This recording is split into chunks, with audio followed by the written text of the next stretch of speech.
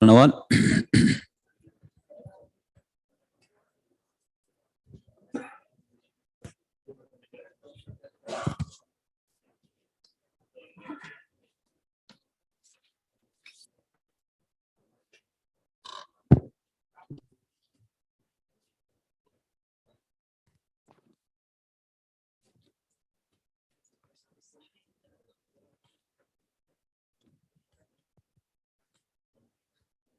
السلام عليكم. السلام عليكم.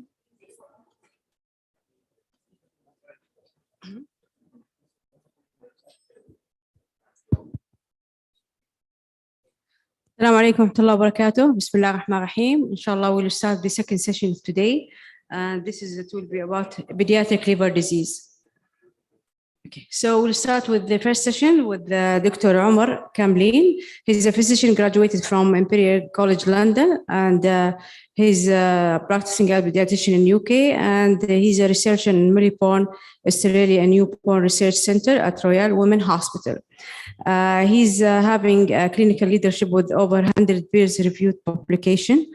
He's, inshallah, will give us a talk about monitoring of Wilson disease advance in measuring NCCC versus current standards. Dr. Omar. Assalamu alaikum. Thank you, Madam Chair, for that very kind introduction.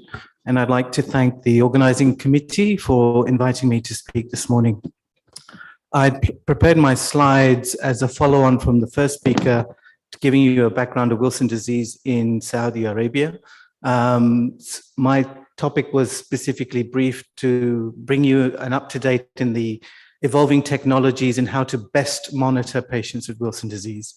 But since you don't have the first talk, allow me to elaborate a little bit about Wilson disease. So it is an autosomal recessive disease. It's hepatolenticular degeneration. So the primary target organs for presentation of signs and symptoms are the liver, predominantly in children, and in later in adulthood, presentation of neurological manifestations. It can be a mixed picture, and certainly in childhood, the neuropsychiatric symptoms are very subtle, and this also leads to delay and difficulties in making the diagnosis. So the screening tools are essential in making the diagnosis and also monitoring the condition. It's a lifelong impairment of inability to excrete copper. So compliance and adherence to medication to avoid complications and the need for liver transplantation are paramount. So both talks would have blended very nicely, but I'm happy to take questions at the end with regard to specifics about Wilson disease. The prevalence is roughly 1 in 30,000 globally, but my understanding is in the Saudi Arabian Peninsula and in the Kingdom and beyond, it's a lot more common. So I'm going to start my talk with an illustrative case, a pediatric case. I'm a pediatrician. My specialty is neonatal medicine, not liver disease, but I'm fast learning about Wilson disease, in particular in liver disease. So this case was provided to me by my colleague and friend, Dr. George Alex at the Royal Children's Hospital in Melbourne. I spent almost 18 years practicing neonatal medicine in Melbourne, having graduated in London. So this is an 8-year-old female girl who is really no significant past medical history. She's well. The only complaint is eczema. And in terms of the history of the presenting complaint, she presented to a general hospital, not a regional tertiary pediatric institute, but a general hospital with a very brief history of vomiting, jaundice, dark red urine, described as Coca-Cola by the girl and her parents. And preceding this, on further questioning, she had an 8-week prodrome of intermittent nausea, vomiting, and watery diarrhea. She's one of 3 children. Her 2 siblings are well, and there's no significant family history, and she is of Mediterranean background. So on examination, and this is the difficulty with Wilson disease, there aren't many specific signs in this presentation. She's afebrile. She has a mild tachycardia, a normal blood pressure. She does look pale, jaundiced, and dry. Her abdomen was soft, non-distended, no hepatosplenomegaly, and no peripheral stigmata of chronic liver disease, and actually no sites of active bleeding. Apologies for this busy slide, but I'll just highlight the main abnormalities in all the blood tests that they performed at this screening as part of the screening process in this general hospital. So she's profoundly anemic. Her bone marrow is working pretty well. Sorry, you may not see at the bottom here. The reticulocyte count is 105. She is jaundice, as confirmed by the total bilirubin. We don't have a conjugated, and the other liver function tests are all within normal range apart from the gamma GT. But she is coagulopathic with an INR of 2.7. If you look at the hematology report, because at this stage, you're wondering whether this is a primary hematology defect or liver disease given the jaundice. But what we see is nothing specific, a very immature film, a leukoerythroblastic shift, and the haptoglobin confirming that this is a hemolytic anemia that's driving the whole process. Now, I'm not going to keep you in suspense. This is Wilson disease based on these copper parameters. So the ceruloplasmin is the main copper binding protein in our circulation. In healthy subjects, over 90% of our copper is tightly bound to ceruloplasmin. And that pool is slightly less in Wilson disease patients because they have a greater pool of free copper or non-ceruloplasmin bound copper. So the reference range in terms of screening criteria, anything less than 200 micrograms is suggestive of Wilson disease. This is 140, and the specificity and sensitivity of ceruloplasmin improves the lower it is. So less than 100 would be a typical cutoff for most labs. But as I go in my talk, it'll be really important for you as physicians to ask your laboratory how they measure ceruloplasmin. And I'll make that a lot clearer as we go along. Copper is non-specific in Wilson disease. It can be either high or low.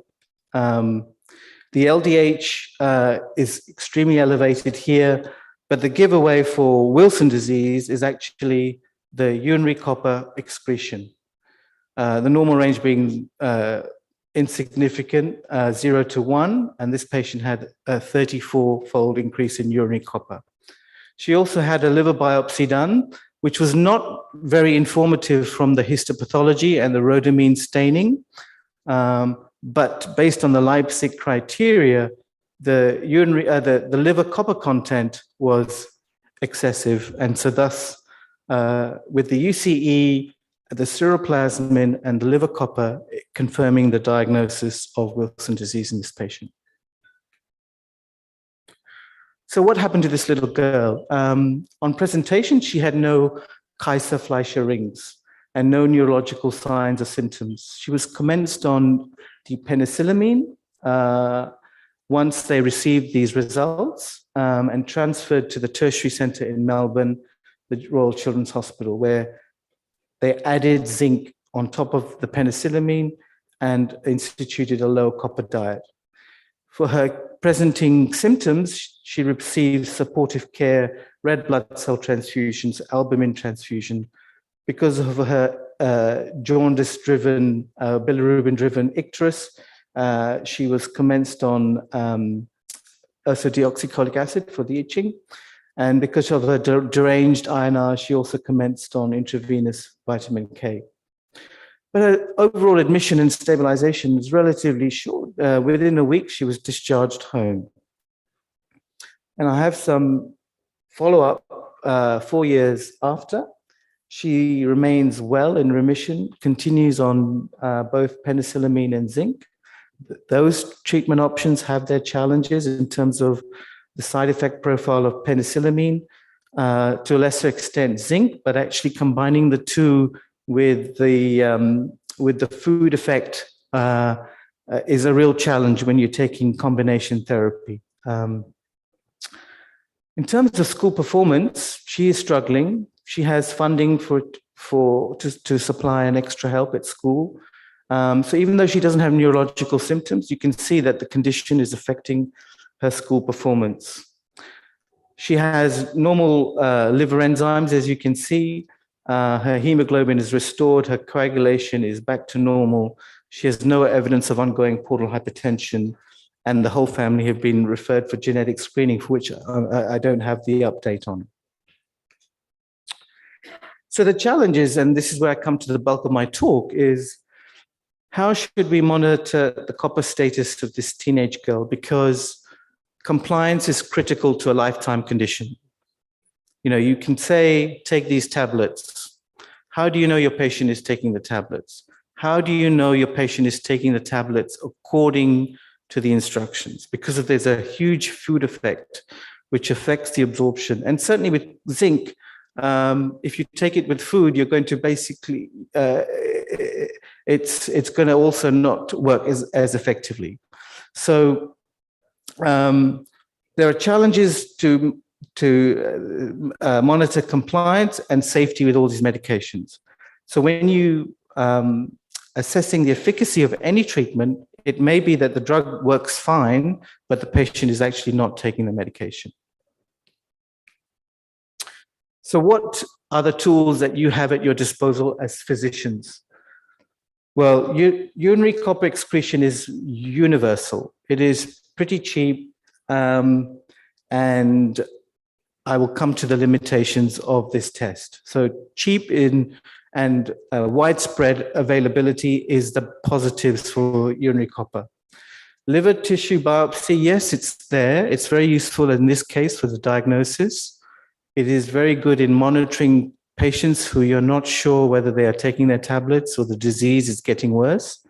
So you reserve it on a case-by-case basis. It's invasive. You don't want to be doing this every year or every 2 years. Then we have blood tests. So blood and urine are the staples of investigative medicine.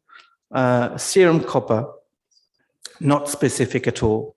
It can be high or low in the presentation. It doesn't reflect how much copper is being chelated. It doesn't reflect how much copper is, how much copper is being ingested in the diet. Serum ceruloplasmin, I will come on to as well in a separate slide.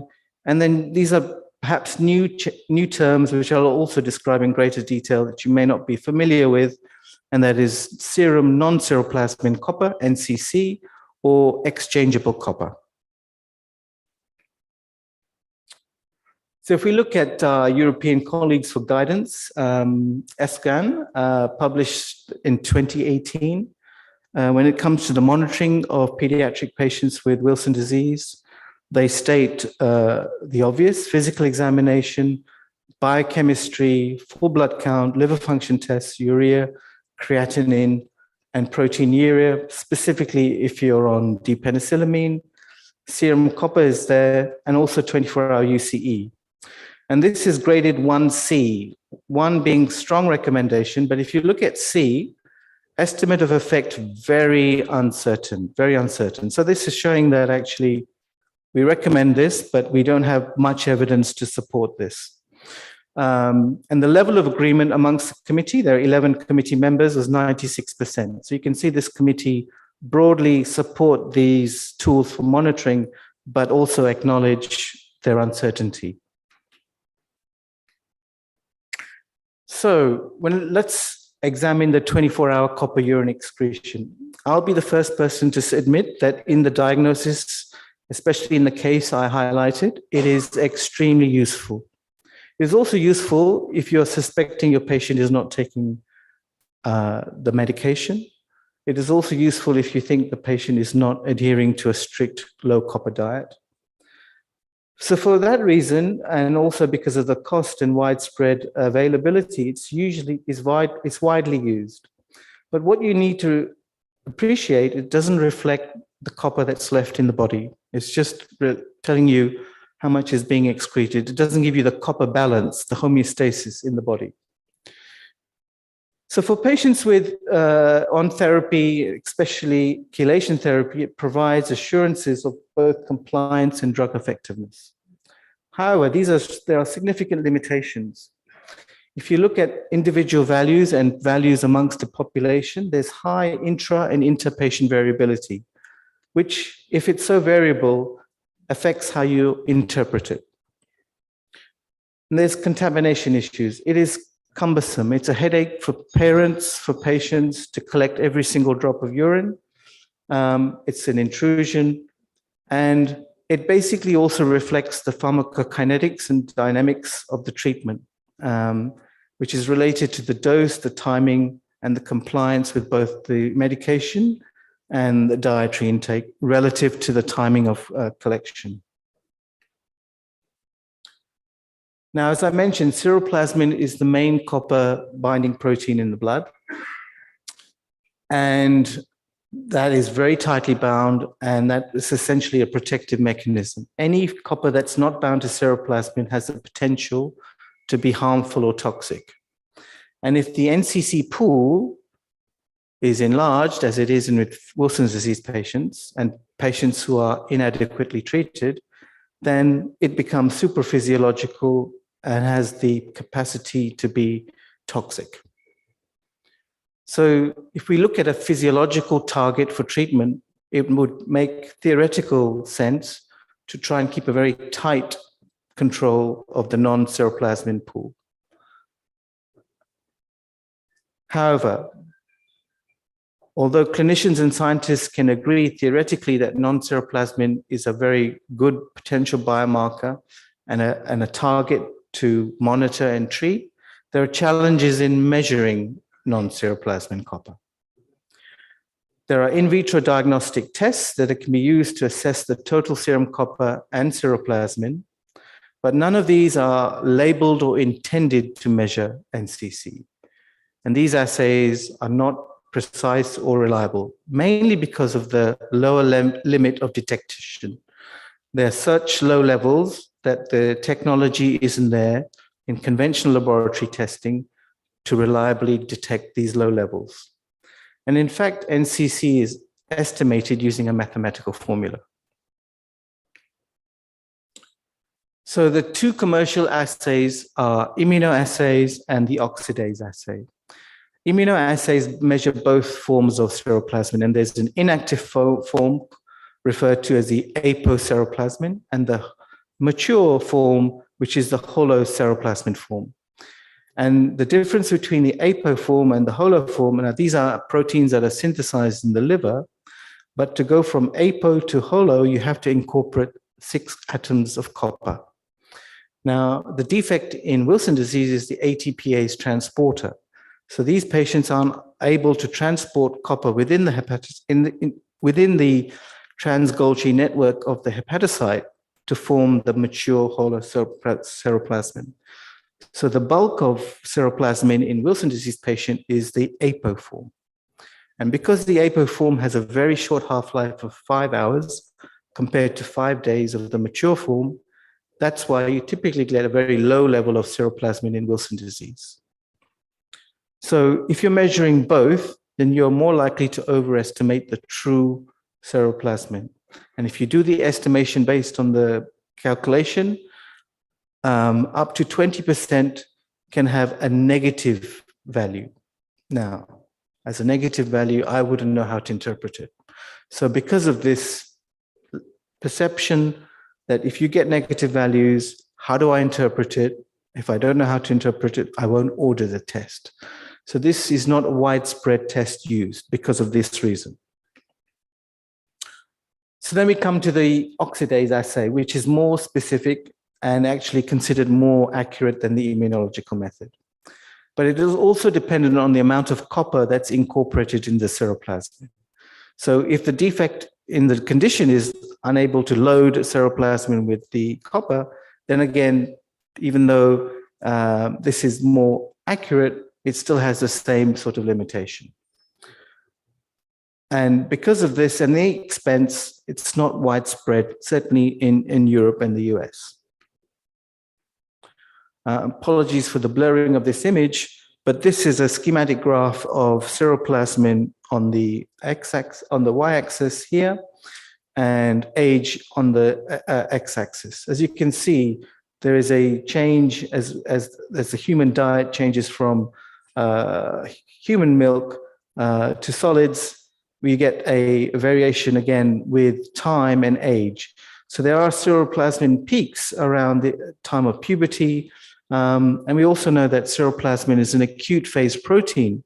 So at times of infection, it is also elevated. So that also might give you a false negative. Your patient might be unwell and the seroplasmin might be pushed up through the acute phase protein response. And we also know that seroplasmin levels are also mediated by hormones such as estrogen.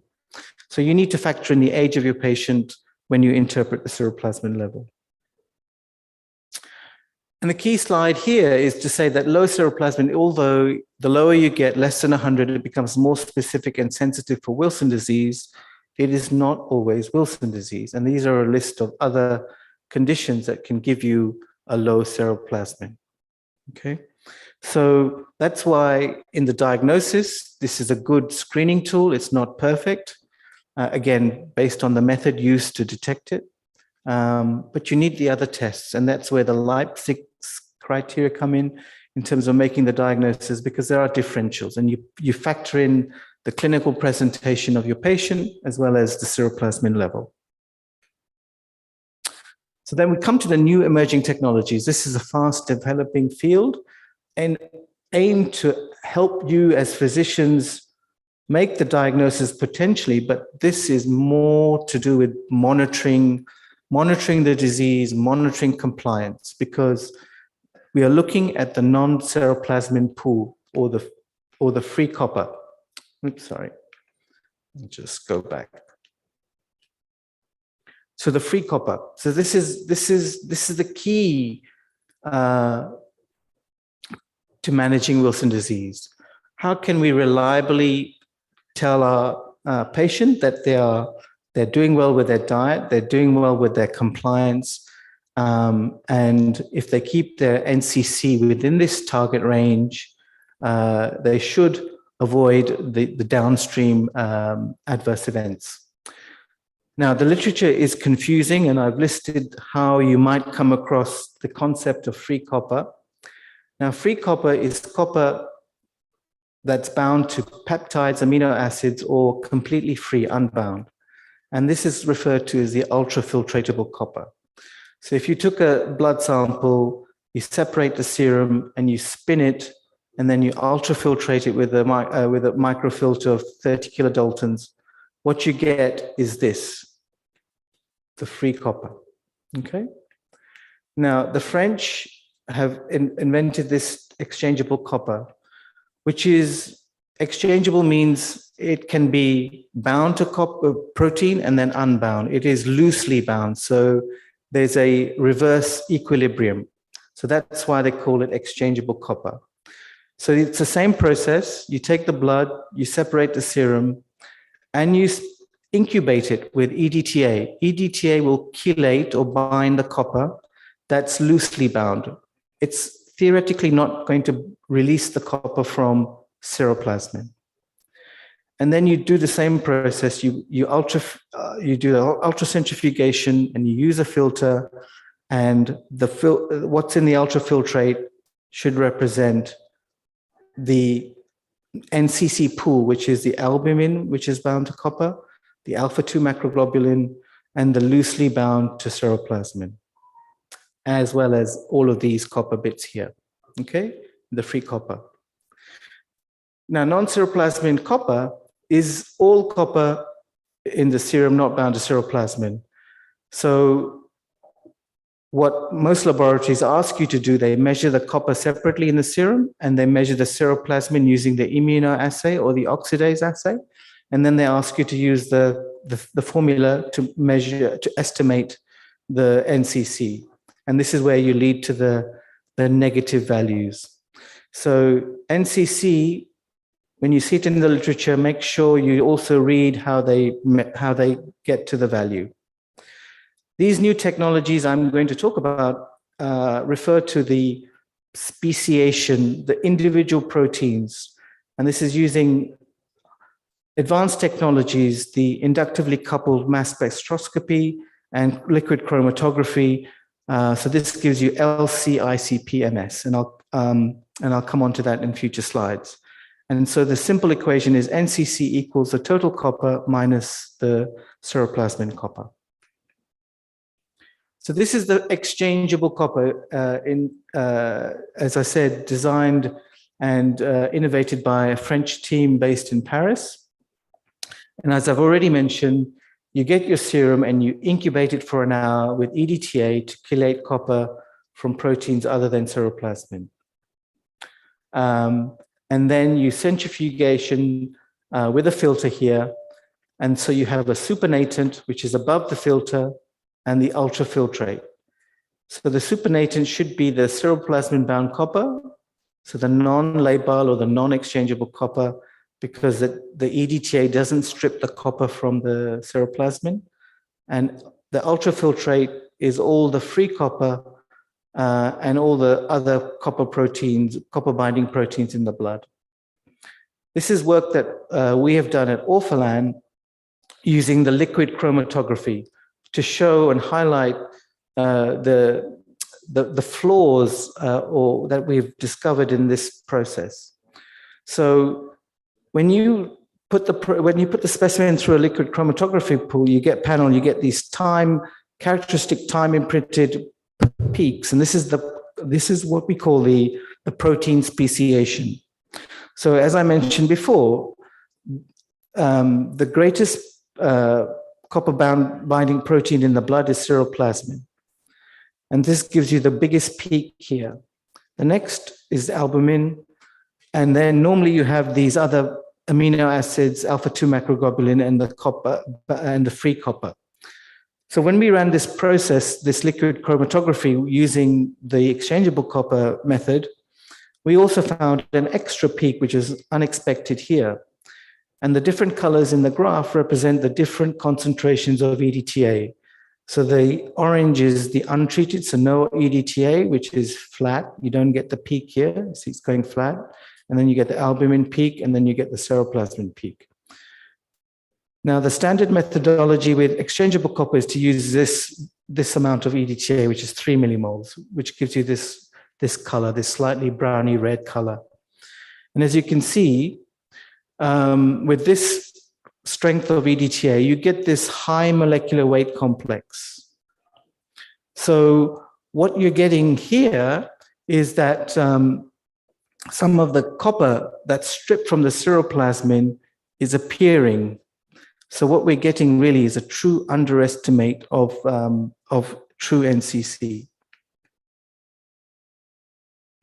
So this is very recent evidence and material, but the exchangeable copper has been in use in France since about 2009, first publication.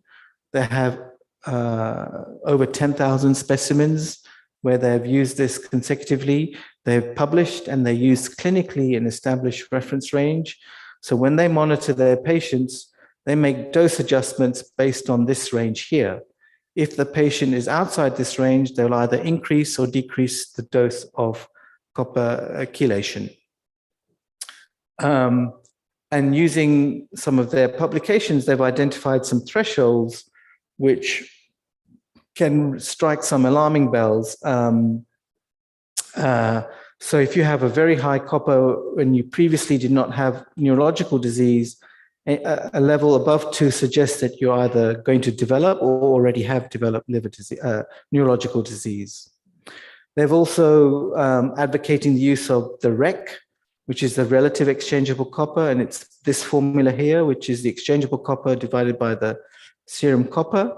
And they're advocating in very small patients that they've studied that this has a specificity and sensitivity of 100% as a diagnostic tool. This has to be further validated in real-world evidence.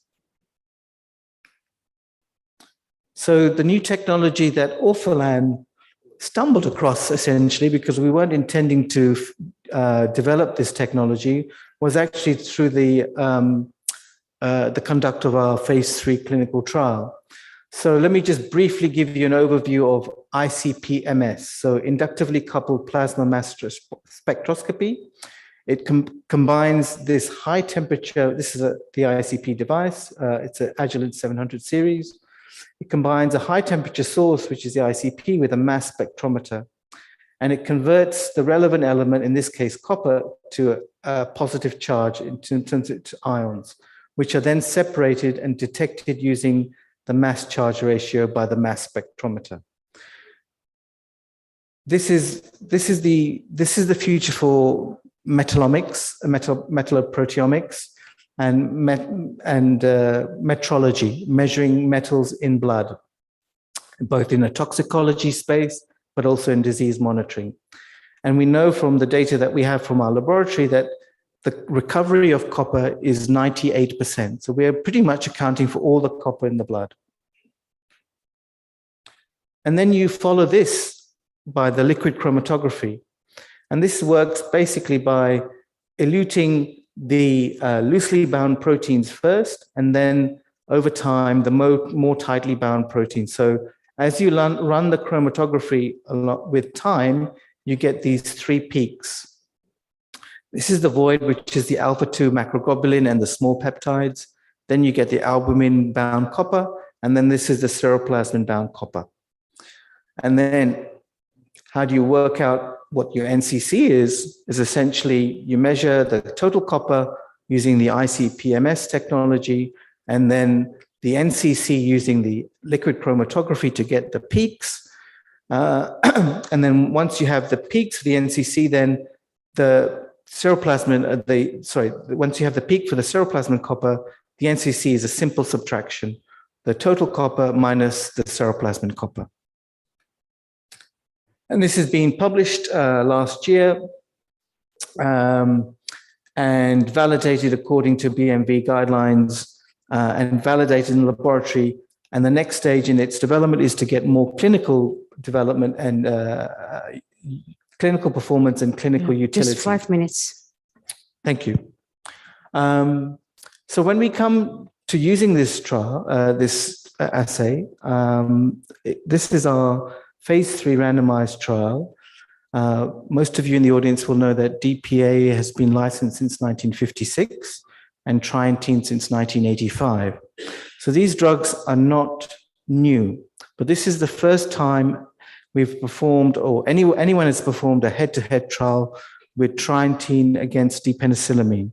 This was an adult trial. They had to be on maintenance therapy, had to be stable on depenicillamine. They were entered into a 12-week baseline period where they had screening assessments to confirm stability. And then they were randomized 1-to-1 to either receive trientine or DPA.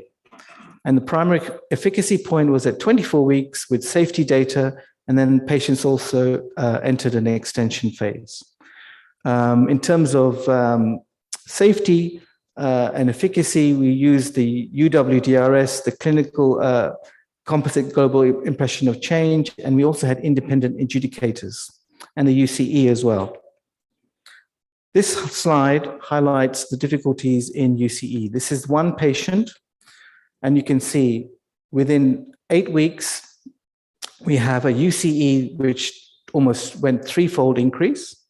But if you look at the EDTA, NCC and the copper speciation NCC, they're relatively stable. So even though the UCE varied by threefold, the NCC hardly shifted. But what we saw with this speciation method and the exchangeable copper method, that there was an underestimation because of this artifact. And this was consistent with these repeat measures. And if we combine the data altogether from the study and validated work from healthy subjects, this gives you an idea of the range of NCCs to see in your clinic. So the average or the median is 50 to 70, and these are the interquartile ranges. And you can see the patients who are well maintained on therapy have a very similar output compared to healthy subjects. So this suggests that maybe the appropriate target for NCC is not dissimilar from a healthy subject range. This is the primary outcome from the Chelate trial, which was the difference in non-ceruloplasmin-bound copper. This was designed really for FDA approval for application in the US. So they mandated a very reliable biomarker. So after 24 weeks, we can see that with the trientine tetrahydrochloride, using a non-inferiority margin of 50, that trientine tetrachloride was non-inferior to DPA. Now, this is a complex slide, but I want to bring into, again, your attention the UCE and the limitations. These are the published ranges of how UCE should be, 200 to 500 from the international guidelines, whether it's American or European. So if you're out of range, you're either less than 200 or greater than 500. Now, the reference range we have from the trial and from the healthy subjects is 40 to 150. So all the patients in the trial who had the NCC in the normal range at randomization here is in this row, and at the end of the study is in this row. As you can see, the agreement between UCE and NCC is only a third, yeah?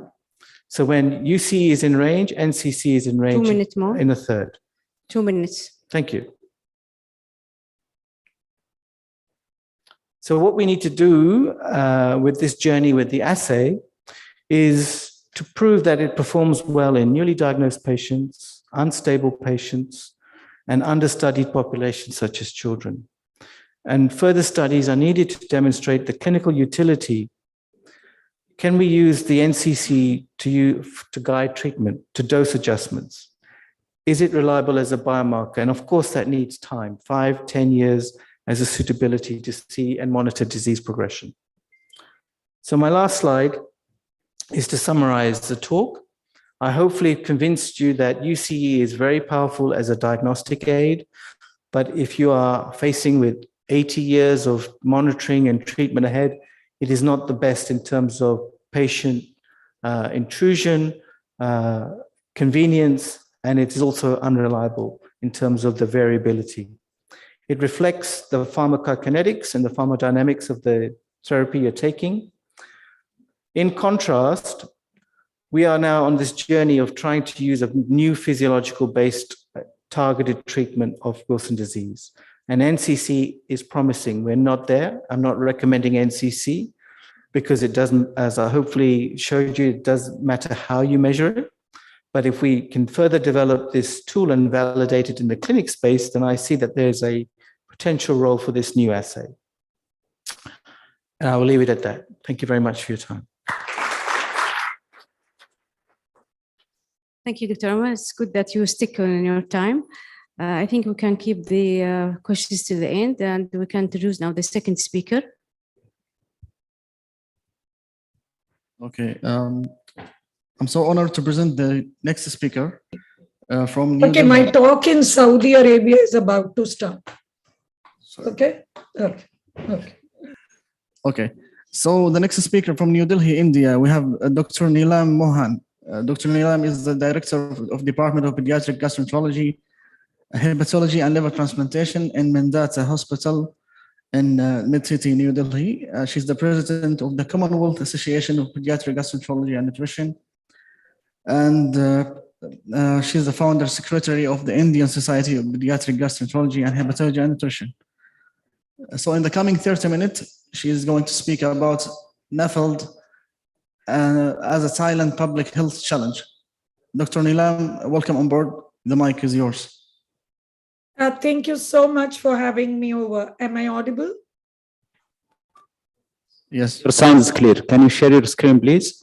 Yes, I am doing that.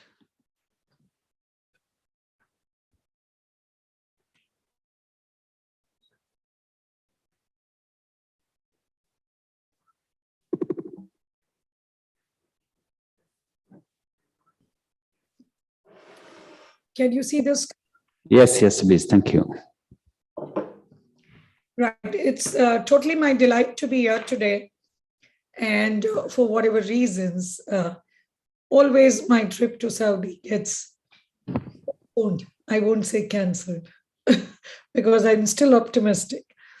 Well, I would like to congratulate SASPGHAN for this wonderful meeting, and especially the topic that is chosen is Nafld. NASH is it a silent public health challenges? And I've already been introduced by the chairpersons, and so I would move forward. So I just wanted to say that this year I'm both for the India, the president, as well as for Commonwealth countries. So non-alcoholic fatty liver disease was believed to be a disease of the adults.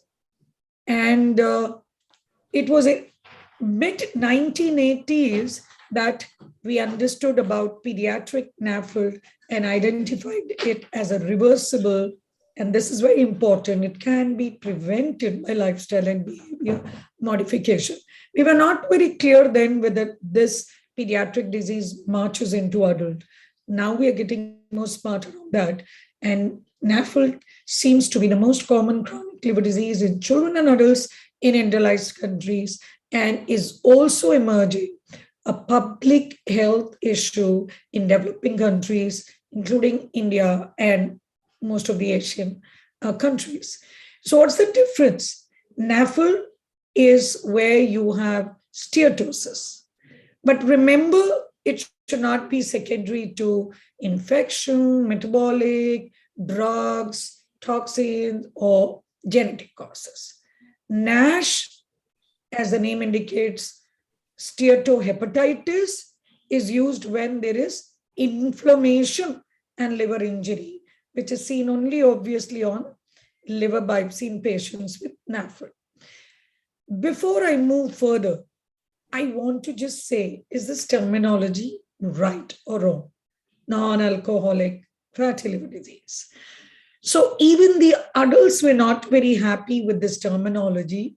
And recently, the Asian group had a consensus. In 2020, this paper comes, where they want to change the name from Nafld to Mafld, which is metabolic associated fatty liver disease.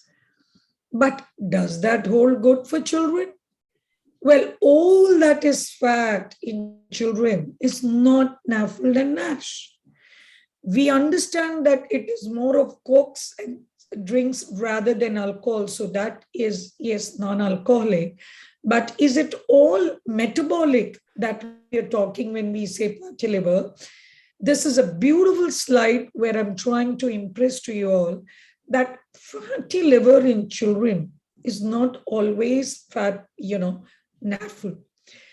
You have so many GI causes like celiac disease, IBD, of course, obesity, but then malnutrition, anorexia nervosa, diabetes, autoimmune hepatitis, Wilson disease, storage disorders, mitochondrial, fatty acid oxidation defects, cystic fibrosis, and beta lipoproteinemia or cholesterol storage. So these also give rise to fatty liver in the liver. And in the toxins and drugs, besides is not alcohol, we see it second to methotrexate, steroids, valproate, and the tetracycline group of drugs, and even aspirin can do. The saga continues in children, and the King's group wanted to call it as pediatric disease.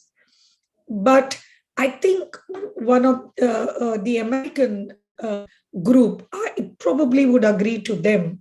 They want to call it Nafld, NAFLD, and want to call it nutrition-associated fatty liver disease for that part.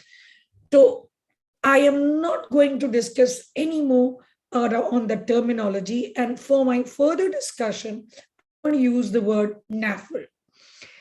So in adults, it seems to be almost 1/4 of adults having fatty liver disease. Whereas in children, the statistics are not very clear, but it seems to be close to 10%.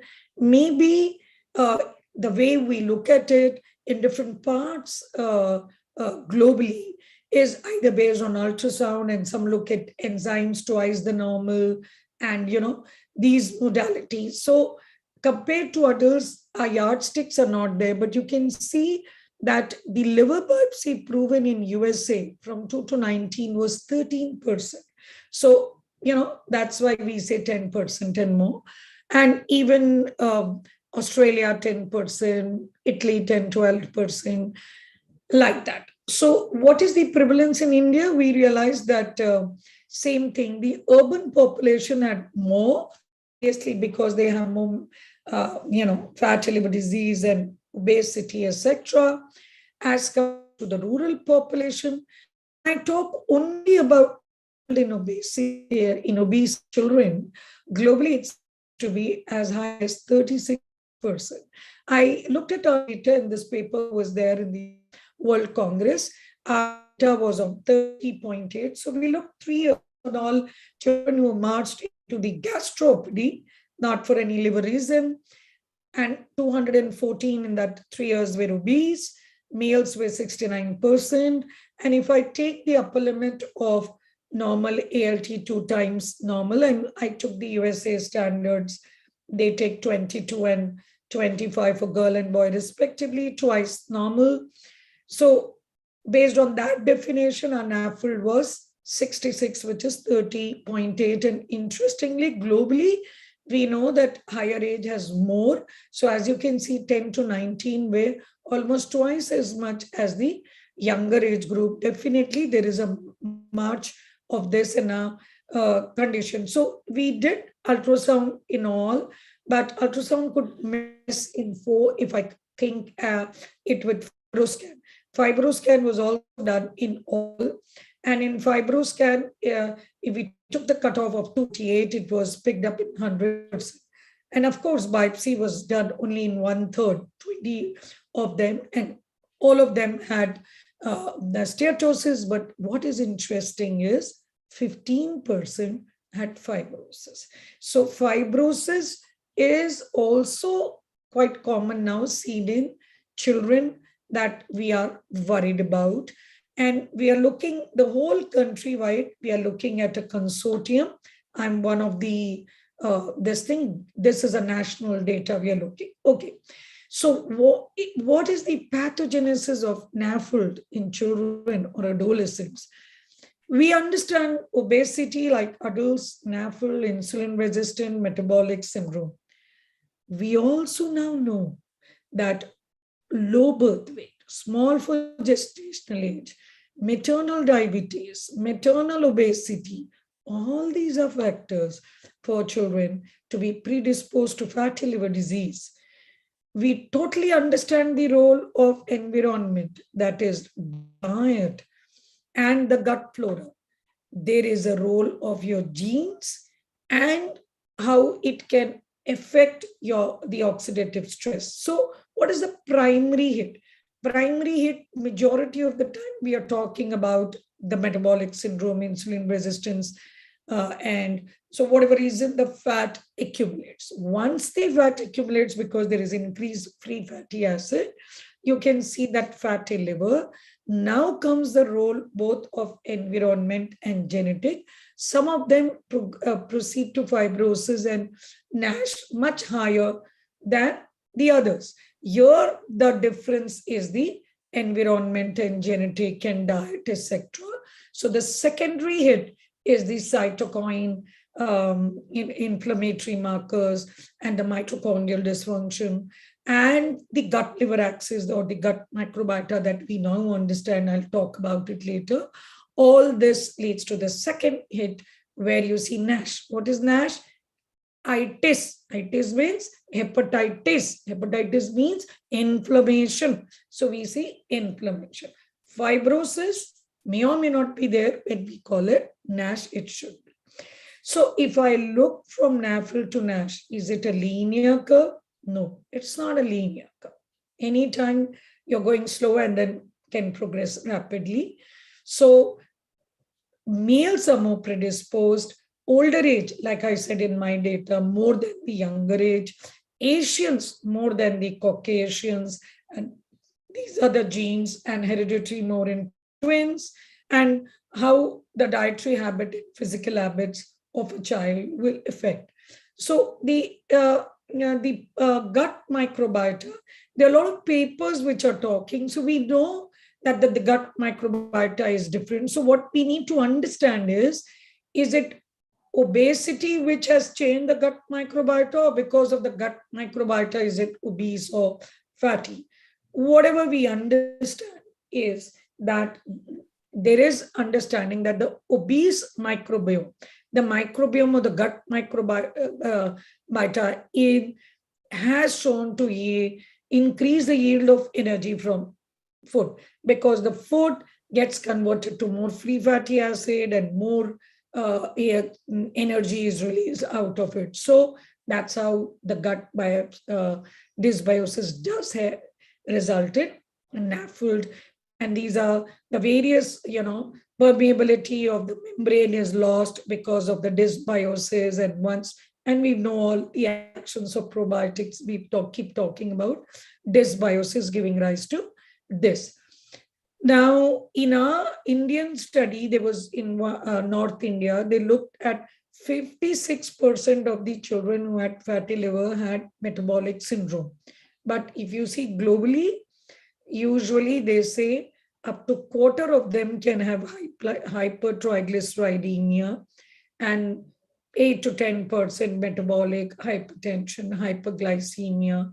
But hyperinsulinemia, which, as I said, if you look into part, same as the Indian study, is as high as 50% of the Nafld, pediatric Nafld.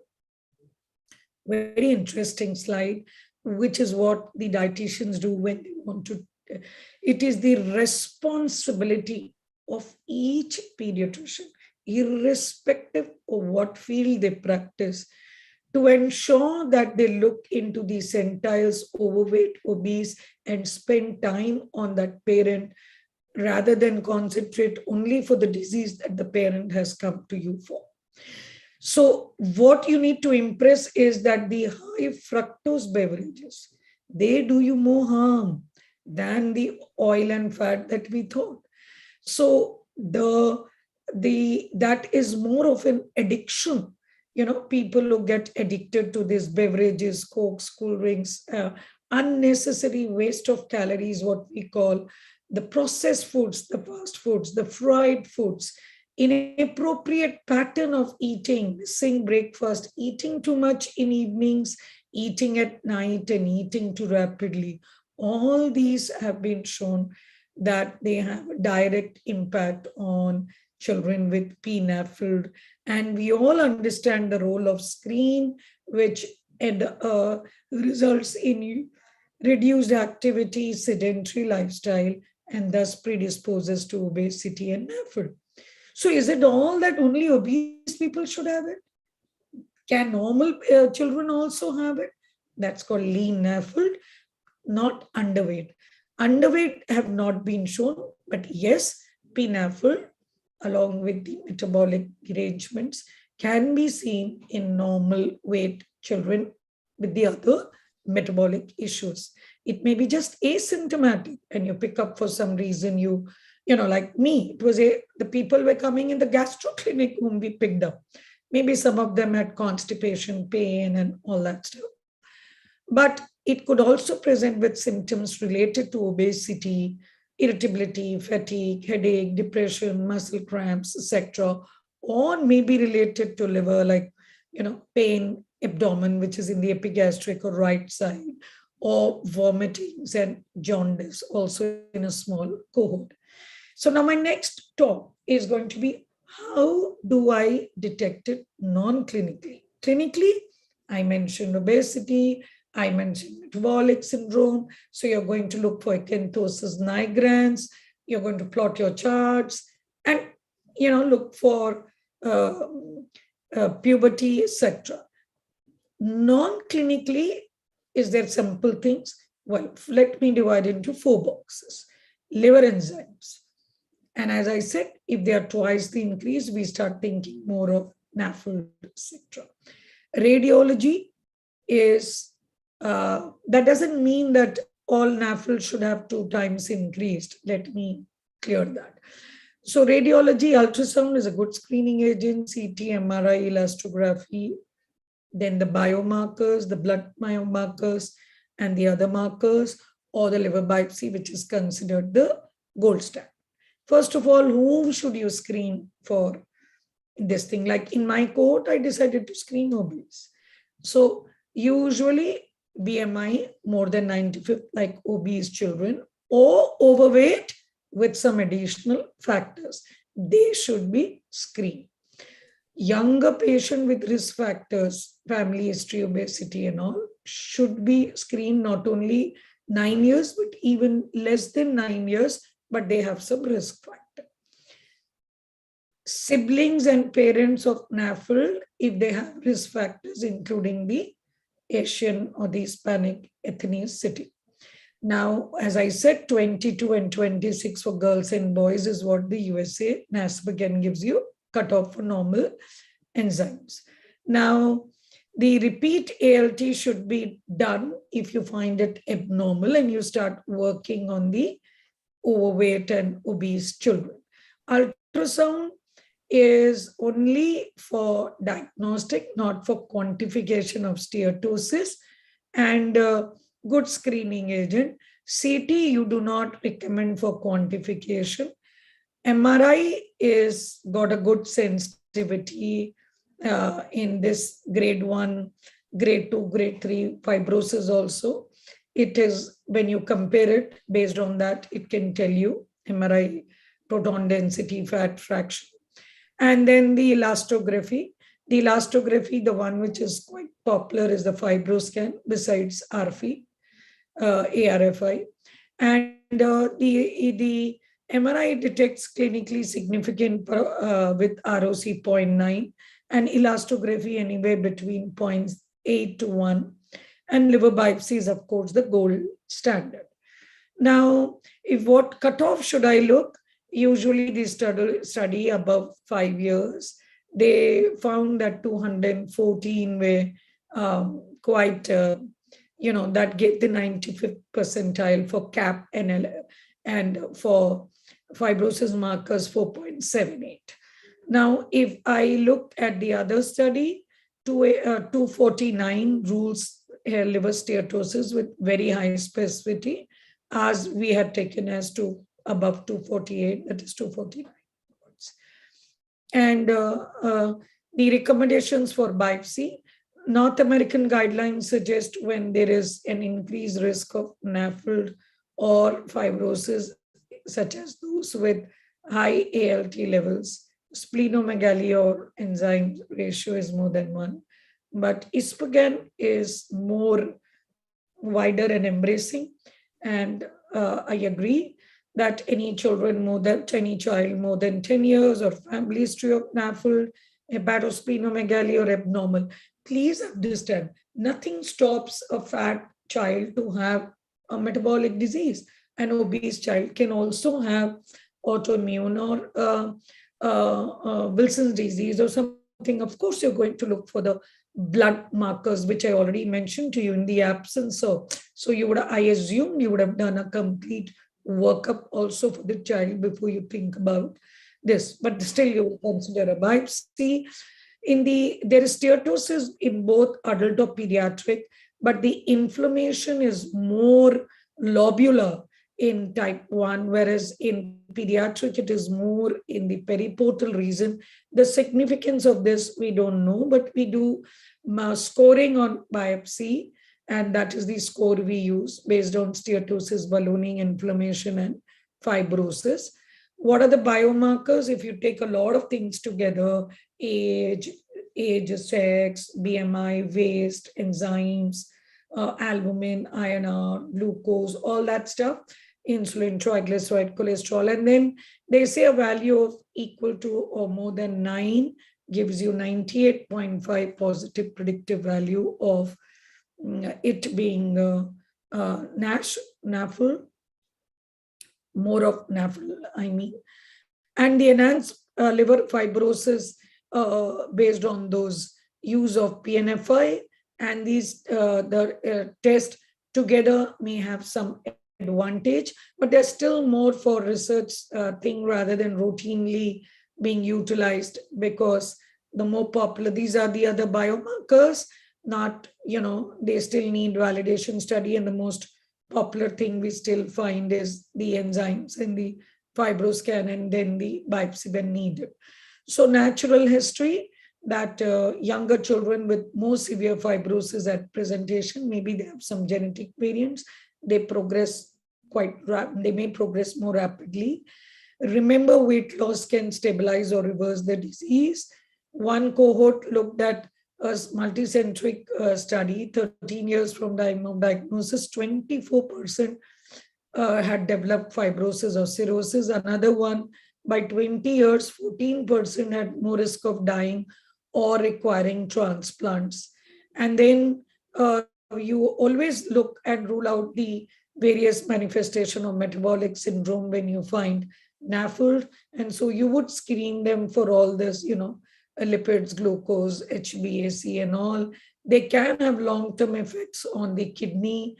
And looking into the management for the next few minutes, we want to decrease the steatosis, inflammation, fibrosis, and our next vision is to get the NASH totally, reverse it or reduce it as much and treat the complications like diabetes, hypertension, and cardiovascular disease.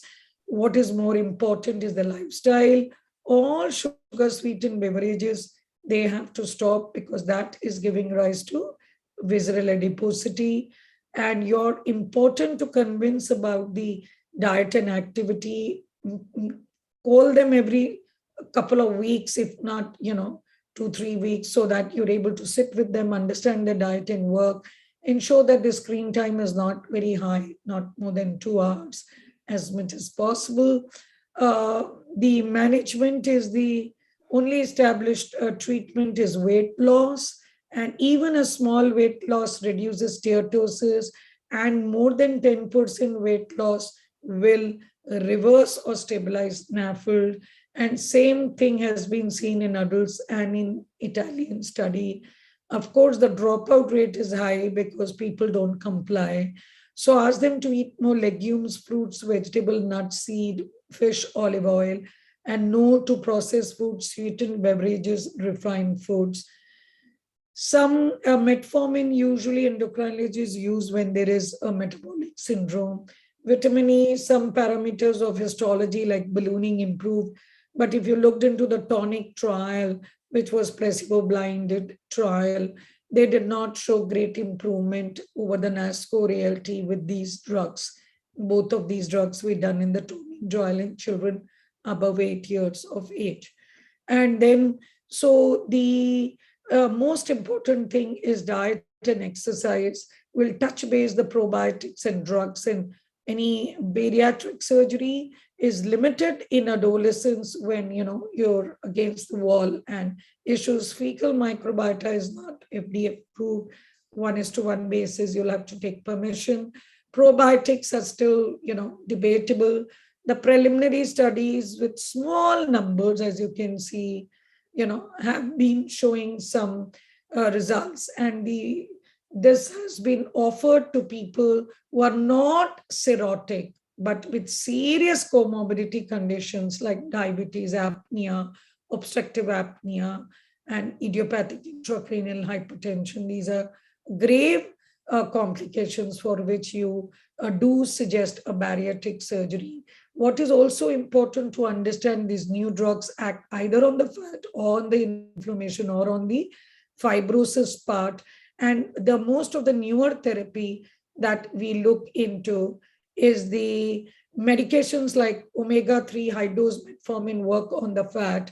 This is very interesting. Obeticholic acid, the Regenerate trial that have been talking about in adults showed beautiful results in reversing the fibrosis, and it is FDA approved in that. And then you can reduce the fibrosis by these new drugs called Cenicereviroc and Silonsertib.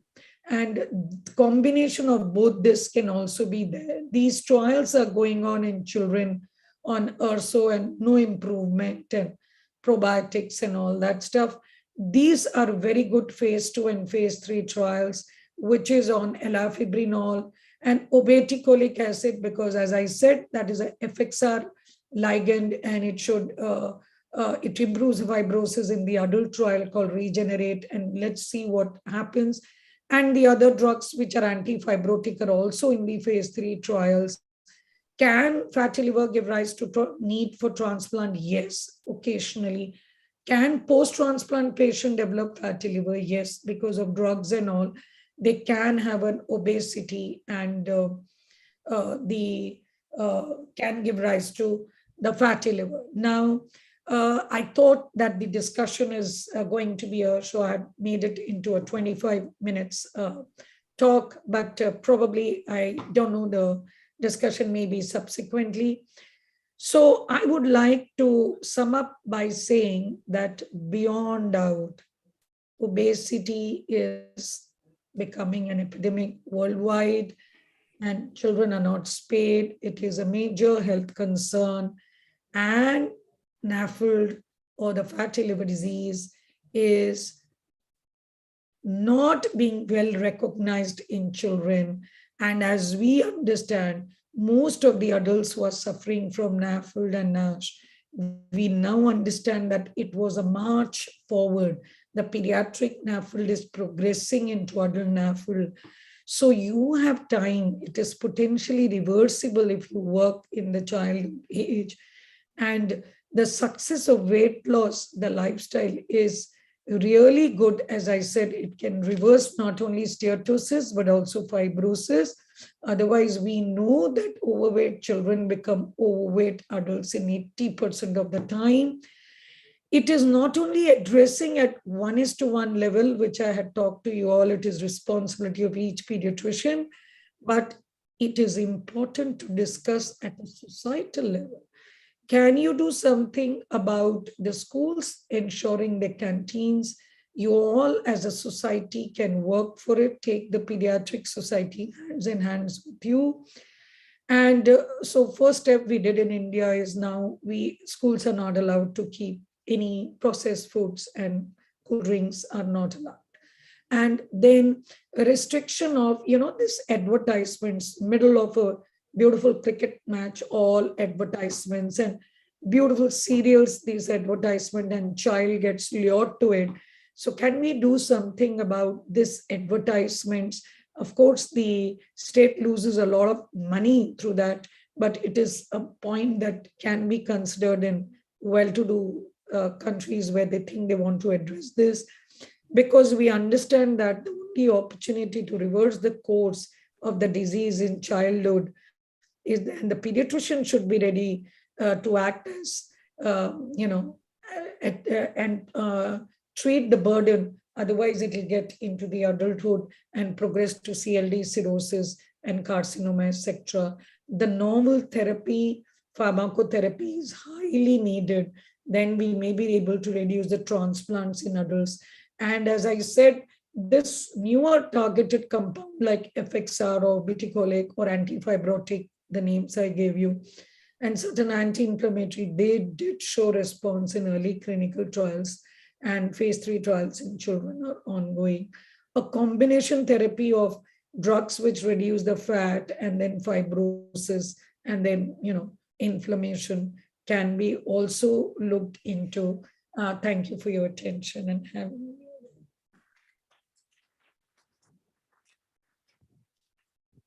Thank you, Dr. Thank you, Dr. Mohan, for this amazing review regarding Nafld, and thank you for sticking to time. I might invite Dr. Omar and Dr. Mohan for the questions for now, and we'll leave the other speakers at the end of the session.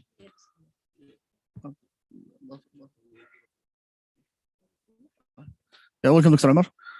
So we'll open the floor for questions.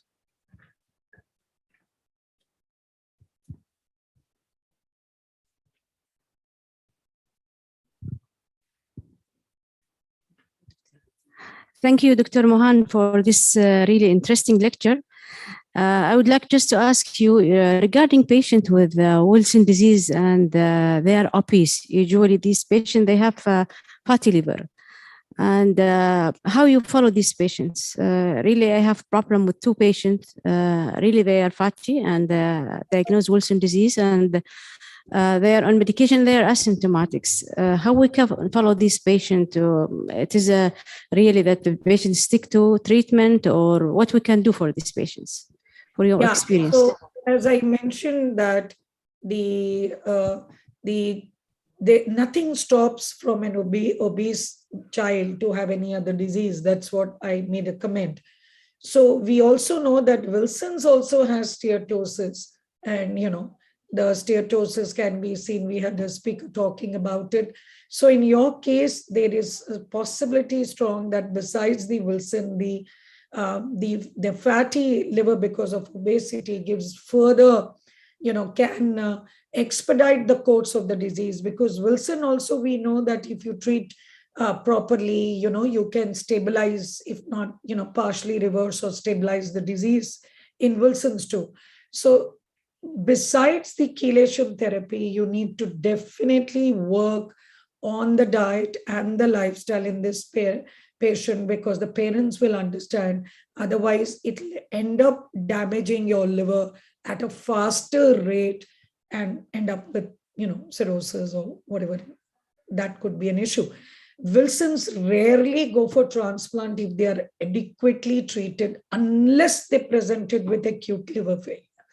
So otherwise, they rarely go. So if this child gets worse, you will have to, besides looking for, like we look for the free copper, etc., which he's talked about, what is your urinary copper, there's your drugs, etc. You should be more on the watch for thinking it to be Nafld associated injury in that case.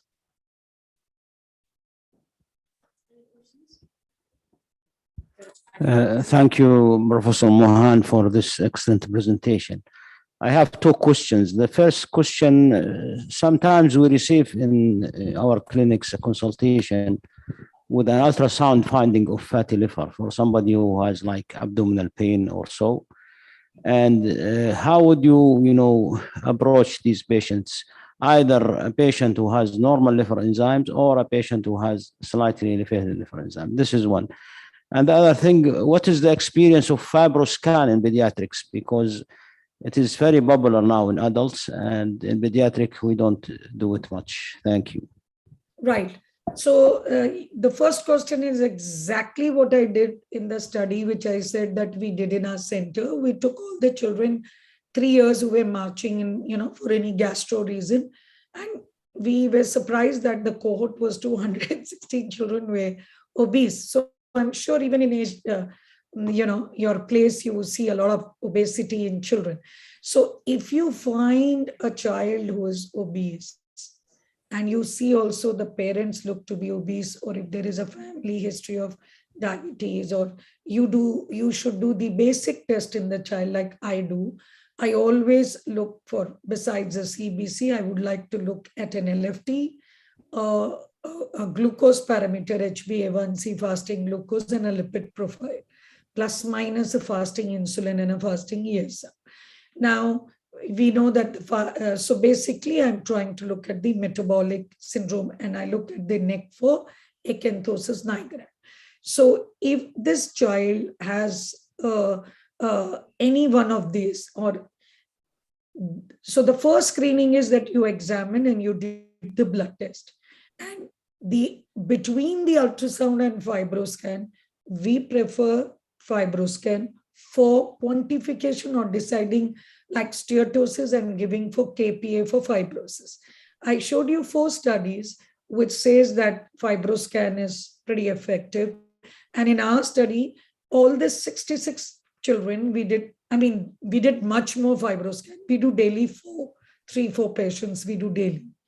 So we do FibroScan and we find a good correlation. Out of the FibroScan, I did biopsy in 1/3. So in this cohort, say 66 and 20.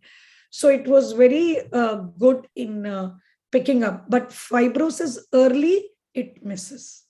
So you might get a normal KPA and you might miss early fibrosis. But F3, F4 fibrosis, you can't miss, you will have an abnormal. So I feel that just a mere ultrasound could be for understanding the liver size, ecogenicity, spleen size, portal vein, other, that you need an ultrasound. But after that, the parents also get very convinced when you do a FibroScan and you say it should have been 210, look, your child is 300. So they understand, oh my God, 210, 300. So to me, compliance gets very good if you are able to do this and explain them. My compliance, I feel, with the parents improves. They understand. Then, as I said, every time they come, you need to start the diet. It's not that you talk to them only once about diet. Every time you might pick up new things about it and keep discussing, ask what sports you like, and put into the some like cycling, some like football, basketball, badminton, something which makes you move all the time. And even a 5% reduction of weight, which is not much for a child, can help in reducing steatosis, and 10%, most studies says that will stabilize and reverse. So it is very, very important not to ignore this patient and tell them that glad that you came to you for some other reason, whoever, but you detected this and you're more worried about this. Thank you, Dr. Mohan. I have a question, if you allow me, 2 questions, so if the time is allowed. Thank you for this amazing lecture as usual. And I do have a question about turmeric extract. Are you using it in India and it has any effect in Nafld? There are some studies which has been done, but it is not like a randomized placebo control that we can talk about it. The turmeric, yes, it has got both anti-inflammatory property, and that's why they've been talking about.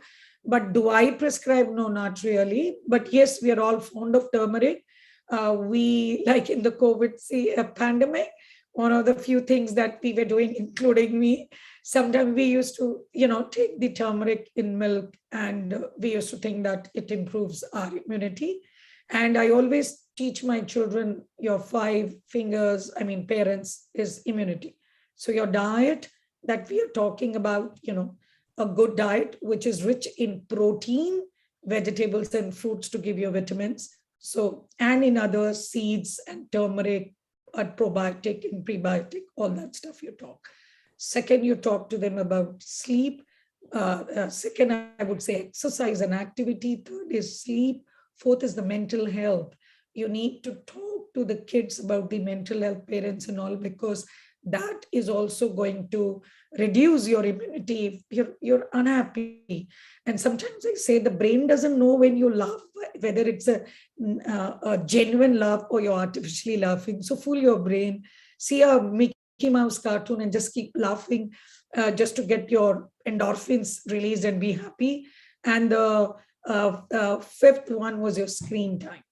It should not be very high, because that will reduce, and a lot of it can make a chain of activities, as we know, your letharginess, feeling low, seeing various things, thinking why this is happy or not lucky. So the whole thing gets triggered off. So these are the 5 things to improve your immunity, including turmeric. We find that the transaminase is getting less with using of turmeric. Yes, so inflammation part sometimes. So a second question is that for the non-hypermetabolic syndrome related Nafld, like drug-induced or other liver diseases, what is your current practice in prescribing something to just decrease the oxidative stress on the I hepatic like liver? vitamin E because it has, the studies have shown that it reduces the ballooning.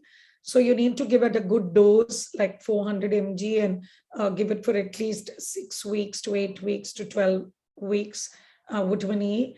Though the trials did not show ursodeoxycholic acid, I sometimes use, if I find some sludge or something in the gallbladder, I talk to them to take good liquids. And then, see, basically you need to fool the stomach too.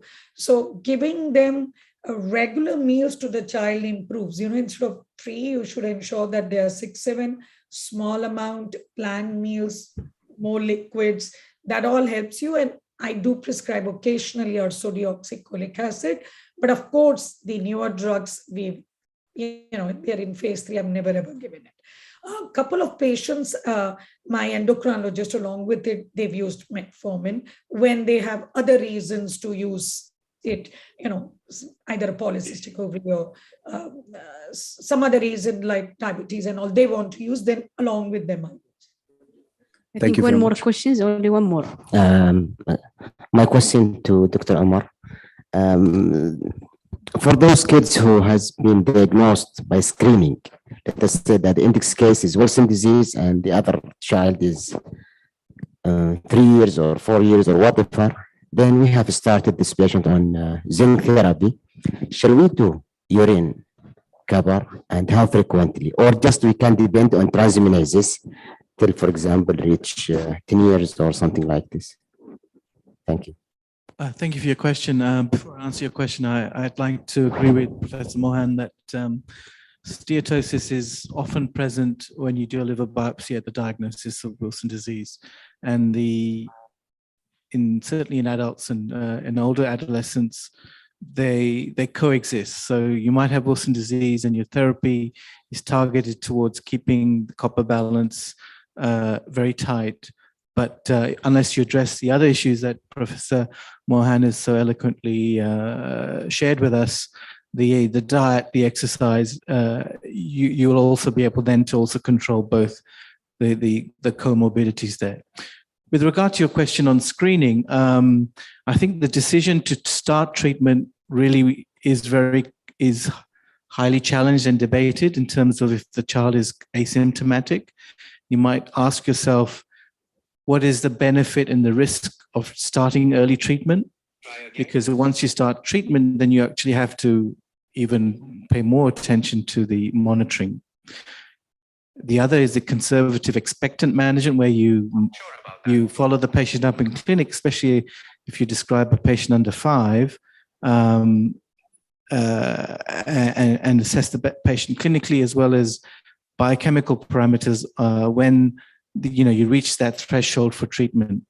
I don't think there's very much evidence for the under 5s out there in terms of the appropriate target if you treat, and I think baseline monitoring of urinary copper, paying attention to diet, and liver function tests certainly would guide you in the initial early phase. But I think as genetic screenings are more widespread and early diagnoses are made, this will be a very important question to address. But we need the evidence for best practice still.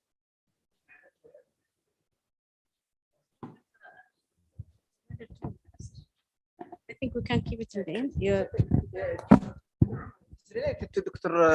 It is related to Dr. Musa. His question, if the patient is in zinc, we started in zinc.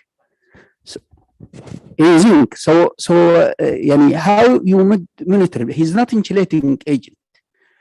This is so we need the answer for this piece. Well, the mechanism of action of zinc is different, but you're still controlling the free copper pool. So I would be a strong advocate for measuring NCC. Urinary copper, obviously you have different thresholds for urinary copper in patients being treated with zinc, but there is certainly evidence in the adult population that it's good for screening for compliance. So if your urinary copper is going up and your patient is meant to be taking zinc, that's suggestive, or greater than 100 or 120, it's suggestive that the patient is not compliant with the medication.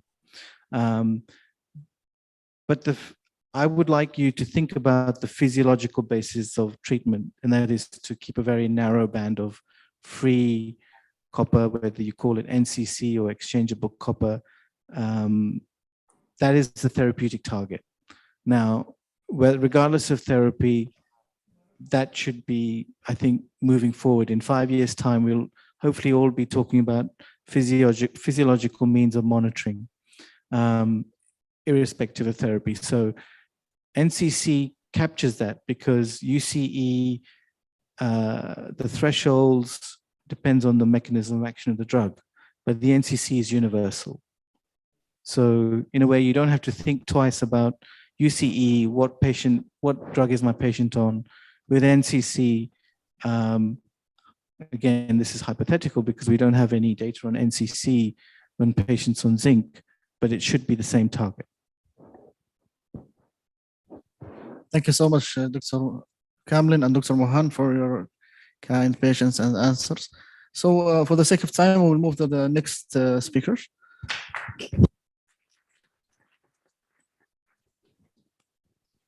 Okay, the third speaker, our colleague in Dammam, Dr. Razan Badr. Dr. Razan Badr, she is a consultant pediatric gastroenterology and hepatology, and she is the chairman of the Transplant program in King Fahd Specialist Hospital, Dammam, and she will talk about metabolic liver disease. Okay. السلام عليكم، بسم الله الرحمن الرحيم، اللهم صل وسلم على سيدنا محمد. يعطيكم العافية. شكرا دكتور معاذ ودكتور ظافر على الاستضافة. wonderful conference ما شاء الله. بسم الله الرحمن الرحيم. اللهم اشرح لي صدري ويسر لي أمري واحلل عقدة من لساني ليفقهوا قولي. I need the pointer. Is there a pointer? هذا? Okay, excellent. Okay, so I'm going to talk about metabolic liver diseases, when to suspect, how to diagnose, and the evolving role of liver transplantation. I can tell you when I was first given the talk, I kind of got a little bit like, oh my God, how am I going to cover this in 20 or 30 minutes? I have nothing to disclose, but I can tell you I speak very fast. So fasten your seatbelt and have a safe trip. My objectives today is actually, I want my fellows to kind of love liver disease. I want the general pediatrician not to be afraid. I want to raise awareness. So I want to, I actually asked myself, what are metabolic liver diseases? So I want to go over, what are metabolic liver diseases, presentation, few clinical examples, not to be, dry, and the evolving role of liver transplant and future directives. So what are metabolic liver diseases? Basically, it's very simple. These are the inborn arm of metabolism that affect the liver. And I went to the Bible, Children's Liver Disease, Dr. Suchi's book. I mean, you can't be a hepatologist without having this book. And I went into it and looked at it. It's a 350-page chapter, and it starts with alpha-1 antitrypsin deficiency. I haven't seen a single patient here in Saudi Arabia with alpha-1 antitrypsin deficiency. We do not get consulted in the US before they send the phenotype. So you see the difference. And it was the first chapter in the book. So it doesn't really apply to us. If you look at the end, the urea cycle. Oops, I keep on doing this. I'm very sorry. Okay. You look at the end, the last one is the urea cycle disorders. And we have these, they're very common here. And, they're just, organized also into, fat malabsorption or, protein malabsorption, carbohydrate malabsorption. It's very important to not forget the bile acid synthesis disorders. And then the mitochondrial are very common here. And also the non-alcoholic fatty, which now we agree that they're metabolic liver diseases that are part of the general umbrella of metabolic liver diseases. So if you look at these, there's no way I can finish, covering this information in 20 or 30 minutes. So I was going to just talk about the impact of general metabolic liver diseases on the liver. So it starts, it could be in multiple ways. So there could be a defect in the intermediate pathways leading to accumulation of toxin, as we know, we've talked about. And we can have issues with impaired biosynthesis, like bile acid synthesis defect. You can have issues with storage, like glycogen storage disease. And we can have issues with energy metabolism, like mitochondrial disease and cytoplasmic disease. All of these cause liver injury, cirrhosis, tumors, organomegaly, can present with acute liver failure, and as we said, steatosis. So how does that happen? The pathophysiology of that. So can I have 3 extra days to finish this slide, please? So, I don't really mean to teach anyone this back, slide. And I just remember my feelings when I was doing my USMLEs. I literally wanted to crumble up and cry every time I saw these equations. So, but the good news is we really don't need to know everything to be good doctors. Like nowadays, we all drive cars. We don't need to know how the car engine works and how every circuit works in the car, but we're still good drivers. So I can convince you that you can take care of kids with metabolic liver disease and with, metabolic diseases, complex liver diseases, with good general basic knowledge. And we don't have to be afraid. I'll make that really easy and simple. Just look, it's a simple equation. You have a substrate, something coming in, and an end product, something coming out, okay? And then in between, there are 1 or 2 or 3 or how many enzymes that could be, included in the equation. And if you have a defect at any place, let's say here, defect in enzyme number 2, what will happen? Nothing will going to continue here, and you're going to have more of this blue intermediate. This intermediate could be present at any time or could never be present, and it's only present at the time of disease. And then so if you have a block here, so you'll have more of the intermediate here and less of the end product here. And that's as easy and as simple as could be if you think about most of the inborn metabolism that involves enzyme abnormalities. So we'll go from there to tell you that really, in our society, metabolic liver diseases are very, very common. And I really appreciate Dr. Hussam Ammar with this paper. I just came across of it. I was trying to look at, incidence in our areas, prevalence in our area. So this is a very nice paper. It compared the incidence of metabolic liver diseases, actually inborn error of metabolism, compared in the eastern province of Saudi Arabia. We have Aramco company. Aramco company covers a big area in the population. They have their primary health care and secondary health care. They have good data systems, and they compared their numbers with British Columbia and Italy. And it's very interesting to see that in general, we have 1 in 667 patients with inborn error of metabolism. So we are very, very likely to come across a patient compared to, for example, 1 in 3,000 and 1 in 2,500 patients in, British Columbia or Italy. So we need to be aware. 1 in 600 patients. Come on, how many patients do we see? We see that at least every year you have to diagnose 1 patient according to that statistics. So and also in some diseases you can see here the difference. Like in organic acidopathies, we see 1 in 3,500 compared 1 in 30,000. So that's 30 times more than physicians, pediatricians, gastroenterologists in the West. So it's very important to be aware, because if you don't look for it, if you don't think of it, you will not be able to diagnose it.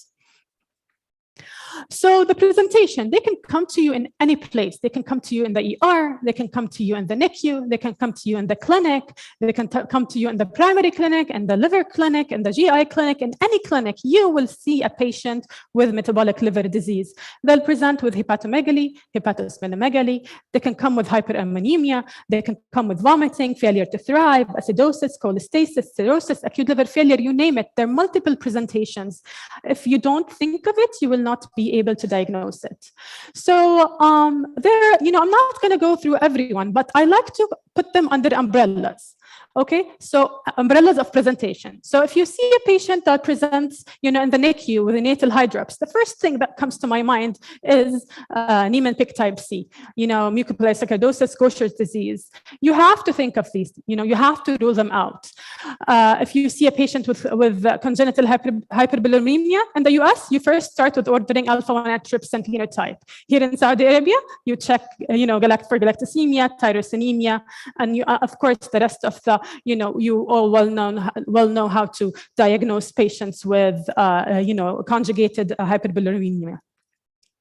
Liver failure is so dear and near to my heart. Liver failure, they can present at any time, from infancy, like a few days after birth, to adulthood. The outcome is different according to the diagnosis. So the treatment will be different. So it's very important to try to diagnose your patient, give them a disease, a name of the disease before transplant. Unfortunately, if you ever dealt with acute liver failure, you know that you don't have any time. Your adrenaline epinephrine shoots, you can't sleep, you have a ticking clock, and you have to make big decisions, go to transplant, send it to tertiary center, put patient on DNR. You're doing big decisions, to the family and to yourself and to your team and the healthcare system. So, sometimes if you diagnose and, if you have a neonate that comes with acute liver failure and they have tyrosinemia and galactosemia, you treat them and you prevent a transplant.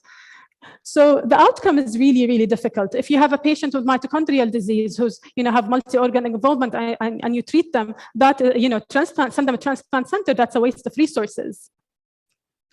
And when you think about organomegaly, you have to think about it. Is it an isolated hepatomegaly, or is it isolated splenomegaly, or hepatosplenomegaly? So every one of these will give you a different set of differential of the metabolic liver diseases. So when I see like hepatosplenomegaly, I think of lysosomal storage, I think of Wilson disease. When I see hepatomegaly alone, I think about glycogen storage disease. And when I see splenomegaly alone, I think of Niemann-Pick type C. So these are the things that help you narrow the differential. It's like a piece of puzzle that you try to unfold or complete with time. So when to suspect? What are the red flags? So this is when really the art of history taking. If you can't send an expensive test, you can do a good history. So ask about consanguinity. It's very common here in Saudi Arabia. Abortions, like I have moms telling me, if you don't ask, they won't tell you. I had 5 or 7 abortions. That's really significant. You can't miss this. Neonatal death in the family, SIDS, sudden infant death. A big portion of the kids with sudden infant death have actually metabolic liver diseases. Severe illness, illness at stress when they have a viral infection, when they're fasting, when they have exams, recurrent vomiting, dysmorphic features, seizures, developmental delay, other involvement, renal, kidney, heart, specific aversion to food. Very few males in the family. When you think about X-linked diseases like OTC, you see that the mother has 5 girls, and every male born passes away. So these are things that you can easily, with no price, or just give them some time, listen and focus and look for them, and you're going to get an answer just between your fingers. So the basic workup, people have this myth about, metabolic liver disease, you have to send a slurry of tests, very expensive. I can't do it in my NICU. I can't do it in my peripheral hospital or my clinic. You really don't need to think this way. You can, from few simple information, I bet you everyone can send a CBC, everyone can send a liver test, blood gas, lactates, urine dipstick. All what I ask you to do is to think about it. For example, I have a child with hyperammonemia, whether they have hypoglycemia or normal glucose, and then are they ketotic or are they non-ketotic, acidotic or metabolic alkalosis? So this is going to take you to the differential. Is this urea cycle defect, or this is organic acidemia? So it's very easy and very simple, as long as you can actually put this in your brain and speak it out and classify it, it doesn't have to be very difficult. And you can come up with a very, very good narrow differential. You might not be correct, but at least you're on the right path. And I urge you to think about storing samples at the time of stress. So you got this patient in the ER, you can't send, you're tired, you can't think, whatever. Store some blood, store some urine. And then tomorrow morning, you can ask your metabolic doctor, your people who are interested in this, and they can send the right test. This is a very narrow window because some of the abnormalities are only seen at the time of stress. Plus, some of the kids die, and they die without a diagnosis. So I really would like to give a diagnosis for the family for closure. It's one thing to know that your child died suddenly versus knowing that your child died from mitochondrial disease or from, galactosemia or whatever. It makes a difference. So, and also, I forgot to write that on here. Ask for the newborn screen. I mean, I've been having difficulty getting a newborn screen and, tests done and, results, but it's very important to ask about that and talk about it. So just in summary, so you have to think about, metabolic liver disease. It starts with, the clinical presentation, and then you do the routine testing, and then you do the first-tier testing, and then second-tier testing, and the diagnosis, and then sometimes you never come up with a diagnosis, and then you need to send for molecular testing. But now things are changing. Now we have genetic testing that is becoming more readily available, less expensive. So now genomic testing is becoming the center of these diagnoses. And I don't want you to misunderstand me. I'm not saying that the genetic testing is replacing clinical thinking, diagnosis, clinical judgment, or any of that. But it can help finding a diagnosis, especially in these cases that we cannot treat or we cannot find diagnosis, or the family had multiple kids who have passed away without a diagnosis. So, we need to think about the patients as physicians. We need to think, what tests should we send? Should I send just for a single gene? Should I set NGS, Sagner, multiple panels, or whole exome sequencing? What should I test? What will I get? Am I ready to deal with the answer? What if I get these VIOS, the various of unknown significance? How much time will this test come back? Is it going to come in 3 months, 4 months? Like, I have acute liver failure today, I need to transplant. I need the answer now. And then also, how am I ready to counsel the family? Do I have family counseling? And then we can use it actually to our, advantage. Now, IVF is becoming very cheap and available, and they can do IVF with genetic testing. So the family wishes to have normal kids with this autosomal recessive disease. They don't want to get married a second wife or divorce. So this is a very good, option and, door of hope for the families to have healthy children. So, alhamdulillah, medicine is improving, and you can use it to our advantage here in Saudi Arabia. So I just want to stress about genetic testing. This is a slide from Dr. Fawzan Al-Graya. I just screenshot it and put it here from last month. And I want to say that with the genetic testing, they've been revising the genetic cholestasis diagnosis, and they have noticed that Wilson disease and PFIC3 are, people are misdiagnosing them. So it's very important sometimes even to check ourselves. Nothing is done wrong, but I mean, that was to the best of our knowledge. So sometimes we confuse metabolic diseases and other diseases together. And what's very interesting here is the carrier rate, 1 in 87 carrier rate. That is like a very, very big carrier rate. That also goes back to what I was saying. We have big pool of patients with metabolic genetic liver diseases. Just look for them, please. So talking about the role of, liver biopsy. Liver biopsy is an invasive, test. Now we have all these fancy tests, genetic tests. When do I need to do it? Well, I was proven wrong last month. I had this patient who came, I was swearing this is metabolic liver disease, massive hepatomegaly, patient failure to thrive, just doesn't look, great, not a healthy child. I was swearing. He came to us very, very sick. He came came to the floor, shock, septic, intubated, ventilated into the ICU. And we did our lab. I sent our genetic testing, and Dr. Zahid do liver biopsy. He said, no, he's going to die. And I think the liver biopsy, killed him. I'm not going to do a liver biopsy. And then I left service. He came on service. He did the liver biopsy. It was not metabolic liver disease. It was neuroblastoma with blue cell tumor. So you need to exclude other differentials, you need to exclude autoimmune hepatitis. You need to exclude, you need to look at sometimes it is important. I fear of doing it with an INR of 2.5. Yes, I'm mankhaf salim, but sometimes it's important. And going back to hepatic steatosis, I love steatosis, and microvesicular steatosis. So when you see microvesicular steatosis, think about metabolic liver disease. Okay, yes, not every metabolic steatosis is Nafld. Think about Wilson. Think about LALD, lysosomal acid lipase deficiency. Think about mitochondrial fatty acid oxidation, congenital disorders of glycosylation. These things narrow your differential. You know which way to send more testing. You try to ask the right people. So why do I care really? Why am I super hyped about it? I mean, it's really, affects your morbidity, mortality, your family planning. It's very expensive on the government. The patients go from one doctor to one doctor, travel, it needs a multidisciplinary team. So I'm lucky to work in a center where I have a geneticist, we have a neighbor metabolicist, we have people who are interested in, every part of the body. So we can sit and think together. And the outcomes are different, and it's really expensive on the family, and it's really depressing on the family to have a child with chronic disease. So what I want to show you in these next 3-4 slides is just to show you how the outcomes are different with examples of my patients.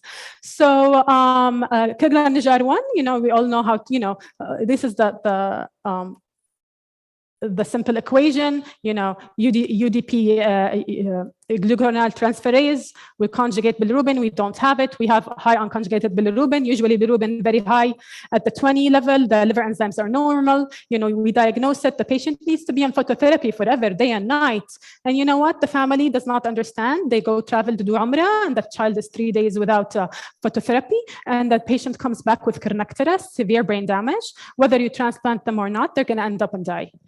Versus another child, the same family, same siblings, another child, family now understands that they need to put the child under the phototherapy. The child is beautiful, cute, gets a transplant, she's adorable, and she's happy in clinic. So that's the difference between life and death. Bile acid synthesis defects. Imagine a very, very cute Rima, beautiful round face, curly hair, comes to us. Seen in hepatology clinic, high bile acids, low GGT cholestasis, you send low serum bile acids, abnormal urine profile for bile acid synthesis defect. She has family history of bile acid synthesis defect. You treat her with cholic acid. She has normal liver enzymes. She comes in the clinic, gives you a hug, tells you thank you and bye-bye. Ahmed came to liver transplant clinic, 10 years old, hepatosplenomegaly, very sick, failure to thrive, gets a transplant, goes in and out clinic with infections, blah, blah, blah. You can just imagine.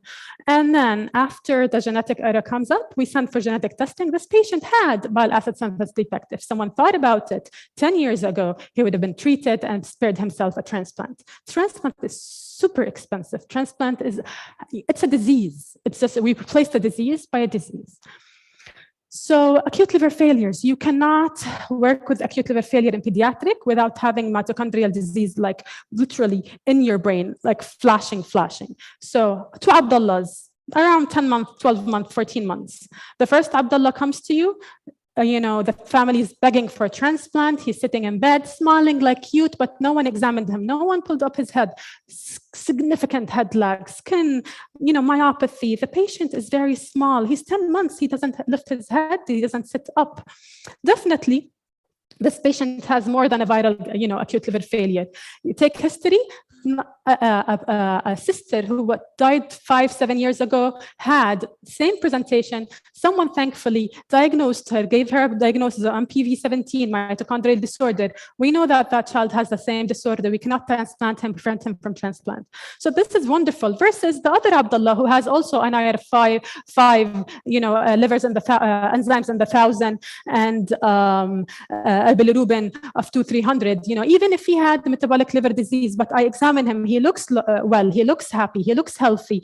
If I do, it could be the first manifestation of MBAS or something. But you know what? I have done the right thing for this child.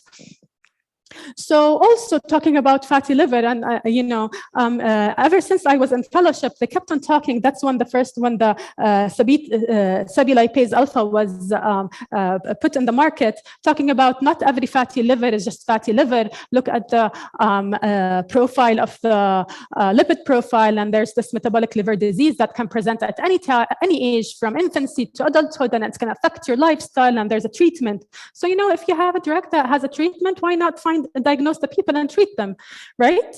So the treatment, so we have a big umbrella, again, going back to that first slide.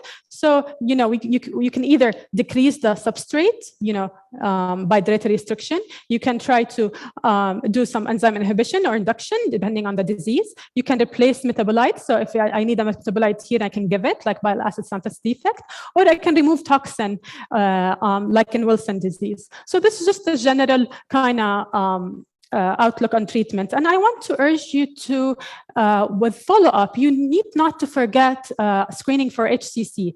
Kids with metabolic liver disease will have HCCs and adenomas. And I remember in fellowship, we diagnosed one child with tyrosinemia who had severe developmental delay and diagnosed with, he came to us with HCC, and it was found that he had a very low, tyrosinemia actually at later age. So it's very important to think of that and screen ultrasound, alpha-fetoprotein every year or so. So you can't talk about metabolic liver disease nowadays without talking about liver transplant. So the role of liver transplant and metabolic liver disease is very complex, and it has evolved in the past years. And when you think about wanting to make this decision, you have to put in your mind multiple factors. You have to consider the pathophysiology and the natural history of that disease. You have to consider the risk and benefit of transplant, the current therapeutic alternatives, and the potential future emerging therapies. So if I know that the next year they're going to come up with a disease that treatment that's going to treat this disease, I wouldn't transplant the patient. Just like in primary hyperoxaluria type 1, the market just introduced medication. So I know that I should not transplant any patient with, for primary hyperoxaluria, but not everyone knows. So it's very important to keep up to date. Every time I get a patient for transplant with metabolic disease, I do it the practice. That night I Google, any new therapies, and I have to counsel the family. They need to know. They don't know. They rely on us for information. So when it comes to a classification of metabolic liver disease and transplant, I think of them in three parts.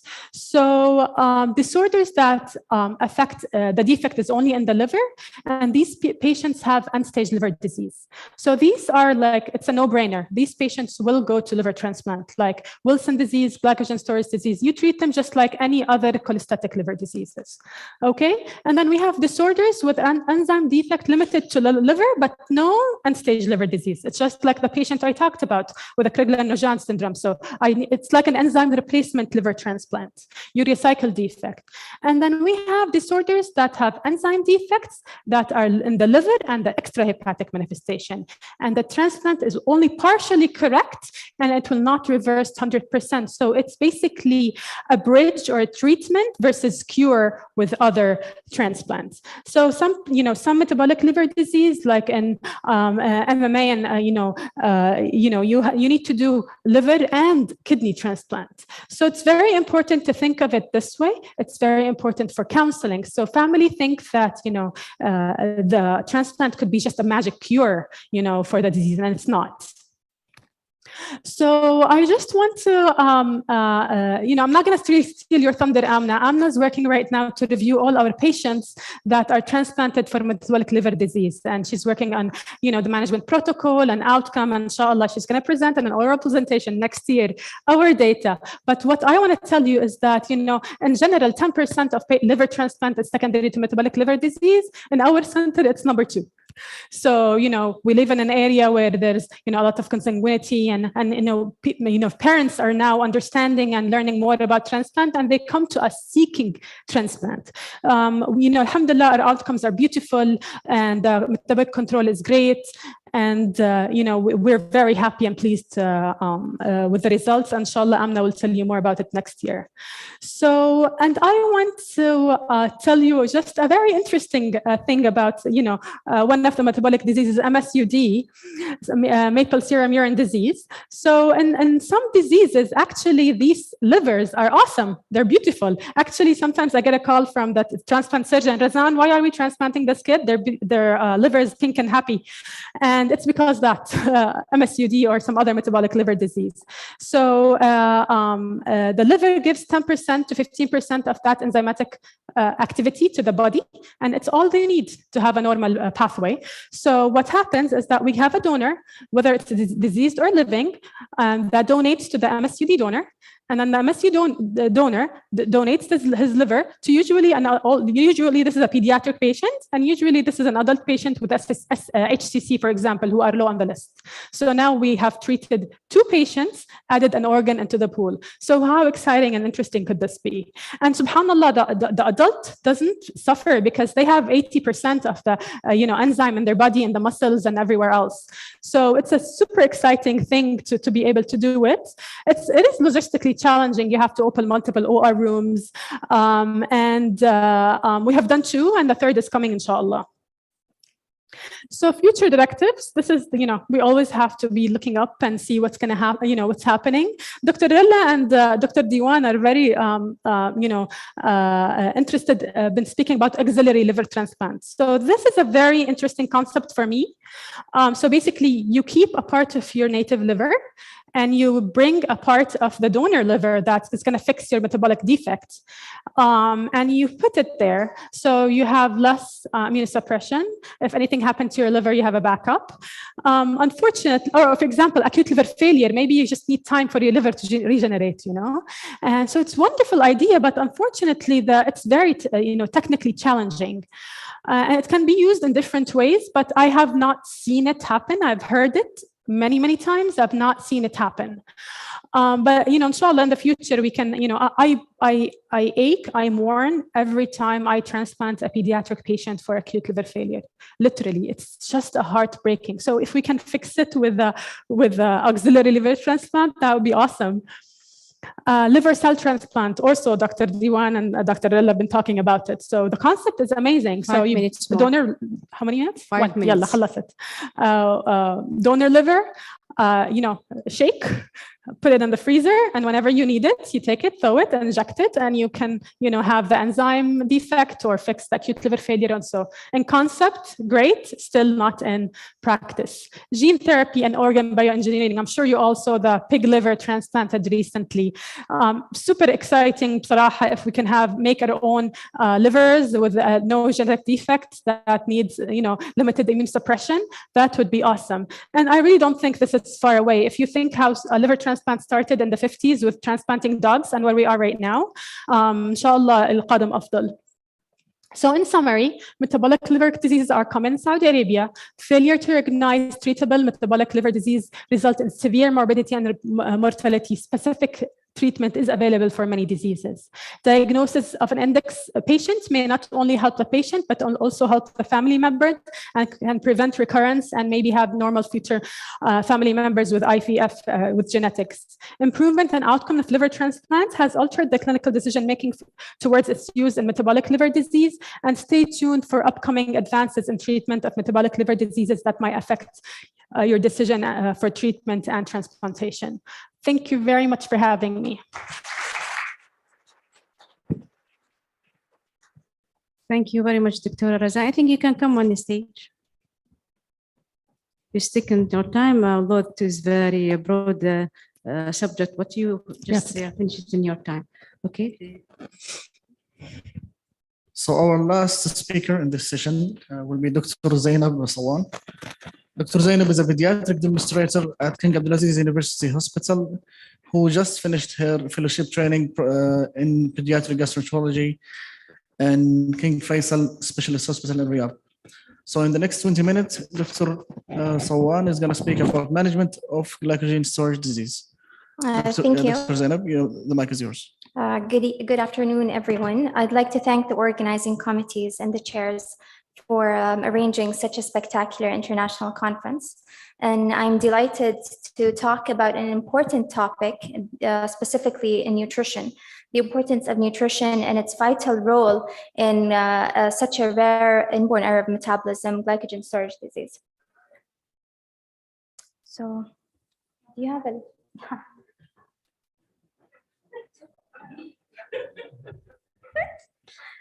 Okay.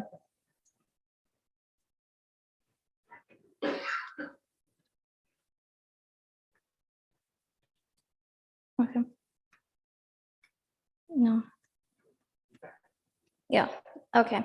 So while GSD is a huge topic, I'll try to summarize some of the key points to help us understand in the role of nutrition. So I'll start off with a very brief case scenario.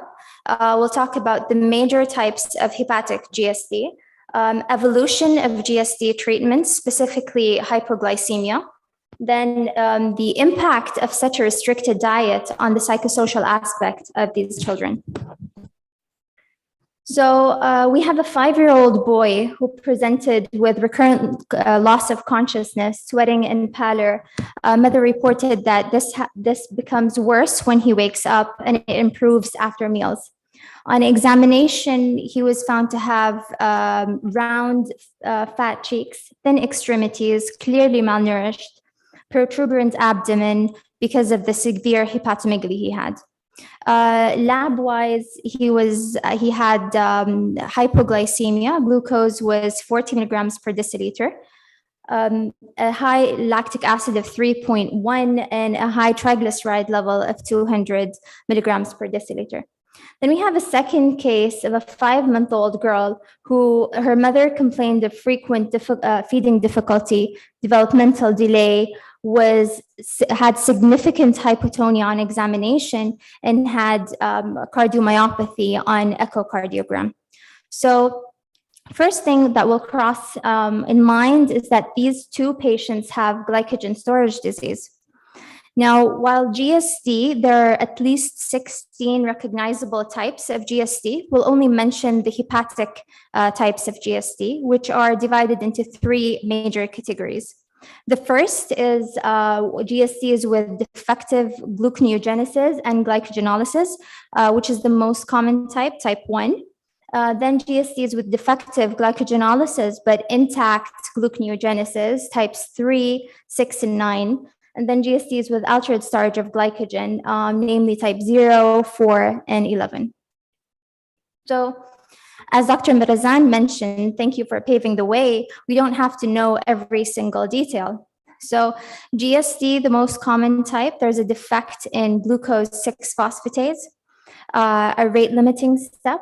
So whenever a glucose enters the hepatocyte, it gets phosphorylated. Once it's phosphorylated, it's called glucose 6-phosphatase.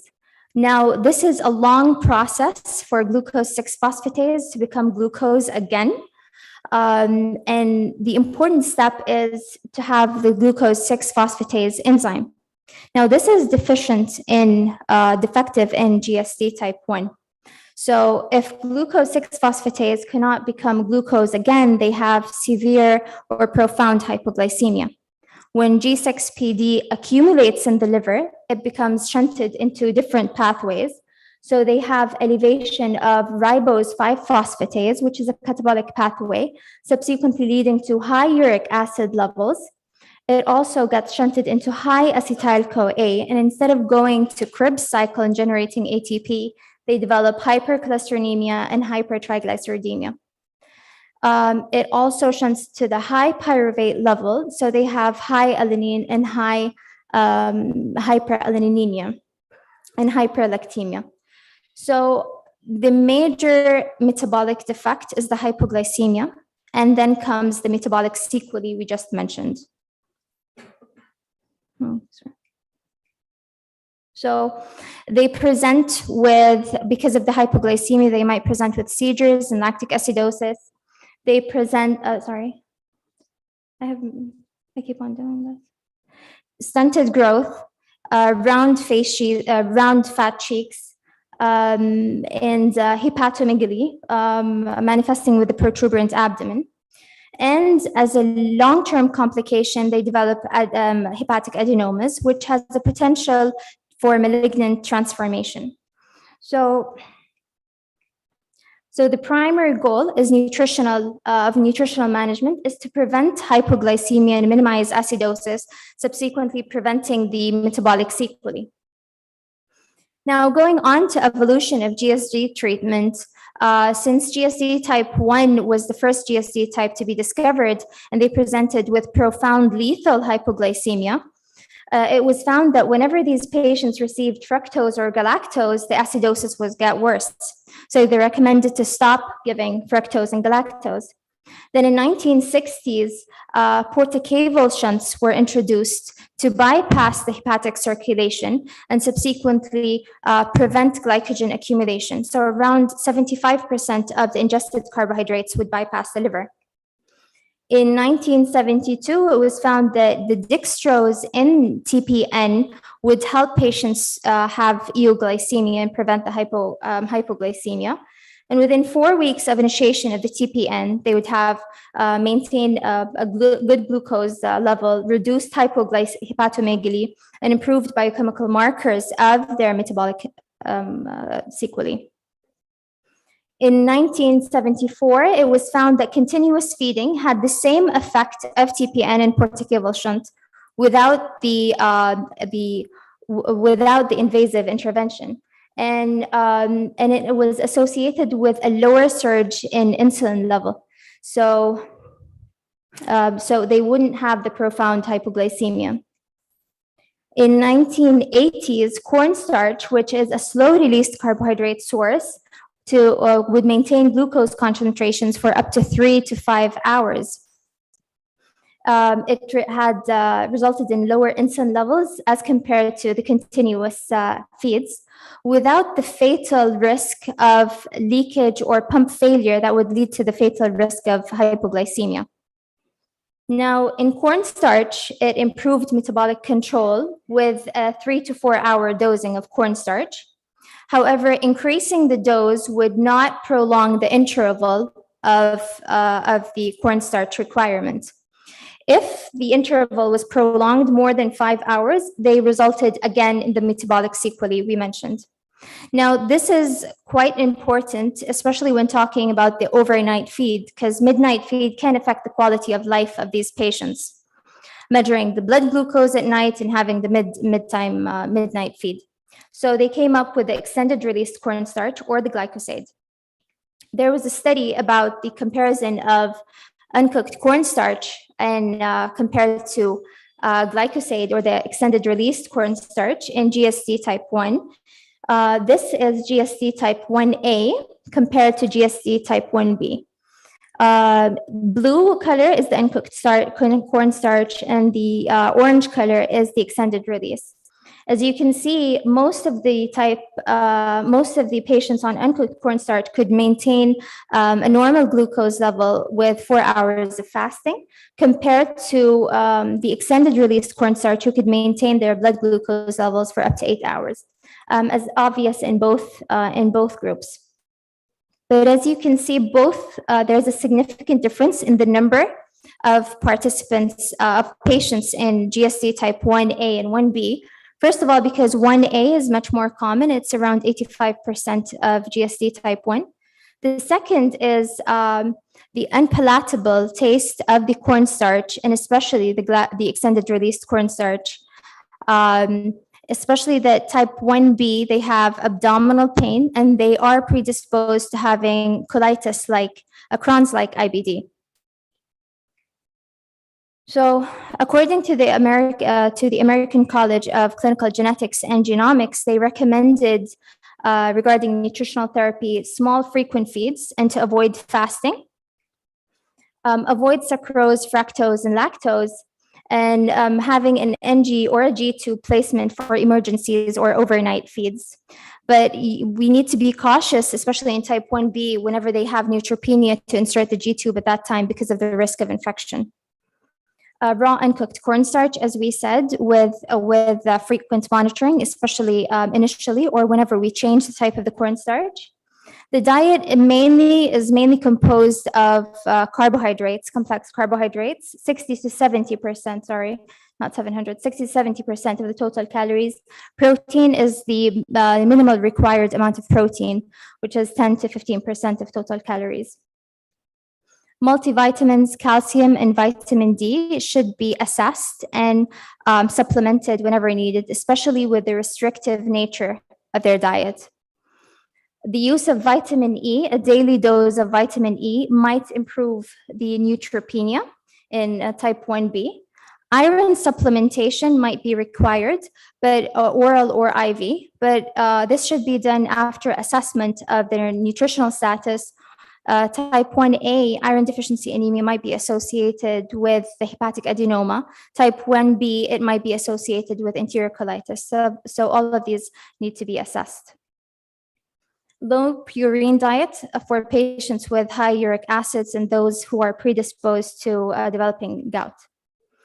Moving on to Gsd type 3, which has defect of glycogenolysis but intact gluconeogenesis, and it's one of the ketotic forms of Gsd.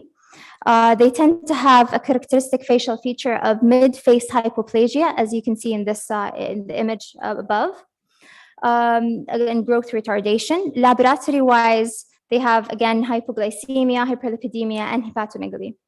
Now, type 3A, there might be skeletal muscle and heart involvement, variable myopathy and cardiomyopathy. And of course, this will make some changes in nutritional management if muscle is involved. Type 1B, 3B, there's only liver involvement. So according to the American College of Medical Genetics and Genomics, they recommended, again, small frequent feeds and avoid fasting for those with hypoglycemia. Sucrose, fructose, and lactose are not prohibited, but they should be limited as compared to Gsd type 1. A cornstarch or a bedtime snack to prevent overnight hypoglycemia. And the child with myopathy and growth failure should be started on a high protein diet. Now, protein would serve in patients with myopathy because amino acids are a precursor for gluconeogenesis. They work as a direct fuel for muscles, and they reduce the glycogen storage by replacing some of the carbohydrates with protein. Glycogen storage disease type 4 and 9 are also ketotic forms of Gsd. And now in these patients, they might have hypoglycemia, but a lot of them are not aware of the hypoglycemia they develop. So they don't typically have the episodes of sweating pallor manifested in Gsd type 1. So that's why whenever you suspect having a patient with Gsd, you need to ask the family to measure the blood glucose levels initially regularly, especially even if they don't have episodes of or symptoms of hypoglycemia. So again, small frequent feeds and avoid fasting. Fructose, sucrose, and lactose should be limited. Cornstarch, they generally require a lower dose of cornstarch as compared to that of Gsd type 1. It might reach to 1 gram per kg at bedtime. The diet, as you can see, they have a higher requirement of protein, 20 to 25% as compared to Gsd type 1 again. But then again, not all patients develop ketosis, so monitoring should be individualized. After talking about all of these restrictions in a child's diet, you can see how this might affect the quality of life. So a publication that was published a few months ago revealed that most patients with GSD have avoidant or restrictive food intake disorder, which is a diagnosis, it's an official diagnosis in DSM-5 criteria, meaning that they eat too little or too selective. And it's associated with weight loss, poor growth, nutritional deficiencies, the need for supplemental enteral feeding or oral nutritional supplements, and they might have impaired psychosocial functioning. So to conclude my talk, diet, not medications, remain the primary treatment. Diet and nutrition have turned GSD from once a fatal disease to a disease with a very good outcome. Multidisciplinary team management and monitoring is key to success. Of course, dietitian, we should work with a dietitian hand in hand in such cases. Thank you, and I hope you enjoy your stay in Jeddah. Thank you, Dr. Zainab, for the excellent lecture and sticking to time. So we can open the floor for questions, and we take just a couple of questions for the sake of time. The mic. Dr. Harvey. Thank you for both speakers. Dr. Razan, we have the highest number of inherited and metabolic diseases in general, including metabolic liver diseases. And I think it is the time now to go for prevention rather than advanced treatment. So do you think we need to expand our newborn screening if so many other diseases can be feasible and easy tests to be done? And probably we should have better control of limiting the familial intermarriages.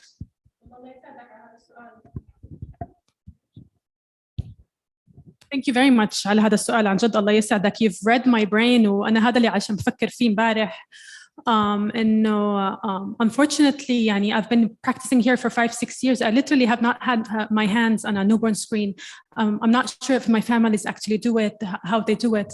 And you know, now with you know, advances in medicine and with the economy, we have to think about the expenses of chronic disease. So I think this should be, you know, number one on our priority. And this is actually in parallel with the Vision 2030. Right now, you know, the Vision 2030 is actually, you know, pushing us and you know, encouraging us to work for prevention.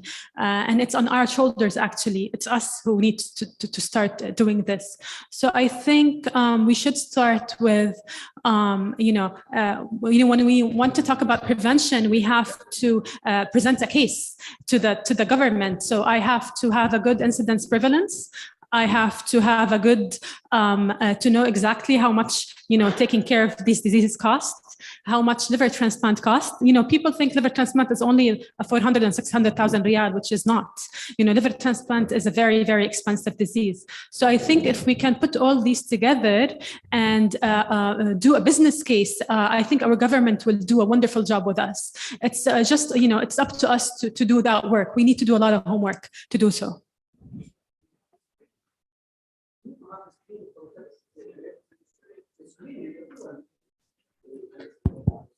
Can I have a comment? I think neonatal screening is, you know, an excellent idea. However, in practice, it is a big failure. I have seen a patient 2 weeks ago in my clinic where he presented with, you know, hepatomegaly INR of 7, and neonatal screening, according to the parents, were negative. And he has a brother who has tyrosinemia, followed in our hospital. And last year we had 2 patients, one from Al Madinah Al Munawwara with neonatal liver failure, and I'm not sure what happened to his neonatal screening, but he has galactosemia, and he came with Medifac. So you can, you know, imagine the cost of, you know, transferring this patient to the ICU care, and, you know, another patient was from Dalla Hospital, also has tyrosinemia. So they were born, no neonatal screening result. And I'm not sure in Ministry of Health what is the experience, but we are seeing these patients frequently, those who are either missed new screening or the result was released as normal. Maybe there was some mistake in, labeling the patients or et cetera, et cetera. So, Ali, we have big issues with neonatal screening. I have discussed this with our geneticists who are involved with the neonatal screening, and they agree on that. أسأل إبراهيم أسأل. I have a question and comment. Thanks, Dr. Razan, for this excellent overview for metabolic liver disease. Just for the axillary liver transplant, we have experience for this, and I think it is not that good alternative. We did 5 or 6 cases for Crigler-Najjar syndrome and factor 7 deficiency. One of the challenges that the graft, whatever you do for them, the resistance there will be higher than the native liver. So there will be stealing syndrome. So the blood supply will go to the native, and with time this shrinks. So all of our patients ended by retransplant. So unless they have a new technique by like banding the portal flow which is going to the native, probably this will not helpful. Yes, in acute liver failure, it is good as bridging. One question for Dr. Zainab. One of our challenges in glycogen storage disease type 3 is hyperlipidemia. So does the anti-lipid treatment would be helpful in these cases? Thank you for the question. Well, there are several studies on statins and anti-hyperlipid medications for hyperlipidemia, but it turns out that mainly controlling the primary metabolic defect is key for controlling the metabolic sequelae. So it's not quite clear if they have a direct benefit on the hyperlipidemia. حابة بس أعلق على auxiliary liver transplant. I do understand your point of view, but for example, right now for Crigler-Najjar, they're working on gene therapy. Okay, so for the example you gave us, it lived for how many years? 4 or 5 years. So maybe these 4 or 5 years are enough to, give time for the patient without neurological delay until this new medication comes to the market. Auxiliary liver transplant is reversible, but full liver transplant is not.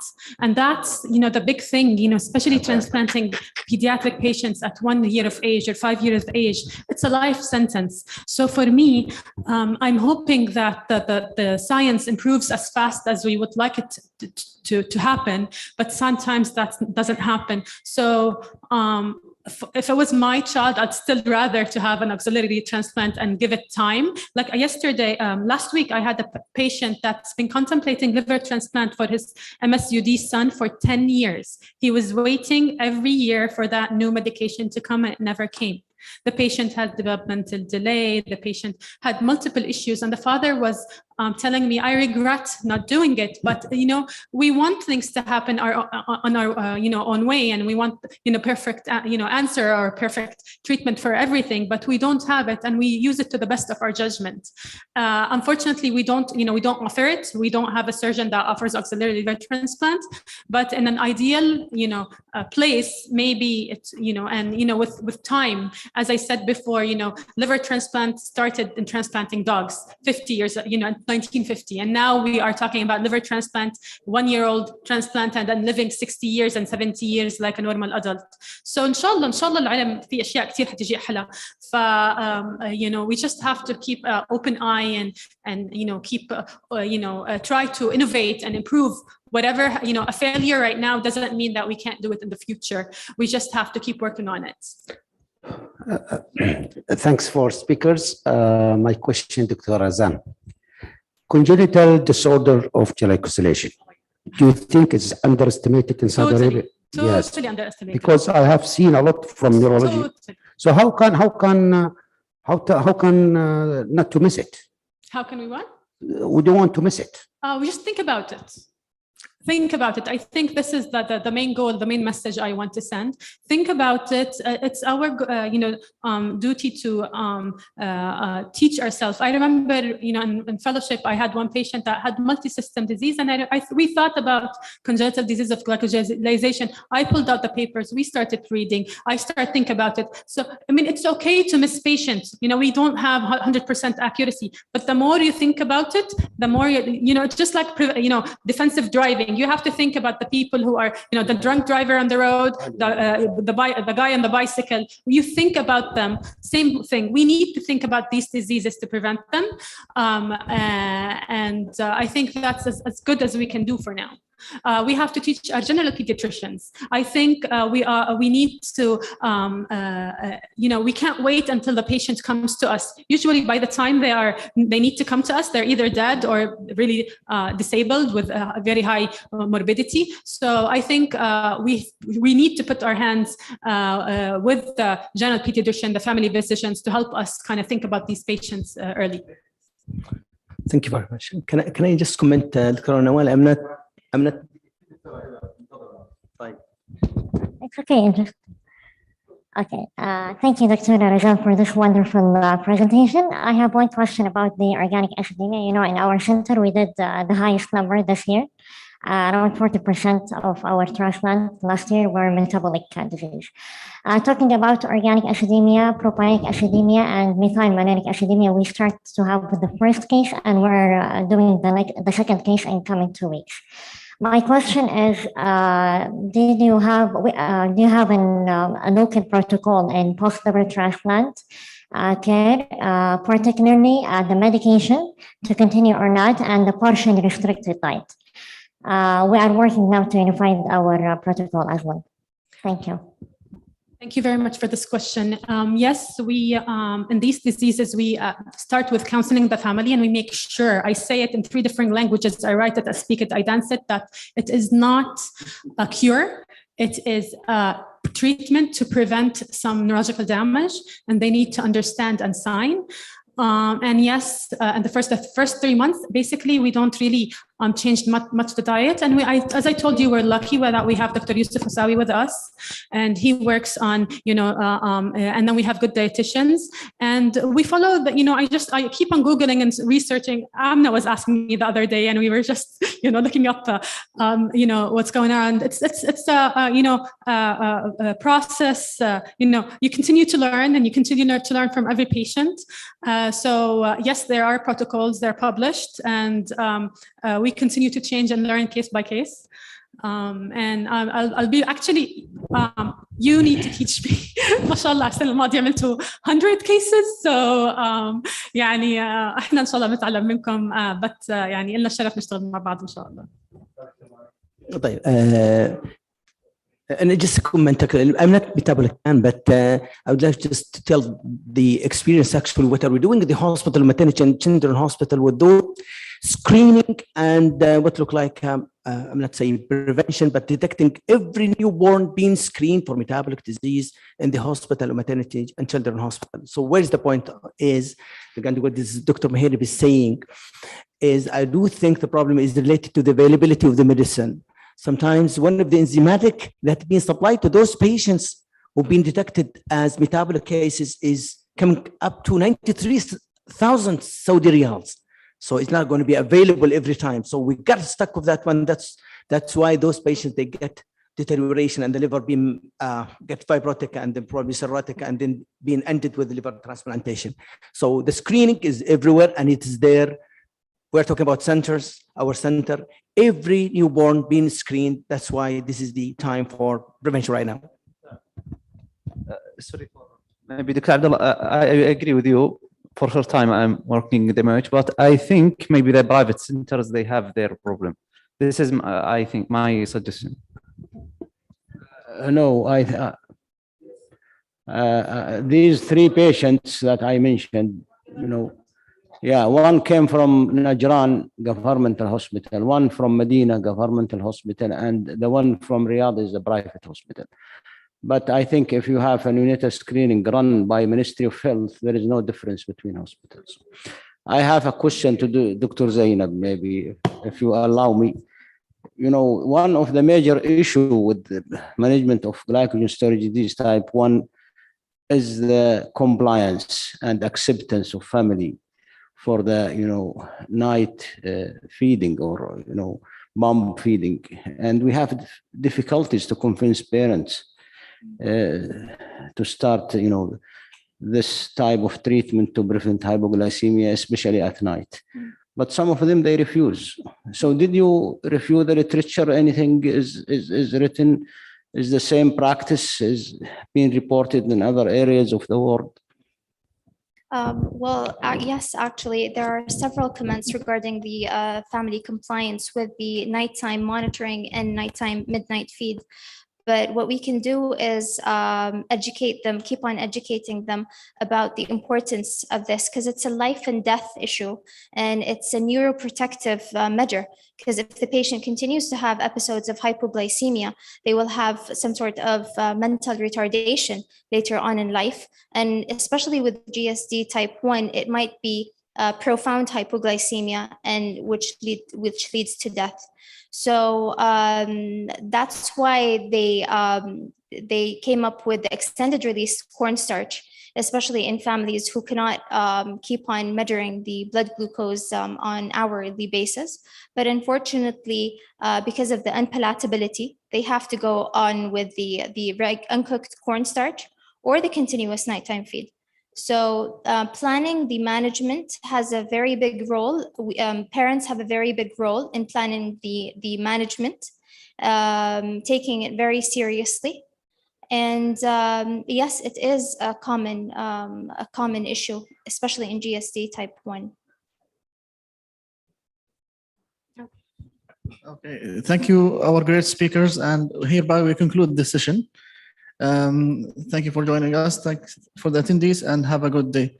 Dr. Okay, thank you, Dr. Ibrahim, Dr. Nawal, Dr. Razan, Dr. Zainab. Some announcement. First of all, I would like to invite Dr. Dhafir Al-Shihri and Dr. Ali Al-Muhaddib, the chairman of organizing and scientific committee, to the stage to give gifts and the prizes for our company that was sponsoring the symposium. This is number one. Please, Dr. Ali, Dr. Dhafir, come. Number two, please, regarding the hotel check out, we could extend it up to 5:30. Up to 5:30, the check out for the hotel for our guests to the conference. Number three, I think there is a missed ring. في خاتم ضايع. ياسر معك الخاتم ولا? Small ring has been missed yesterday. ما أدري, is it gold or is it just مع الأخ أي واحدة من البنات فاقدة خاتم ذهب ولا فارسه على قولتهم, ها مش عارف اكسسوار ولا ذهب مع الأخ ياسر. Okay, let us start with companies, please.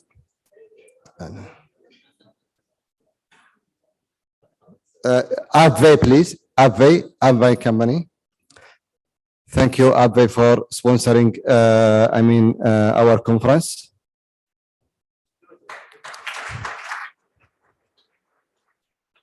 Pictures. Where is our photographer? Shabab.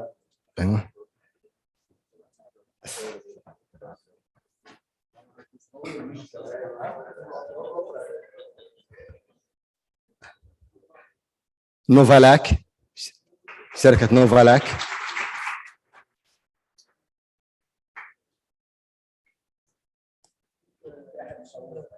ايه صورون يا هذا اللي تعالوا قريب تصوير شباب متطوعين, تعالوا هنا التصوير قريب, تعالوا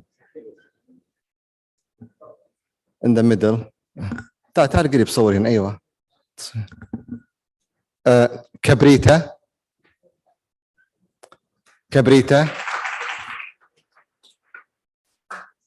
anyone from كبريتا company؟ ما في احد. خلي كبريتا, ما في احد. من بعد كبريتا؟ أورفلان تفضل.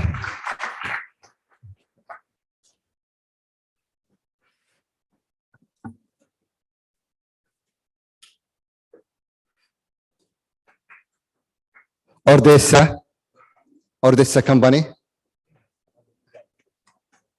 يعطيكم العافية, شكرا جزيلا.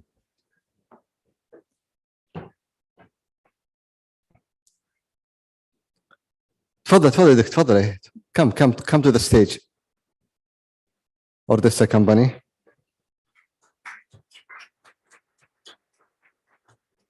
خليها تمسك الدرع. اوكي. سانوفي.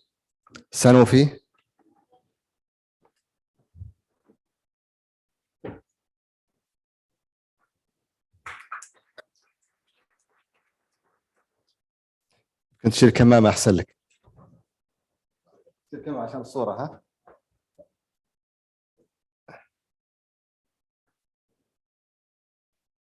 فريزو. Anyone from فريزو company. باقي أحد ولا خلاص ياسر؟ ما نسينا أحد؟ ما في. All the companies ها؟ ما نسينا أحد؟ أنا كبريت مشوا نسوا الكبريت نعم. أوكي. أمس نستلا خلصنا أمس نستلا وأبوت وتريشيا. الجولد أمس واليوم السيلفر. Thank you فريزو. شكرا جزيلا. والميت تأخرنا أعتقد ساعة 2 ولا ما أدري إيش رأيك دكتور ظافر؟ ساعة 2 ها؟ 1 hour for lunch and prayer. لأن تأخرنا شوي. التشيك اوت 5:30 نعم. أخذنا موافقة أحد يقولوا صابر. الأستاذ صابر مرعي هو اللي أعطانا الضوء الأخضر 5:30. لو قال لكم شيء قولوا الأستاذ صابر ها؟ صابر مرعي قال لكم 5:30. يعطيكم العافية شكرا جزيلا.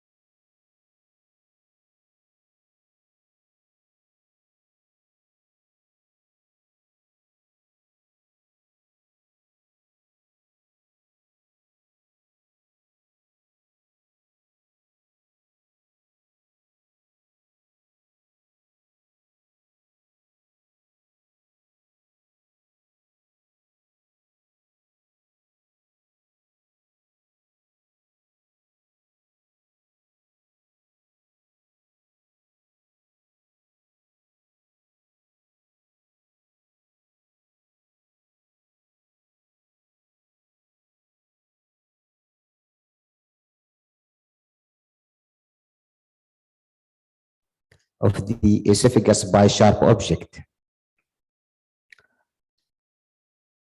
Routine lab and image is one of the most requests need to be done in emergency room. You don't need to have more than this at this stage. And sometimes you need to balance doing upper GI study or upper endoscopy. If you have the facility to scope your patient and he has a positive finding, yes, it will be therapeutic, diagnostic plus therapeutic. So the urgent, if the child ingested sharp object, it's longer than 5 centimeters. If it is in the esophagus, especially in the upper part of the esophagus, if it is battery, disc battery, multiple magnets, or one magnet plus another metallic, if there is signs of airway compromise and signs of systemic manifestations. This is one of the board which Dr. Bafer. This is one. You know, our center is handling the foreign bodies since 1397. It's almost 50 years. At that time, the scope was the like fiber optic scope. It's not like flexible scope with you can see everything. When the kids, they can ingest anything. They're not ashamed where they are ingesting these. Coins usually can be observed for 24 hours. If it is in the esophagus and is not causing obstruction, salivation, respiratory symptoms, because most of them can pass easily to the stomach. Esophageal coin should be removed if patient has symptoms or stay in the esophagus for more than 24 hours. Disc batteries, I don't like it. Especially in the midnight, they are calling you that the child is ingested disc battery 1 hour ago. So you need to arrange yourself, arrange OR, talk to anesthesia, high risk. Then by the end, you might not be able to remove it if it is in the upper part, struggle with ENT, above the level of the clavicle, down. Most of if the battery in the esophagus, you need to remove it as fast as you can. If it is down in the stomach, you can wait. You can arrange yourself. You can take your time for at least 24 hours. If it did not pass to small bowel, please remove it. Sharp object. Do you think that the kids, they can ingest sharp object? I can show you in some slides later on. Yes, sharp object in the esophagus, you need to remove it very quickly. Signs of perforation can be there. If it is in the stomach as well, if it is in the small bowel, you need to contact the surgeon for follow-up in case of perforation. Magnets, you know, these small magnets, it's like rosary. If the kids is going to the supermarket and he want to buy a cigarette, so no, this is not for you. This is forbidden. You are still young. And if he's taking that, and I'm sure, if he starts smoke now, he will die after maybe 40 years. But if he's taking magnets by 5 reals, then he will ingest multiple magnets and will have a lot of complication or perforation or peritonitis, then after that death within maybe hours. It's very easy for the kids from the supermarket. Food impaction, I think most of us, if they are practicing GI, at one day or one night, they will call him for food impaction, either because patient is known to have anatomical problems, or he has eosinophilic esophagitis, or really, I mean, the food bolus is big. What is this? This is workshop, it's not a lecture. Huh?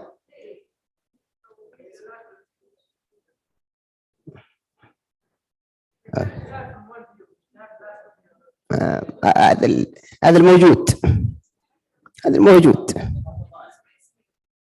طيب شراسية انسايد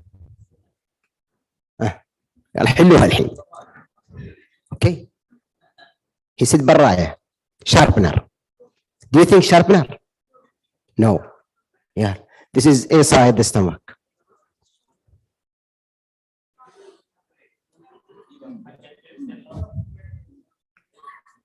This is the esophageal injury after removal of this object. Made in Germany. If it was not made in Germany, we might leave it. What is this? This is magnets, and this is battery. هذا جامع الحسنين.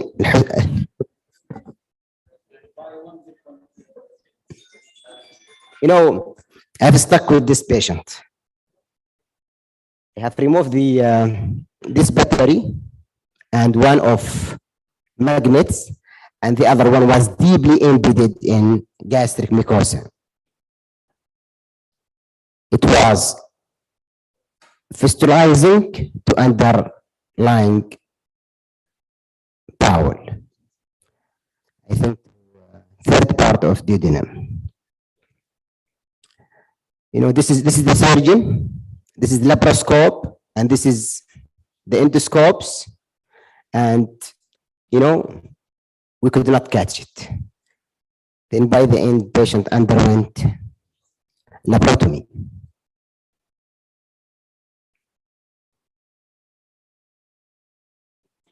كما في الصورة. It's very dangerous. These pieces, this rosary is really very dangerous and very easy to be brought from outside. You can observe it here and there. What is this? Anybody observe something? This is sorry. This is maybe around maybe at presentation, then they disappear. They came after 1 week. Still there is pain, abdominal pain. What do you think? Needle, huh? This one, right? This is the lateral view.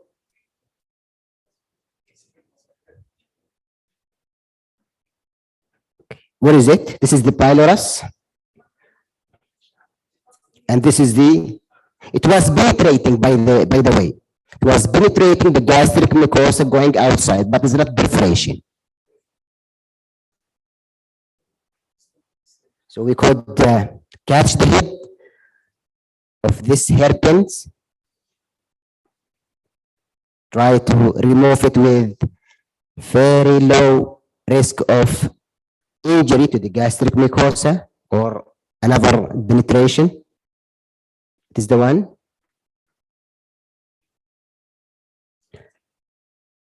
You know, she was like 8 or 9 years old. You don't think that, I mean, this age can swallow this one intentionally? She was playing with that one in her mouth. So incidentally, this is one of the nightmares for us, because they are calling us that there is a battery below clavicle. That means you don't need to call EMT. I'm sure you are struggling with them. At one night, I called them for a patient who has ingested foreign body above the level of the clavicle. They said no. Then we fight. We called the administrators in the night. Then they came and they pushed it down.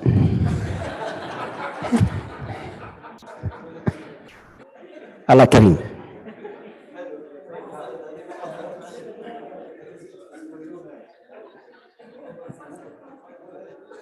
Okay. See, what is this? The kids, they are not ashamed to ingest anything.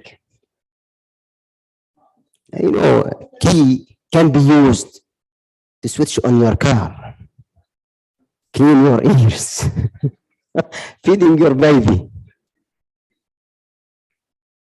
What is this? You missed. السلام عليكي. انت كنت معنا ولا شيء؟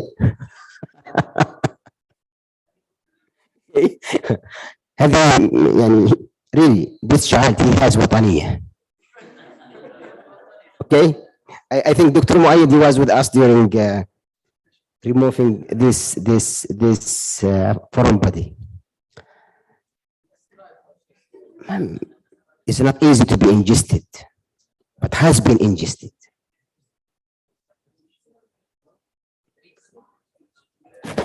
What more? What is this? This is 35 days old. Yeah, this is 35 days old. The elder kid just put it in his mouth while after that, I mean, the mom, good that the mom, she has observed that something pushed in the mouth of her baby. What they have done, they have called GI. Clear. 35 days old. Then we have scoped the child. You can see our scope here and the foreign body here. Means what? Means in the airway. This foreign body was not in the esophagus. This foreign body was in the trach. While baby was crying, he just inhaled and aspirated that one to the airway. He was coughing for some times, but once they are doing X-ray, they will see. I mean, just you can see the previous X-ray. This is in the GI tract. Then we call the chest surgeon and bronchoscope done, and they remove it.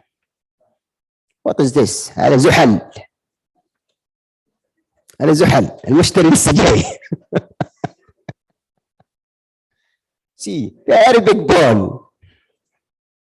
Very big. It was stay for 2 months. In 12 years old girl. Mentally she's normal. No, she's not that obese. لا. No. This is the small balls. لا. It's plastic. It's plastic. It's rubbery. It's not hard. Then we could remove it. Bypass. No, I mean, the child knows that she has ingested these foreign bodies. Then they said it might pass easily without any intervention. 1 week, 2 weeks, 1 month, 2 months. Then they came to us. We said it is non-radio opaque. So what shall we do? We are going to do an diagnostic plus minus therapeutic. موجودة. This is one of the difficult cases I have ever seen in 1-year-old Syrian boy. يسموها الفستق الحلبي على قوله، ها؟ فستق حلبي. It was stuck, so 2015, it was stuck in the upper part of the esophagus. I could not remove it. Forceps could not catch it. Basket could not overcome that one. I mean, we stay maybe more than 2 hours. Then after that, I have aborted the procedure. I said, okay, patient is okay. Now we are in the mid of night. Let us come tomorrow. We might do something.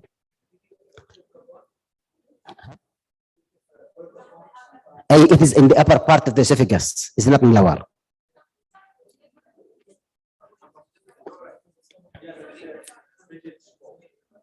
You know, it is very slippery. It's not easy to be catch. It is in the mid of the esophagus, upper part or lower part, just below the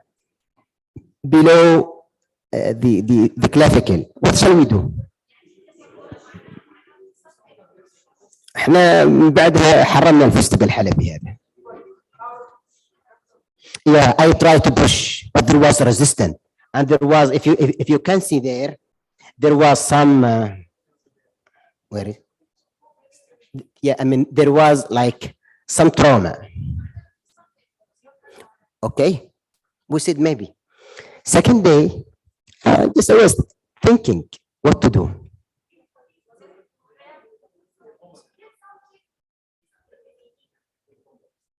Yeah.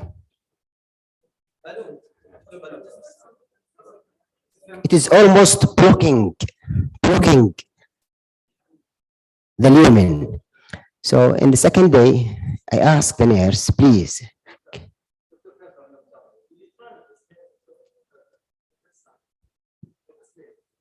ما قدرنا ندخلها على الجوانب. Slipping. هذه تبغى يعني basket or. So in the second day, I asked the nurse to bring, no, who was with me at that night? Gel, Zyrcon gel. Then after that, I have injected through the channel of the scope the gel. With time, slip down to the stomach. Then by basket, I have removed it. It was really very difficult. من وجد حيلة فليحتل. Yeah, in the second day. لا الفستق الحلبي ذا لا تجيبه. This is the most common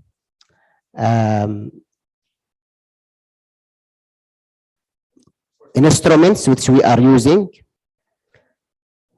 Tripod.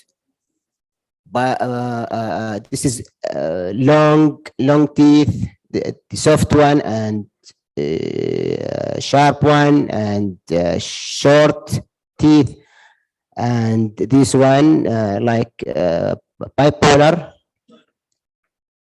and this one is the basket. This is type of basket, another basket, snare, another basket. All this one you need to have it in your unit if you are going to deal with these cases, because failure of this, for example, it might be succeeded with another instrument. What is this? Rothnet. It is really, I mean, magic. Especially if it is like something you could not handle it with forceps. You are going to use for food, batteries, common, anything. This is battery for one of our patients, has been removed with basket. Rothnate. So if we are going to check the types of the instrument which we are using for plant object, grasp forceps, retrieval graspers, snare, basket. For sharp, usually like that patient which we have seen, grasping forceps or snare, or sometimes net. For long object, snare, especially if you can do the maneuver and you are handling the long object from the tip, not from the middle. For policies, I think the basket and Rothnate, the good instrument to remove the foreign bodies. There is a lot of guidelines, SASPGHAN, SASPGHAN, and all of these guidelines is almost talking the same. You can see this is for general foreign bodies. When you are going to observe, when you are going to send them to endoscopy, if they are sick, if it is battery, if it is colon, if it is sharp object, age of the patient, when you are going to wait, when you are going to consult the another subspecialties like ENT, chest surgeon, or pediatric surgeon. This is especially for the bottom battery. In the esophagus, most of the time they are asking you to remove it immediately. In the gastric or beyond gastric, you might wait for 24 hours if there is no other signs of compromisation. The patient is unwell. If passed through the GI tract, you need to observe till it's out of GI. This is for coin, for sharp object. And for sharp object, if it is in the esophagus, you need to remove it immediately. If it is in the stomach, you need to remove it immediately. If it is in the small bowel, admit the patient and observe. You might not able to do anything. Coin, everybody knows about coin in the esophagus, upper part with obstruction, you need to remove it. If it is down, you can give glucagon. It might help to relax the lower esophageal sphincter. Then after that, pass into the stomach. In the stomach, you can handle it as an outpatient case. This is one of the port. Coin, hair clip, keys. بس المفتاح ذا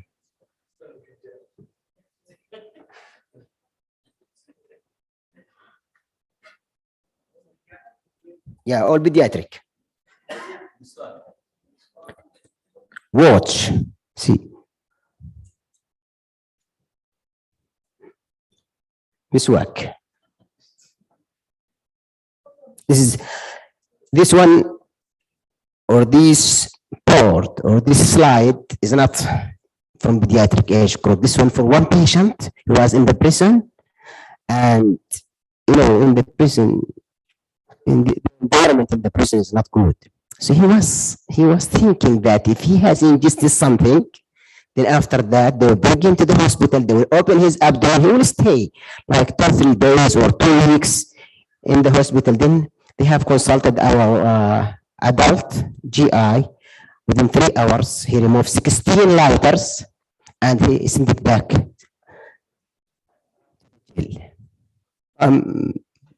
ما نجحت الخطة. Can see the bags even, huh? Can see these bags. This is another port in our endoscopy unit. This is another port. You can see everything, anything. No gold. Once Dr. Muad, he said there was a piece of gold has been missed here and there. We said, alhamdulillah, there is no kids here. Otherwise, they can ingest that.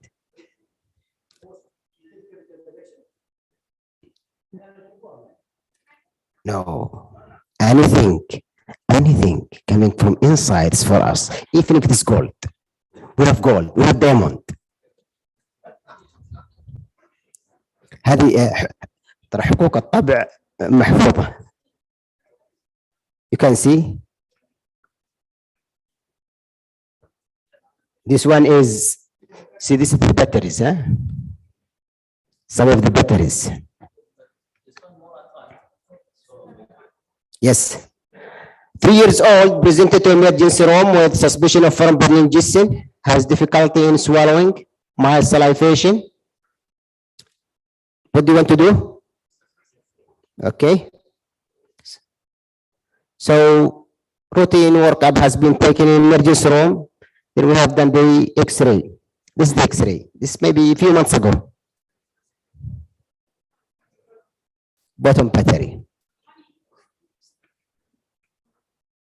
So we keep the patient in BO and start IV fluid, steroid therapy, BBI.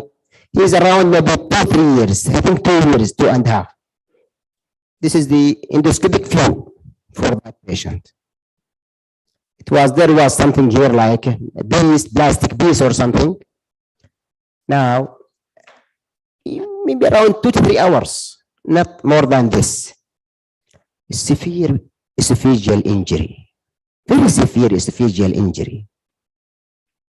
We remove it. After we are removing, we are not rescoping again. We are not going beyond that. We don't want to have some air insufflation or trauma to that injured area.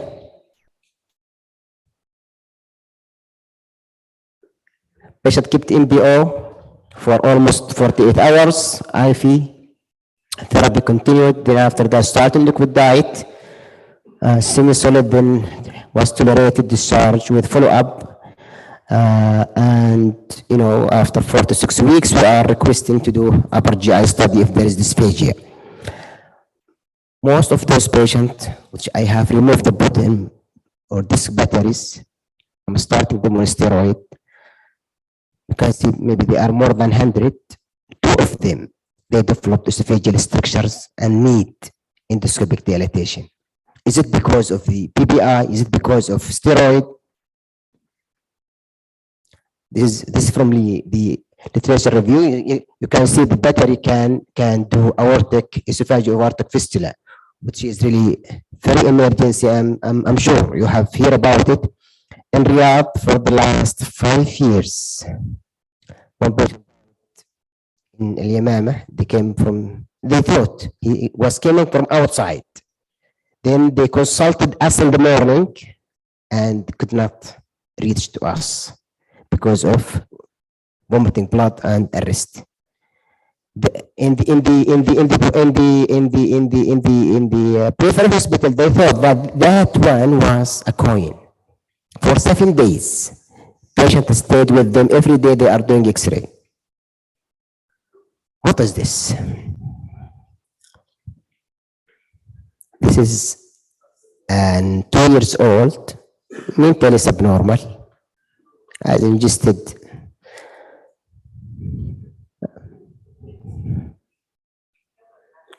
يا سلام عليك يا دكتورة. Yes, 5 pieces. فصل. It was very difficult to remove it with a snare. Very difficult. Basket was not there. What is this? هذا حتى اسم المريضة موجود. There is something here, right? And there is something here, right? So this foreign body has penetrated the fundus. You can see it part of that one in the chest. You can see it here. What shall we do? Next step. Surgery, chest surgery. Surgery.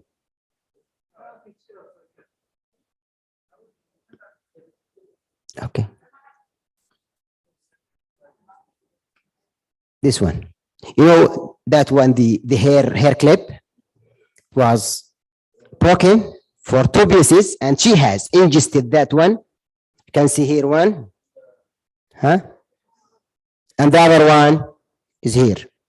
That one has been removed through the endoscope with no other complication. It was maybe small penetration, which has been overlapped by the gastric tissue with no further complication. And that one passed in the stool. What is this?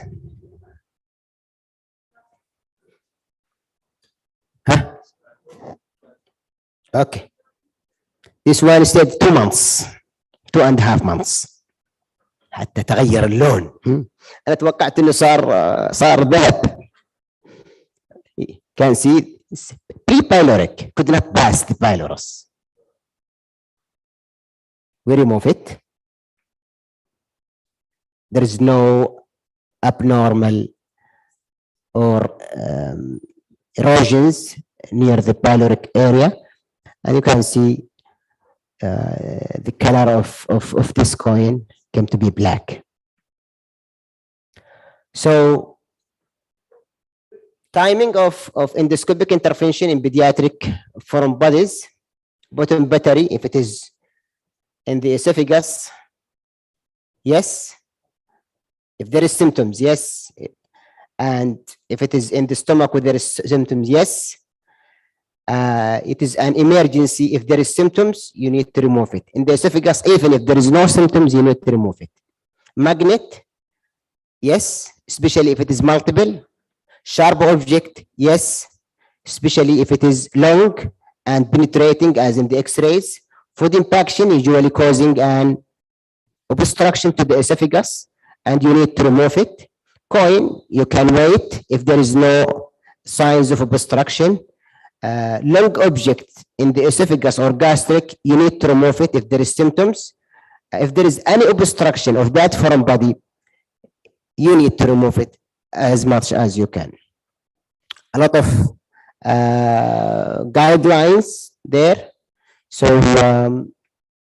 I think I will stop here. Thank you very much.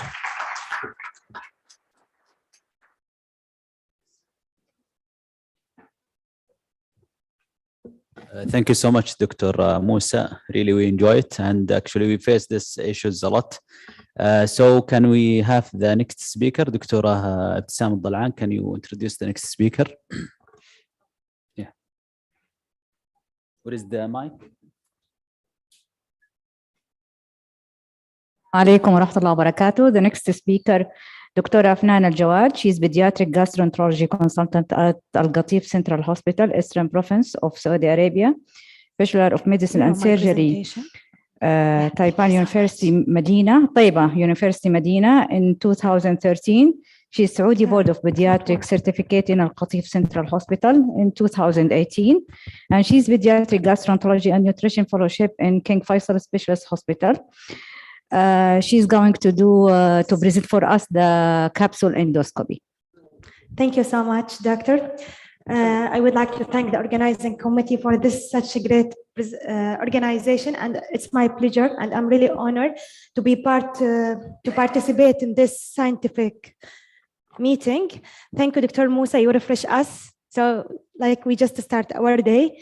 So it's my pleasure today to give a workshop about capsule endoscopy. So our objective,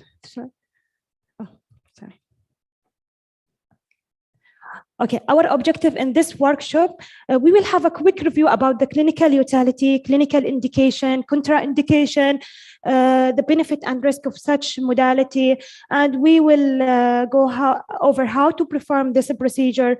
Then we will go over clinical cases examples. Then I will give you some emerging future promising technologies. Okay, so I would like just to disclose that I have no conflict of interest. So basically, video capsule endoscopy is wireless camera inside capsule that can be ingested. It was initially designed mainly to examine the small bowel. However, nowadays a lot of capsules endoscopy coming in the market, and some designed to examine the colon, some designed to examine the esophagus. However, our aim or our focus in this workshop is to look for a small bowel capsule endoscopy. So, you know, we have few options to reach the small bowel. One of them, capsule endoscopy. Other options is push enteroscopy or double balloon enteroscopy, which is, you know, time consuming, more invasive, very limited in pediatric, few centers can do it, or more invasive way, which is combined intraoperative enterography. And if we see these for sure is more invasive than simply ingested capsule endoscopy. So it's really important to be familiar with strategy modality to give the best for the patient. So if we compare the capsule endoscopy to the conventional, we can see capsule endoscopy is non-invasive, doesn't require sedation, doesn't require anesthesia, easily ingested by older children, and it's called natural or physiologic endoscopy. Why? Because it passes naturally with the peristalsis. No effect of air insufflation, no traumatic effect by advancement the scope, and no effect on perfusion because of sedations. And it's very safe, can be done as outpatient setting. The child can return back to the school, resume daily activity. So to understand the concept of capsule endoscopy, what do we need? We need the capsule itself. What's the purpose of capsule? The capsule is to capture the imaging, okay, throughout the GI tract. Then we need the recorder or external recorder, external receiver attached to the patient belt that will receive the data from the capsule. So we have to pair them to each other through a sensor, okay? Sorry. Okay, through a sensor. Then after finishing the study, we need to download this data. I think it's not working.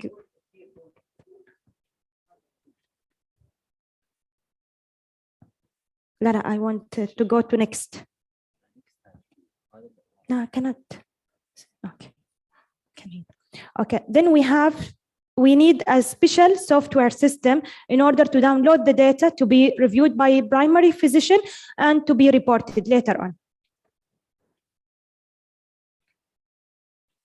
Sorry for that. Okay, so what do we need? Let's take it step by step. We need the capsule itself.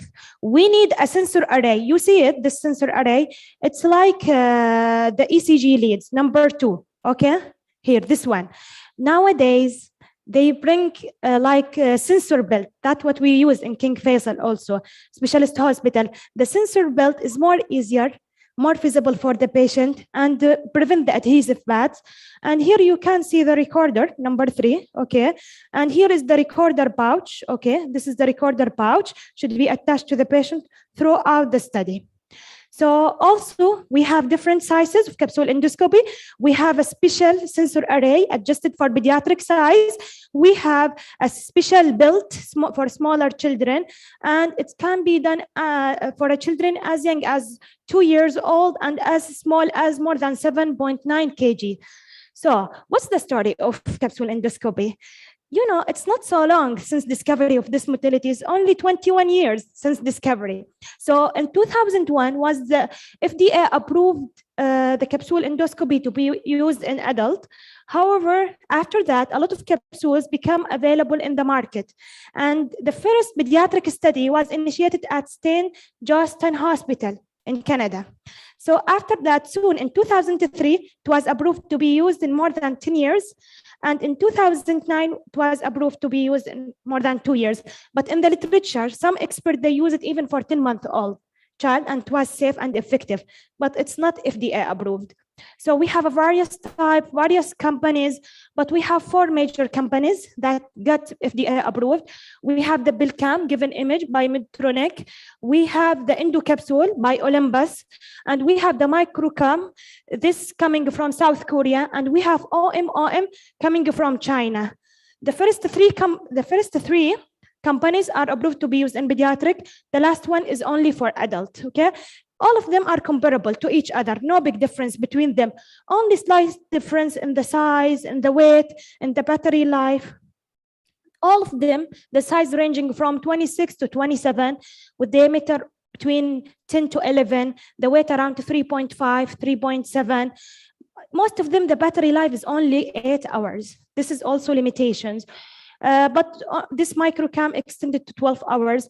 All of them designed to give high resolution, and they give us almost 2 to 3 captured per second. So you will end with a huge number of images. I brought this, actually, this, when we zoom, I brought this, this slide just to show you. We have, even from one company, we have different types of capsule. We have a capsule with 1 camera, as you can see here, and we have with 2 cameras. Usually the capsule with 1 camera is designed to examine the small bowel, while the capsule with 2 cameras is designed to examine small bowel and colon. It's called pan-endoscopic. For sure, it's not substitute for conventional endoscopy. And the last one is the patency capsule. I will show you here. You know, this is the capsule endoscopy. It's disposable, yeah. You can, shukran, Dr. And this is, you will see an example of 1 camera capsule and 2 camera capsule. The 2 camera give you more panoramic view, almost 330 field of vision, and with high resolution. Usually, if you are aiming to look for a small bowel, single camera will be enough. This capsule is disposable, but don't worry, we retrieve it from the patient, we wash it very well, and bring it to you to see it. I'm just joking, this is a new one. It's just for demonstration. Okay. So here I want just to show you. تفضل دكتور. Yeah, I will speak more about it later on. This patency capsule has no camera inside, is only formed from digestible materials, okay? Just to confirm the patency of the GI tract. If you suspect obstruction or structure, it's not safe to go for capsule because there is a possibility of retention.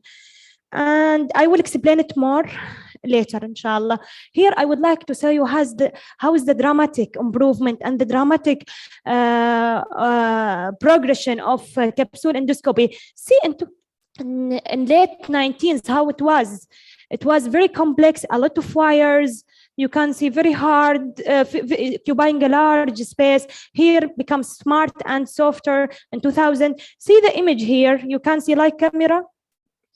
Okay, here is like camera inside the water. Hazy, not clear. See here, it's become more clear, more almost you are natural look. Oh, here the dimension, here the capsule from outside. So we mentioned it's almost same size of vitamin capsule. Almost, if children more than 10 years, they will have no difficulty to ingest it. And let us see the capsule from inside. So if we take it step by step, it's like camera actually. Here, number one, you can see the optical dome, okay? And here is the lens, and here is the light coming to improve visualization. And here is the semiconductor, or it's called complementary metal oxide semiconductor to capture the image. And here we have 2 batteries, then the transmitter, then the antenna. And from number 8, the antenna, each captured image will be transferred to the external recorder to be stored throughout the study. So in addition to the advantage that we mentioned before, that it's easily ingested, non-invasive, we can, a lot of studies showed that capsule endoscopy has higher sensitivity to visualize the mucosa and to detect the pathological mucosal lesions than MRE enterography or CT enterography. We know the images are sensitive to look for mural vascularity, mesenteric lymph node, outside organs, but the superficial mucosal lesions more sensitive with capsule endoscopy. Adding to that is eliminate the risk of radiation, and pediatric patients seems they are tolerating well the procedure. They can return back to their usual activity and no physical restriction for them. So what's the main indication of capsule endoscopy? The main indication is to look for small bowel bleeding, especially obscure GI bleeding when after unremarkable conventional endoscopy, upper and lower endoscopy. Other indication, unexplained anemia, to look for small bowel bleeding, to look for malabsorptive disorders, celiac disease, because we can't visualize the villi through endoscopy. Other Crohn's disease, and there is debate on that. It's indication if you suspect Crohn's disease to look for small bowel involvement in Crohn's disease. Other hereditary polyposis, jejunal, like Busch-Jaeger syndrome, you know that they are risk for small bowel, and we could not reach that by conventional endoscopy. So capsule endoscopy is good modality. Actually, there is a lot of indication, but to make it short, any small bowel pathology can be detected by capsule endoscopy. And I'm just bringing this picture to show you it can detect celiac disease, correlated with the serology, villus adenomas, polyps, IBDs, obscure bleeding, ulcerations, AV malformations, hemangiomas. Okay, so when we should not go for capsule endoscopy? So there is absolute contraindication and there is relative contraindication.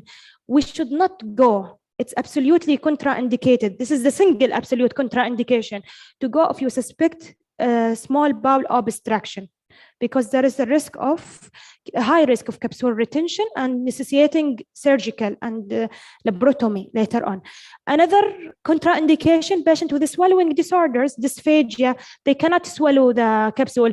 And we could overcome it by delivering the capsule endoscopically. Another non-compliance patient, non-cooperative. I will demonstrate for you now the procedure. This procedure needs cooperation of the patient. He needs to understand the instruction. If you ask mentally retarded patient to ingest the capsule, he will crush it and damage the capsule. And you know how it costs each capsule? It's really costs a lot, almost $500 for each capsule. So it costs a lot. So we have to wait. Although we are not dealing with adult patient, but pregnancy, one of absolute contraindication. We don't want to harm two persons. It's one of absolute contraindication to go for capsule. Relative contraindication, if patient has major abdominal surgery and recently, there is a lot of adhesion, which make second laparotomy if needs difficult. Also cardiac device, presence of pacemaker or defibrillator. This one was relative. Why?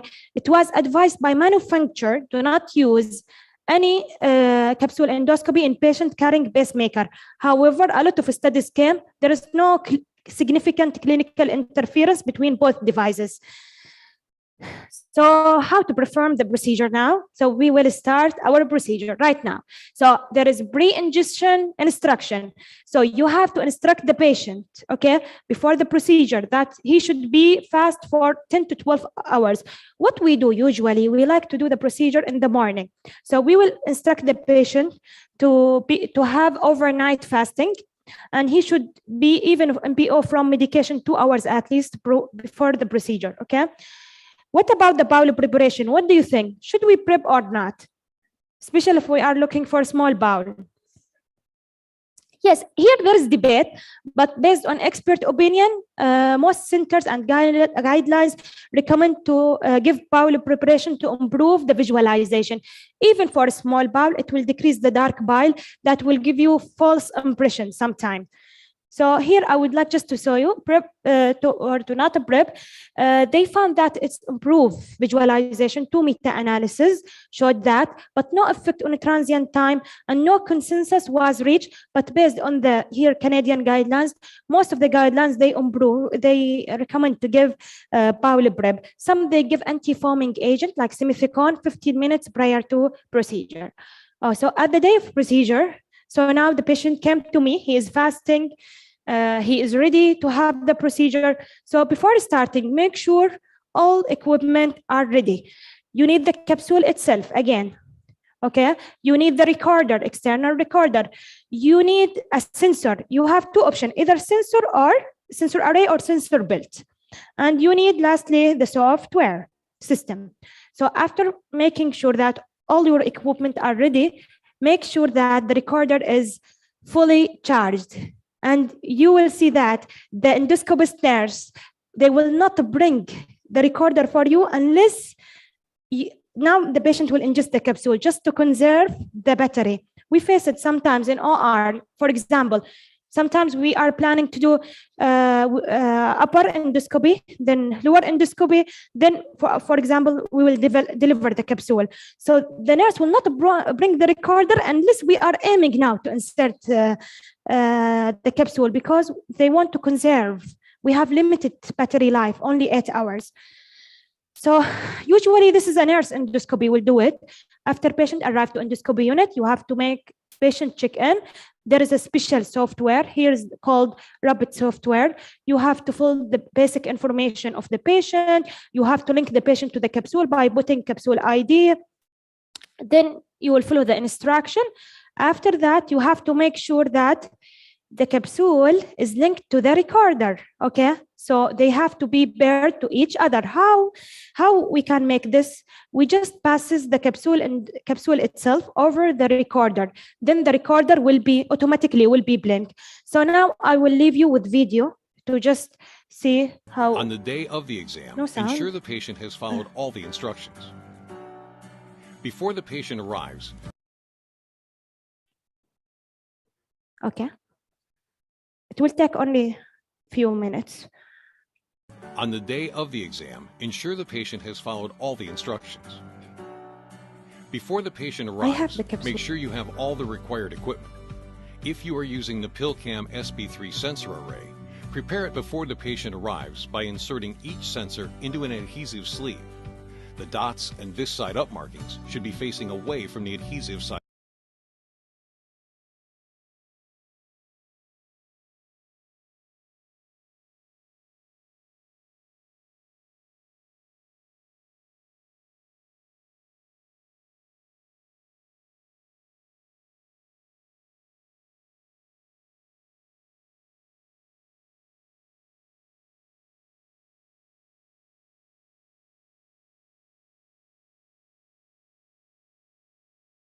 On the day of the exam, ensure the patient has followed all the instructions. Before the patient arrives,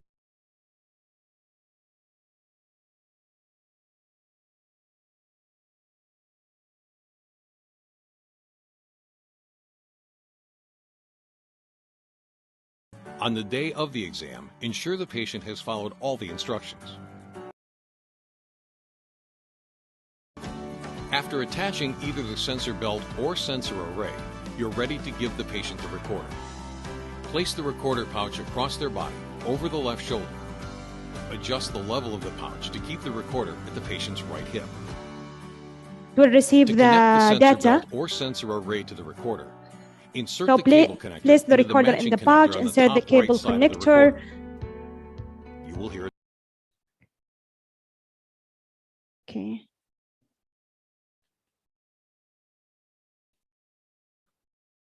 Okay. After attaching either the sensor belt or sensor array, you're ready So to now give the she will patient bring the recorder itself. Place the recorder pouch across their Okay. body, over the And left will shoulder. attach to the patient. Adjust the level of the pouch to keep the recorder at the patient's right hip. To connect the sensor belt or sensor array to the recorder, So insert the place cable the connector recorder in into the matching pouch, connector on the insert top the right cable side of the connector, recorder. if you can see. It's will hear a here, chime the cable. Wait to hear a chime sound. Next, There you is will a pair the sound will capsule come. before Now she will pair the If you entered the recorder to capsule the ID during capsule check-in, itself hold the by capsule passing near the the capsule patient's over abdomen for at the least recorder. 15 seconds. There will be chime The sound capsule coming and from the recorder recorder lights will and begin it to will blink in blink blue, blinking Once blue this happens, color. If the you red can see pairing it right icon now. will change to green, and the Okay. white capsule LED on the recorder will blink blue. If you did not enter the capsule ID during check-in, hold the blinking capsule near the Just sensors by on the passing for patient's 15 abdomen to seconds perform at pairing. least. The white LED on top of the recorder will blink 2 or 6 times per second. The red unpaired icon will appear in the Okay. upper right corner So of the now screen. it's paired to each other. After that, we will Use just, the after navigation making buttons sure to select the that capsule it's ID paired that to each matches other. the ID on the back of the capsule box. Push the middle navigation We will just button to pair instruct the patient to ingest the Once capsule pairing with is water. achieved, the red Okay. So now patient ingested the capsule and we can discharge the patient safely home, and we have to instruct the patient to come back to the endoscopy unit after 8 hours because the battery life will be finished after 8 hours. So we have to disconnect the belt and download the data. What's instruction that the patient should follow at home? He should be in BO for 2 hours, then on a clear diet only for the second 2 hours. Then for the remaining 4 hours, he will be on light meals. Okay, so to just put it all together. So we have before ingestion instruction, we have during ingestion instruction, and we have after ingestion instruction. So before, the patient should be fasting, give him bowel preparation. During, patient check-in, make sure it's the correct he is the correct patient. Attach the sensor to the patient, connect the sensor and the recorder to the capsule, and swallow the capsule. After that, continue to be fasting for 2 hours, then clear diet, the light meals, then he should resume his daily activity. Usually the patient will come to endoscopy unit while the capsule not passes, for sure. 8 hours is not enough. Just we will ask the patient to monitor noticing the capsule in the stool and to confirm that the passage. Usually it will take 24 to 48 hours, and you have to instruct the patient to call you back to make sure that the capsule it passes. Okay, so now the data will be downloaded in the special software system. Sorry for that, there is no sound. It's a really nice video. Okay, so now the patient should come back. To remove the equipment, you will disconnect all the recorder, sensor belt or the sensor belt. from the pill cam recorder. Remove the leads or belt from the patient. Take the sensors out of the sleeves by tearing along the perforation. Here, how to remove the adhesive pad. This is a disposable one. This may damage them. You have to remove it carefully to not damage the sensors and to clean it between for a half hour. If you each are patient. sending the patient home during the procedure, instruct them how to properly remove the equipment themselves. And to create then the video, see the recorder. He will put the recorder in the charger itself. It's already connected to the special software system. Then you will go to download the data. So the data will download it automatically. So you will have more than 50,000 images to review. Then it will come like a rapid video. Okay. So this is the main view. You can see here the rapid video. Here you can control the speed. You can make it. It's 8 hours. You will not sit 8 hours to review the data. So reading need experience. The ideal time should be from 30 minutes to 2 hours. This is ideally should be, but reading need experience and depend on the reader also. And here you can go up, forward, backward. Here you can capture the image. If you see like this petechiae eye, so you will capture it. It will come down in the report. And here on the left side, you will write your report, like here, reason of referral, procedure information, like here, petechiae in the stomach, and summary and recommendation. Then it will be printed like endoscopic report with image.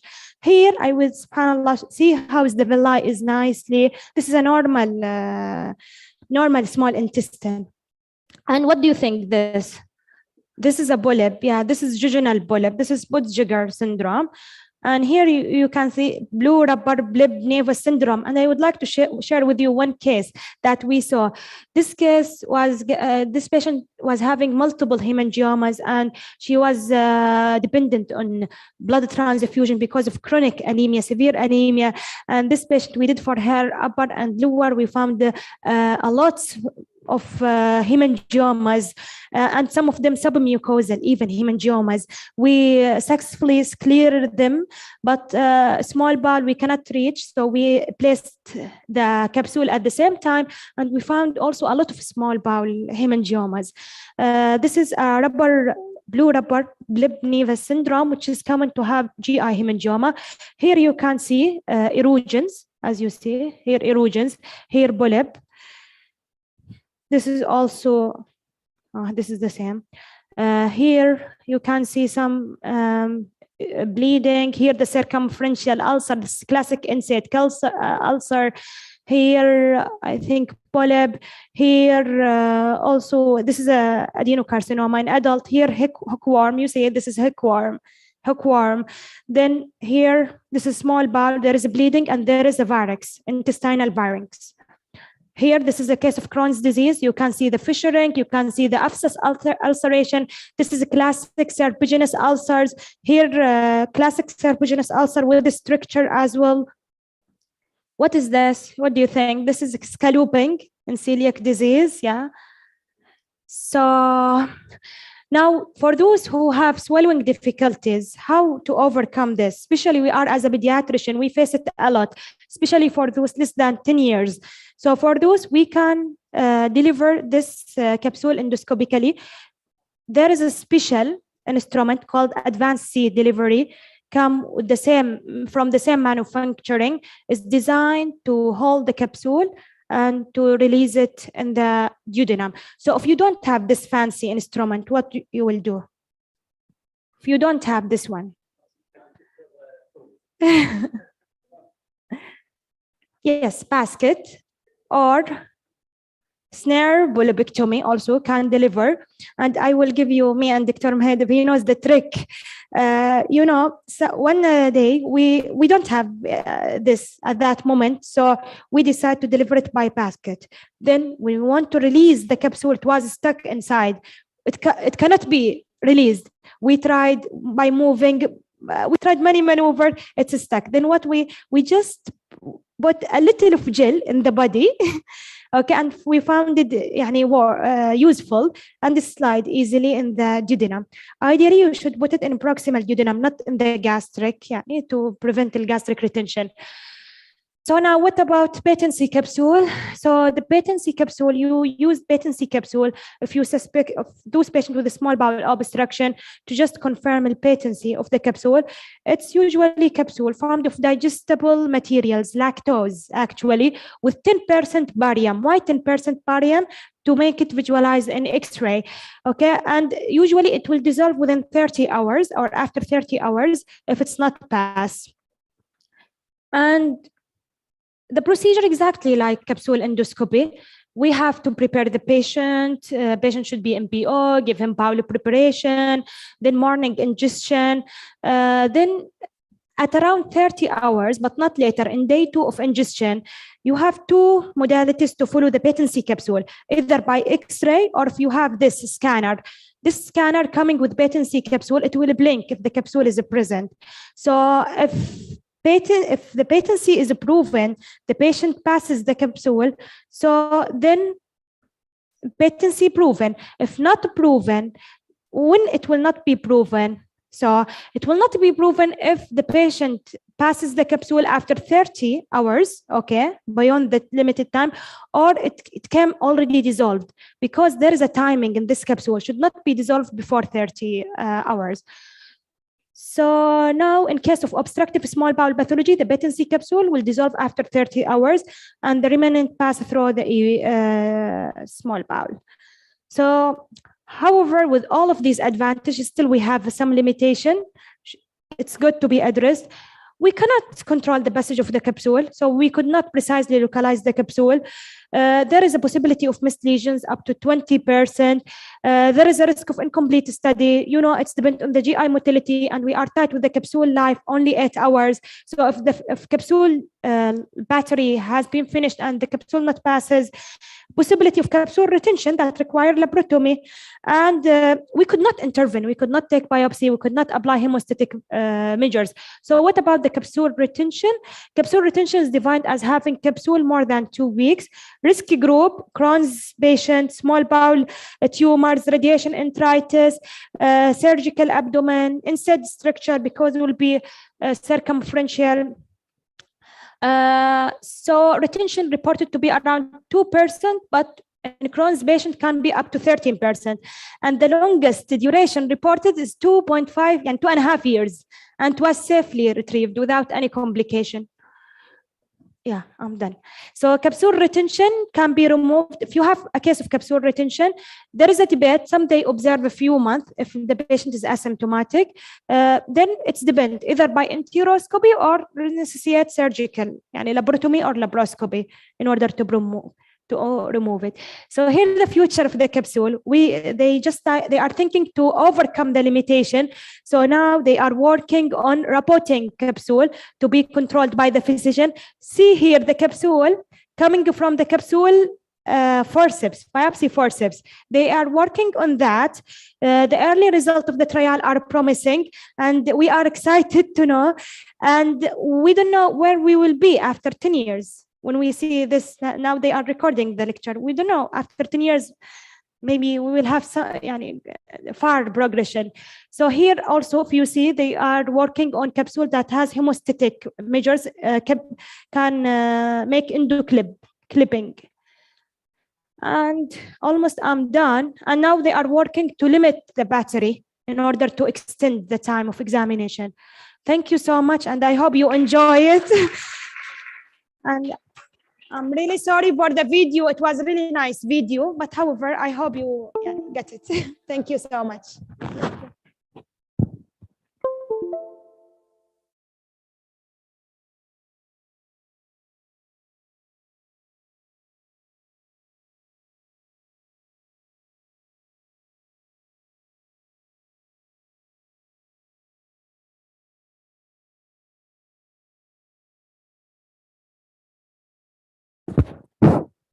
Thank you so much, Dr. Afnan. Nice presentation. Really, we enjoy it, and I hope everyone. I hope we have any bigger time and hands-on, but due to sake of the time, we'll start the next session, inshallah.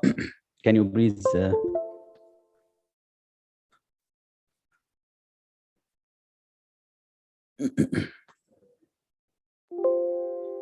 Okay, we now end up with the abstract assessment and oral presentations. Since the beginning of this, our objectives for the SASPGHAN is to also concentrate on the research and promote and advocate all the researchers. So we announced this abstracts on since beginning of the announcement of the 7th SASPGHAN International Conference.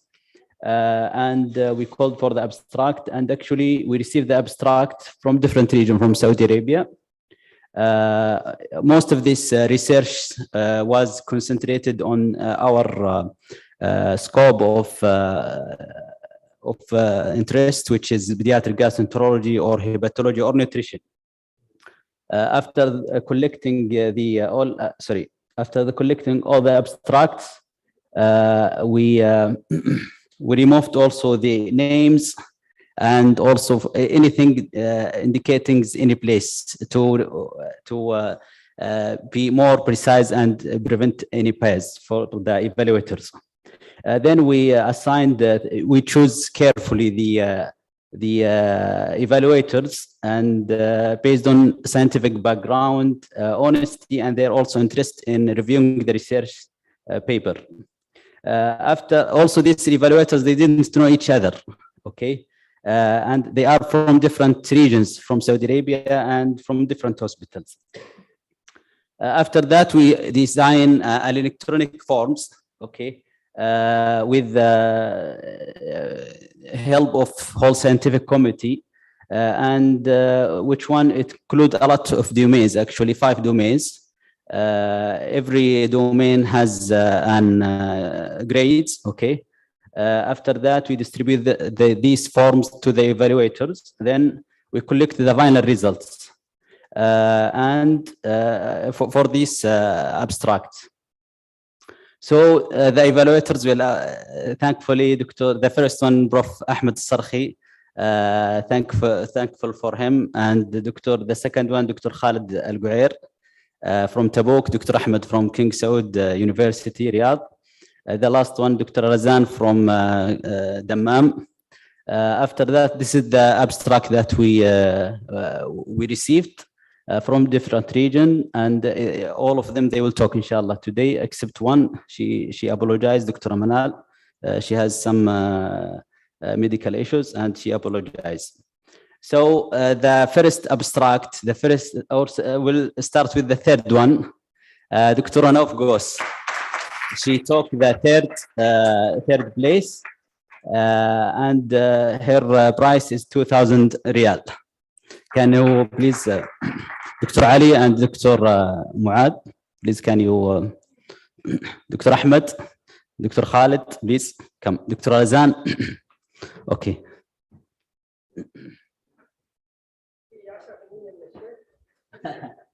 This is between you and the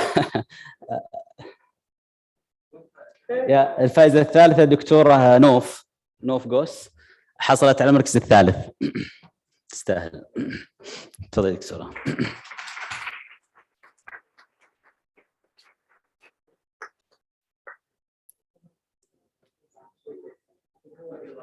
Okay. She will talk after a minute with her presentations. يعطيك العافية. The second place, دكتورة أروى الغريبي. Her price is 3,000 riyal.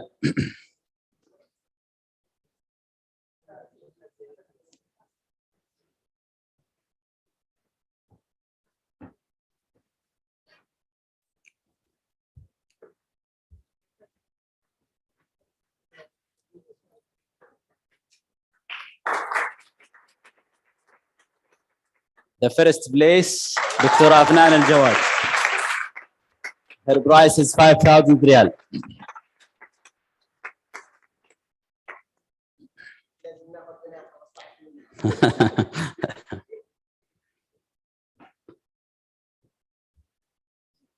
يعطيك العافية.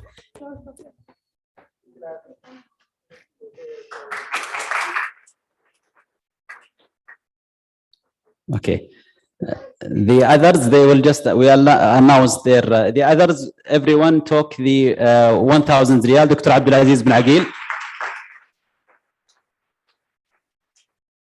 Dr. Zainab Sawan. Dr. Saib Shafi'i. Dr. Manal Al-Dighair. And Dr. Hana Halabi. Thank you so much. Dr. Ammar, can you please come and present the, or moderate the other.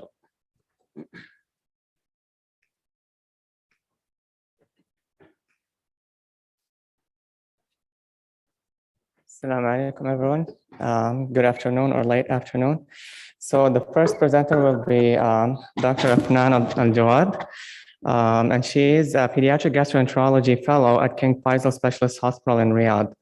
She'll be talking to us about underlying immune and genetic defects of pediatric inflammatory bowel disease in Saudi Arabia. Dr. Afnan, please.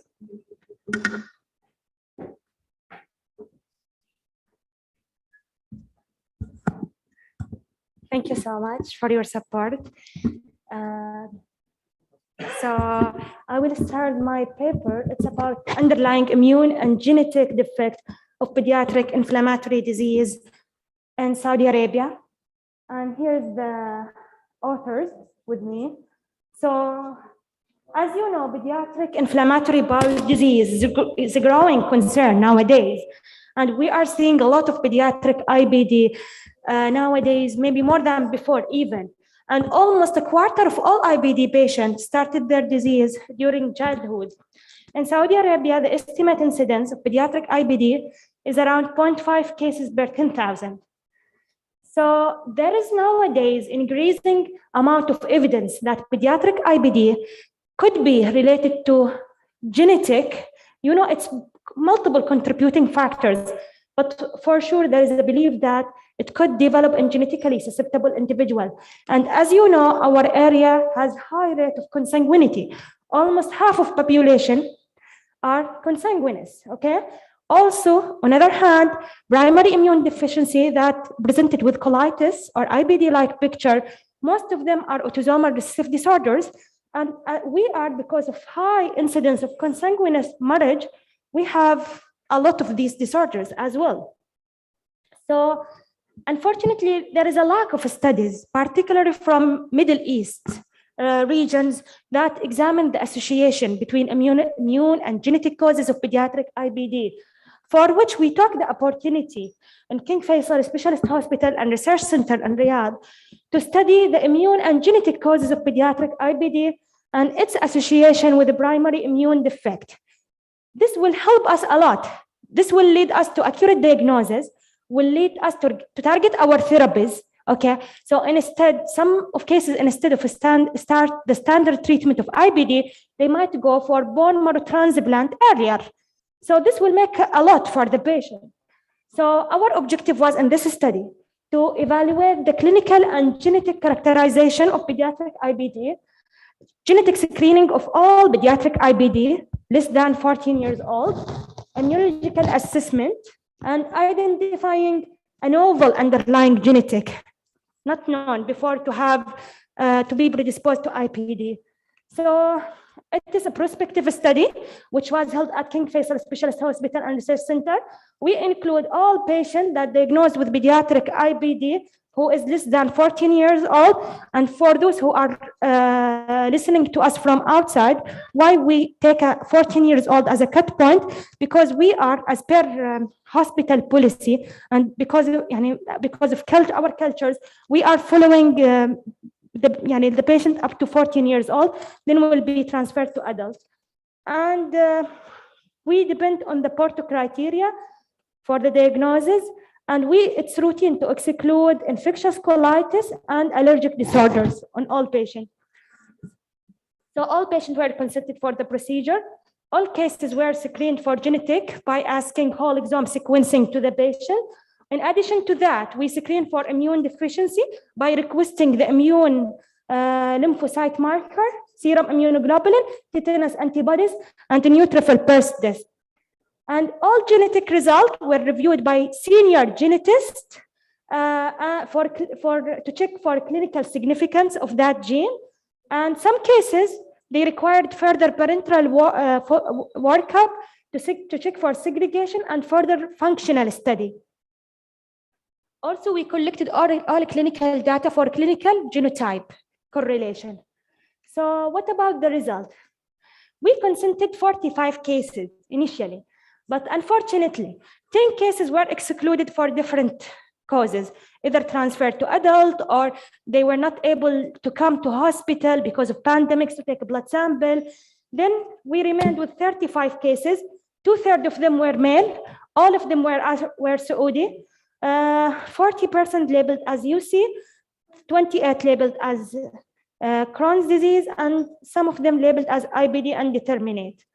So consanguinity is found in almost 40% of the cases, and family history of IBD in almost 4 patients of 35, which is 11%, and family history of immune disorders in 4 patients also. So we impressed about the results. We have 17 cases out of 35 cases, almost half of them were positive for gene mutation. Most of them were relevant or known to be associated with IBD, like SCIV2L, which caused syndromic diarrhea, and this is well known to be associated with colitis. MMUT, methylmalonic acidemia. Here, there is no causality association, clear causality association, but some studies find IBD, yeah, okay. They might have high methylmalonic acid, not 2, which is known to have Crohn's, RIPK1, HBB sickle cell, CYBB chronic granulomatous disease, LARBA, FOXP3 IPEX, MVK, hyper IgD syndrome, DOC8. This is one of common variable immune deficiency and interleukin receptor defect. Interestingly, one of our cases, we found TLR6, and this could be novel mutation because this gene encoding for tubular-like receptor 6, which was not reported before in the literature. So we are planning for further functional study to look for the clinical significance of this gene. Here is our patient. This is, I have only 2 slides, so I will just share with you this case. It's really interesting. This patient, 5-month-old, presented with severe colitis, with severe perianal disease, but in the history, there was history of recurrent scalp abscess. This patient, we are lucky enough to send for him WIS, and it was flash WIS because the patient was sick, and then came to have novel mutation of RIBK1, which is common variable or combined immune deficiency. And this patient now we are seeing him in the Dr. Afnan. Yeah, I'm done. Okay. Everything, he is doing fine. So this study highlights the role of genetic testing to identify underlying genetic and immunological disorders that could help in accurate targeting our therapies, and we have good outcomes. We have 5 patients underwent BMT based on genetic tests. That's it. Okay. Thank you so much. Thank you, Dr. Afnan. Okay, thank you, Dr. Afnan, for your very interesting talk. And let's hope to hear back from you in the near future. Our next speaker will be Dr. Arwa Al-Ghurabi. She's another pediatric gastroenterology fellow at National Guard Hospital in Jeddah. And she's going to be talking to us about the clinical characteristics and liver profiles of Dubin-Johnson syndrome in neonates. And it's a multi-center retrospective study. Dr. Arwa?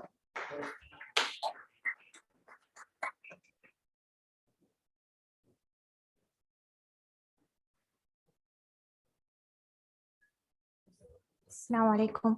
First of all, I'd like to thank all the organizing committee of SASPGHAN group to give me this chance to be a part of this event.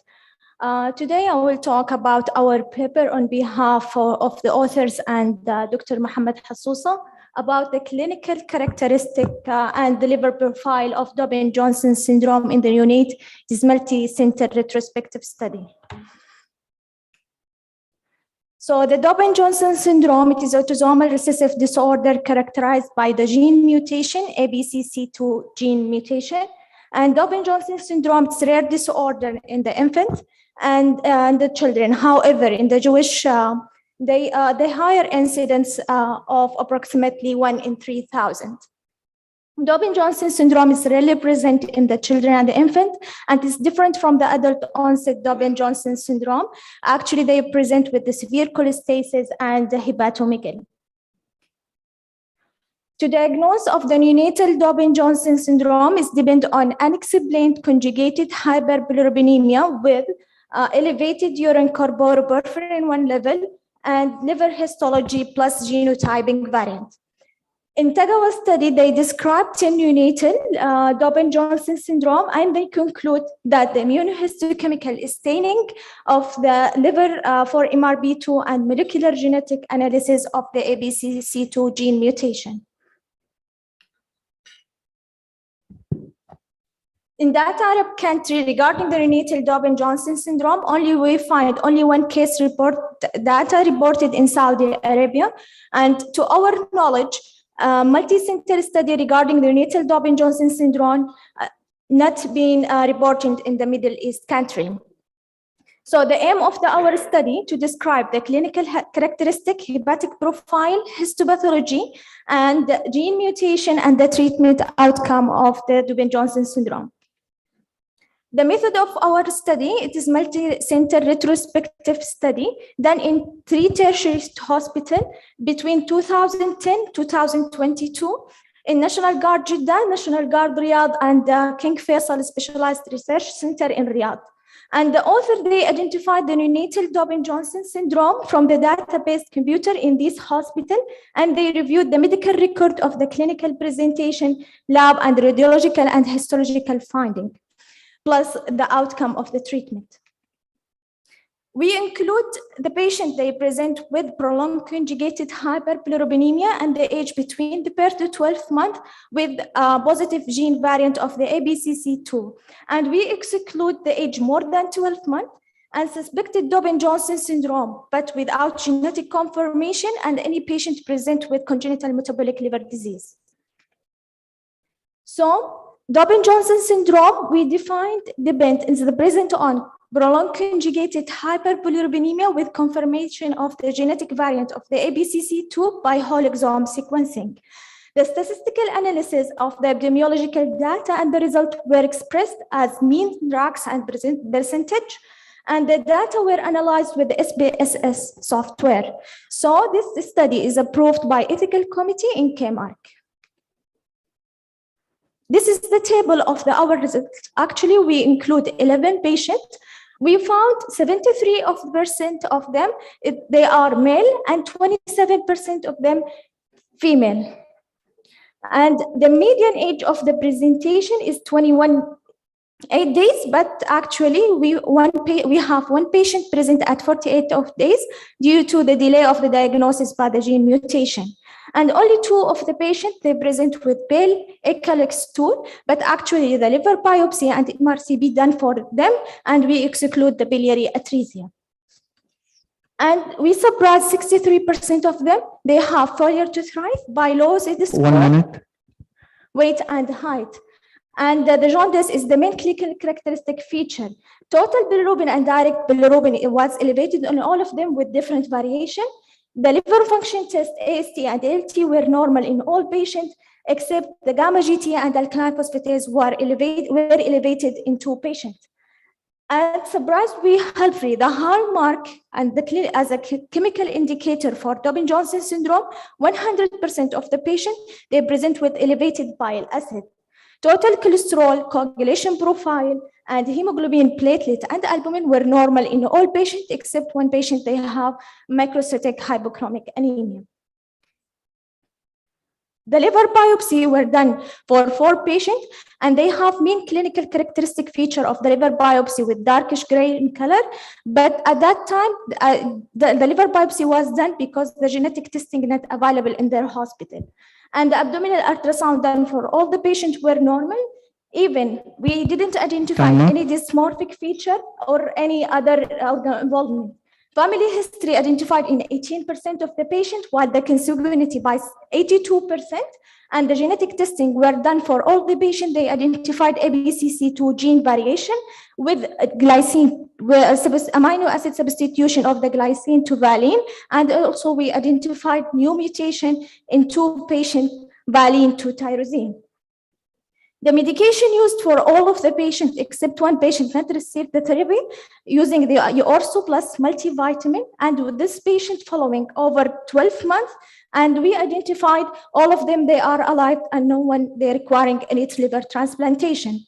And regarding the precipitating factor, only 1 patient got gastroenteritis.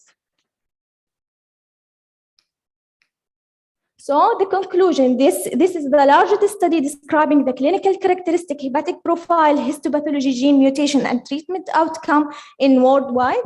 And neonatal Dobbin-Johnson syndrome is benign cholestasis with favorable outcome, low-grade direct hyperbilirubinemia, normal transaminases, and elevation of the serum bile acid are the main characteristic of Dobbin-Johnson syndrome. So elevated serum bile acid in the context of the neonatal cholestasis can be helpful as a chemical indicator for Dobbin-Johnson syndrome. Genetic analysis of the BCC2 is crucial for the diagnosis. So finally, further prospective studies are required to elucidate the pathogenesis of the hepatic immunohistochemical staining and long-term prognosis of neonatal Dobbin-Johnson syndrome. Thank you. Thank you. Okay, thanks to Dr. Arwa for her very interesting talk. So our next speaker is going to be Dr. Nauf Ghosh, and she's another pediatric gastroenterology fellow at the National Guard Hospital in Jeddah, and her talk is going to be about environmental risk factors for childhood inflammatory bowel diseases, a multi-center case-controlled study.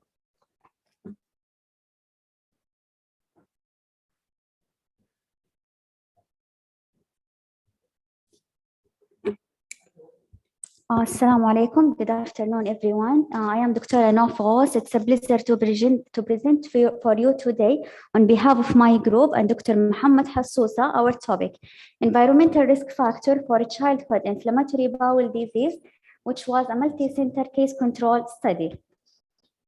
So as we all know that the inflammatory bowel disease consists of Crohn's and UC are idiopathic illnesses of gastrointestinal tract. We found a multi-center case control in Brazil that demonstrates that the following factor in the form of low income, lack of immunization, history of bowel infection, and family history of IBD were linked to the development later of IBD.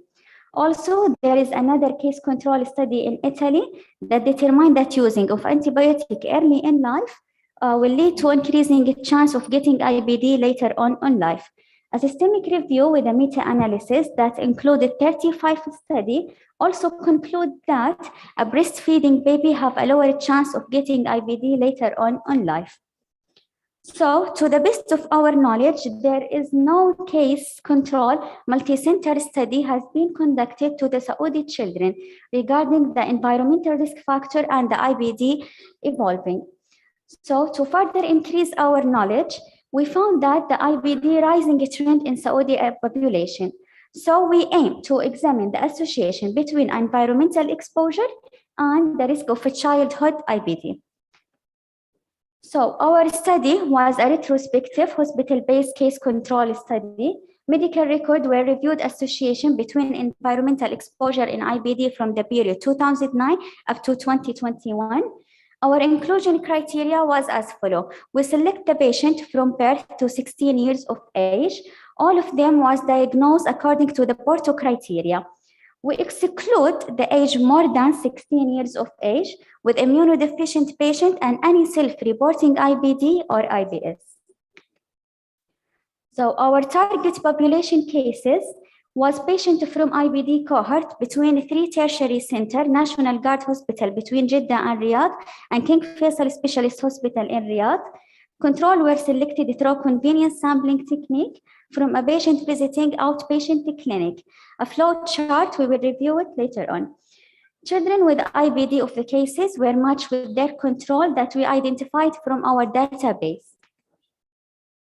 A questionnaire was created to evaluate the demographic, socioeconomic characteristic and exposure variables to IBD. The survey was piloted initially by 2 pediatric GI with reducibility, validity, as well as a question value. The survey was revised. At the end, we distribute the questionnaire by 10 pediatric gastroenterologists, and we find finally that the modification and adjustment were performed with a Chromback alpha 0.8, which is significant. So this is, as we can see, our flow chart. We start by select 176 IBD patients, and after all the exclusion done for them, we finally go with 167 patients that entered the study. And for the control, we select initially 179 patients, and after all the exclusion, we have finally 168. So our total sample was 335 participants. Here we can see our variable that we selected in the questionnaire. As we can see, we studied for them the fast food, the breastfeeding, and so on. So this is a demographic characteristic for our patient. As we said, our sample was 335. 54% of them were Crohn's disease, and 44% was UC patients. So this is our result. This is a demographic characteristic, and we can find that the logistic regression for our patient, that we found that the age of the patient, if more than 10 years of age, with type of delivery of vaginally, were significantly related to IBD development with a p-value of less than 0.05, which is significant. Other variables were insignificant. Here also we can see that we found that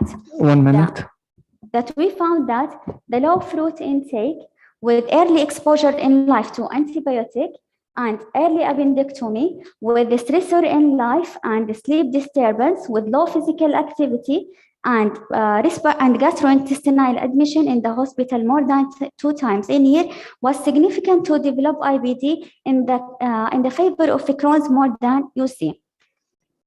We found some interesting information that the all variable was significant to develop Crohn's disease, except for bits in the house was in the favor of UC, not Crohn's.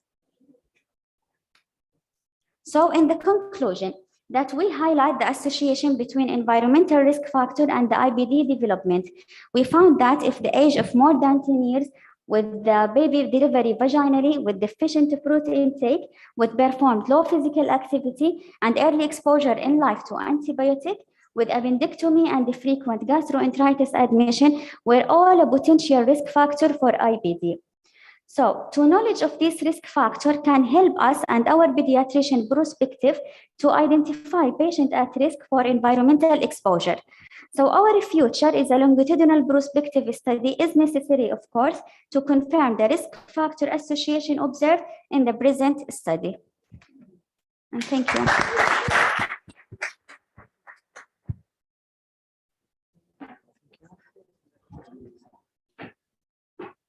Okay, so our next presentation is going to be about adverse gastrointestinal effects of alendronate versus rosiduronate and osteoporosis, a systematic review and meta-analysis by Dr. Suhaib Shafi.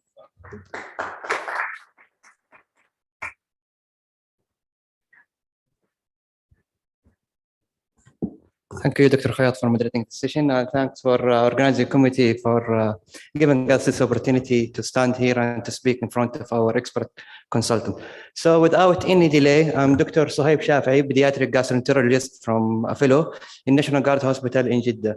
On behalf of my group, it's a pleasure to me to present this meta-analysis and systemic review about the adverse of GI side effect and in rosiduronate versus alendronate in treatment of osteoporosis. So osteoporosis is defined as increased risk of fracture due to low bone mass density and microarticular decline of bone tissue. Osteoporotic patient is individual with bone mass less than 2 points standard deviation. Annually, there is 2 million cases of fracture occur as a consequences of this osteoporosis. Recently, most of the drug used for the treatment of osteoporosis have essential role in correcting imbalance between the bone formation and bone resorption by osteoblast and osteoclast. Bisphosphonate group considered the primary drug to correct these imbalances. In RCTs, the bisphosphonate group used for the long term show improve in this low bone mass density and decrease also the risk of fracture. So this paper will focus on bisphosphonate group, particularly the two drugs, alendronate and rosiduronate. Although rosiduronate and alendronate share a similar mechanism of action, they have several differences, effect on bone mass density and turnover marker level of osteoblast and osteoclast. So the aim of this study to address and assess the GI adverse effect of this group who receive the bisphosphonate group, either the alendronate or rosiduronate, and the safety of this drug. So as a method, to retrieve as much possible data from the literature, we use a PRISMA guideline, the preferred report method for systemic review and meta-analysis. We use it to detect or to conclude data from the 4 larger database we have, PubMed, Embase, Cochrane Review, and Web of Science. Initially, we came, Initially, we came with a 2,200 article, and after we screened this article, we removed any article was not meeting our inclusion criteria. We removed any duplicate article, incomplete, or not related to our subject. So we came then with around 17 article. Where is the point of this one? Okay. So we came with a 17 article. After assessing the full text of this article, we removed also another around 11 article that was not RCT and contain insufficient data, or in any other language was not English. So inclusion criteria in our review was based on basic question with the population who have osteoporosis as an intervention and compare either received one of these medication with the outcome, the adverse GI effect in these 2 medication. Then after that, we came with a 6 study to review, and we assessed them for risk of bias using the Cochrane tool review for different type of bias, showing either they have a low risk of bias or high risk or unclear risk of bias. As a statistical analysis, we use the risk ratio with a confidence interval of 95% and we use a p-value more than 0.05 as not significant. Ethical approval was not required in this review.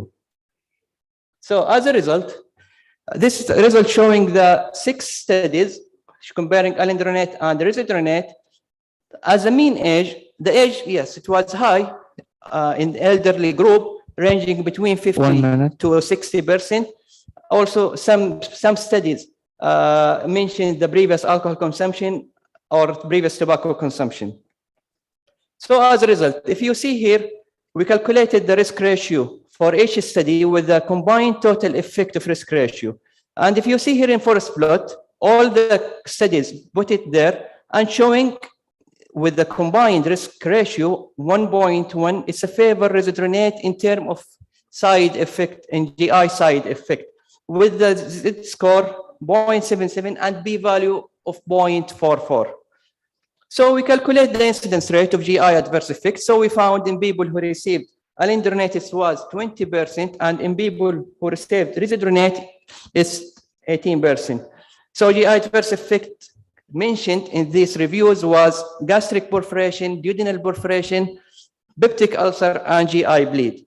So to conclude our review, this meta-analysis confirmed that there is a little difference of GI adverse effect between the two groups affecting, or there is adverse GI effect with the incidence around 20%, one of these patients who received either one of these groups. There are several risk factors in our review, including advanced age, presence of comorbid condition, and others. The incidence rate of alendronate-associated GI adverse effect was slightly higher than the incidence rate of risedronate group. So switching of people in people osteoporosis receiving one of these medications, switching between alendronate to risedronate maybe decrease the incidence rate of these GI adverse effect. The last slide, as a limitation in our study, we found although the sample size of each study was large, but as a systemic review meta-analysis, it was a little small and may affect our analysis. And I need direct comparison between them and future study. Thank you.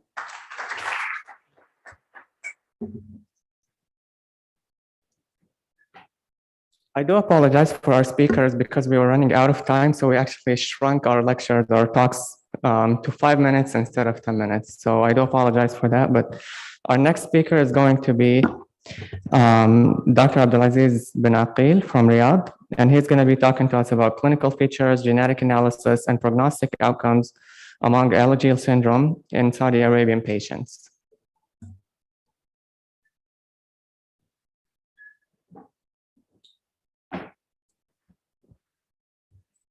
السلام عليكم جميعا.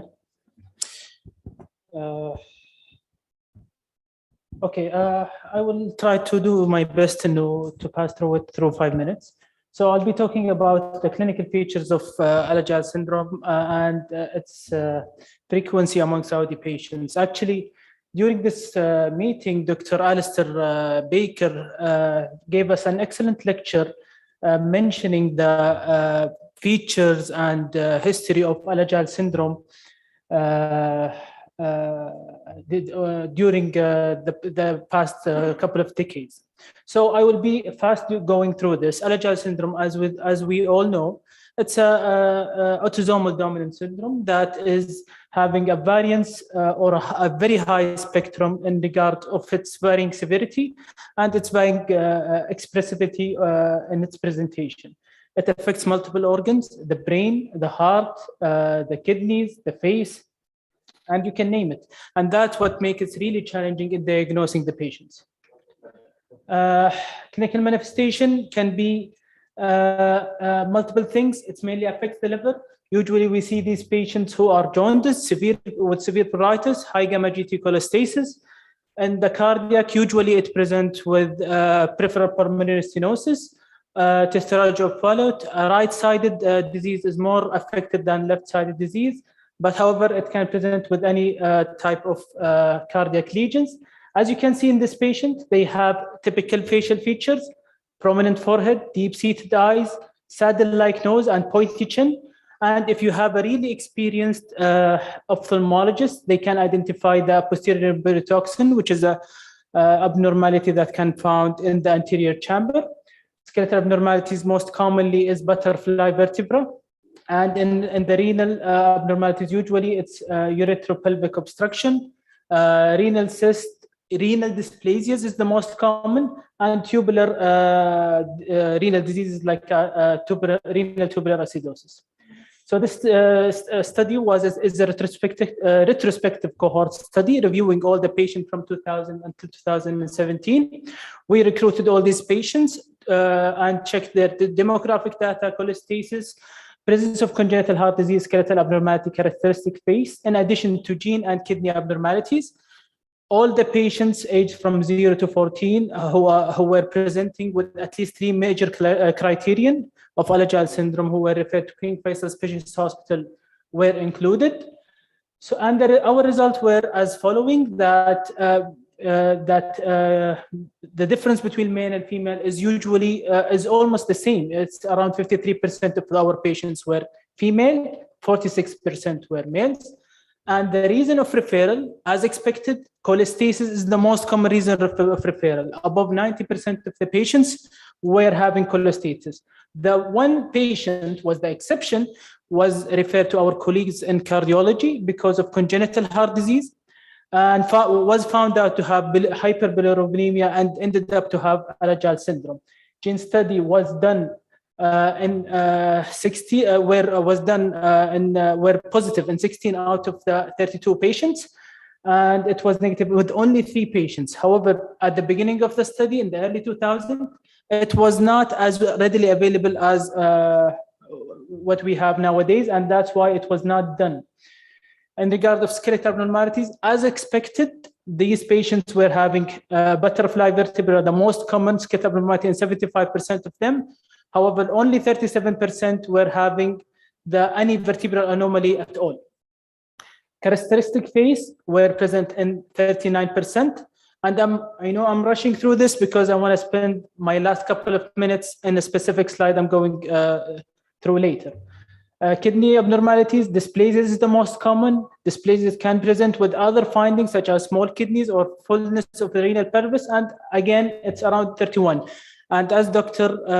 Alistair Baker mentioning, it's becoming one of the major criterions in the recent years. Bile duct paucity, and that's why actually what triggered this research is how common is bile duct paucity. In this study, it was only present in around 80%, and it is one of the criterions. And with the introductions of gene, should we look at the gene or should we depend on the old criteria? That's why we are doing such studies to look into find a good answer for this question. What we found is the total number of features presented to these patients was around 3.3, which is going with the diagnosis that you need 3 with the paucity or 4 without the paucity of bile duct. Around 80% required liver transplantation, and as Dr. Baker mentioned, it can be a tricky transplant among these patients because they are prone to a lot of complications, including thrombosis and rejection. Sadly, 7 patients passed away, and cardiac disease is the most common cause of death. I want to pass into this slide. Our results were compared to the original study of Alagille syndrome back in 1976, and with the study done in King's College, and with Dr. Alistair Baker who presented to us was a part of this team. We had a similar result when it comes to cholestasis, very similar also to congenital heart disease, butterfly vertebra. Interestingly, we start to have some difference from the original study in 1976 and the relatively newer studies. Our study and the King's College were having similar percentage, which is much lower than the original study. Characteristic face, our study is much lower than the original study and the King's College, in addition to posterior imperi toxin. Kidney abnormalities, as you can see, was not described in the original study by Dr. Alagille. And the same goes for the intraocular bile duct paucity. So the message I want to send at the end of this presentation, Alagille syndrome is a rare genetic disorder. It can be very tricky in diagnosing it. Cardiac disease is the most common cause of death in these patients.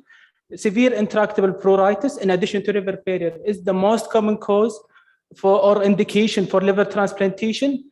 With the addition of genes and genetic study, it's the future. What we are doing in these studies is actually we are trying to make changes to our practice to move forward with science and medicine, and every small paper can help in this stage, and hopefully will be one of them.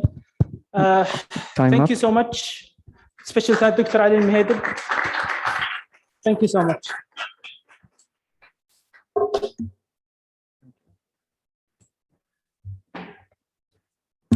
Okay, thanks, Dr. Abdulaziz, for the very interesting talk. So our next speaker is going to be talking to us about Clostridium difficile-associated diarrhea in Saudi children, Dr. Zainab Sawan.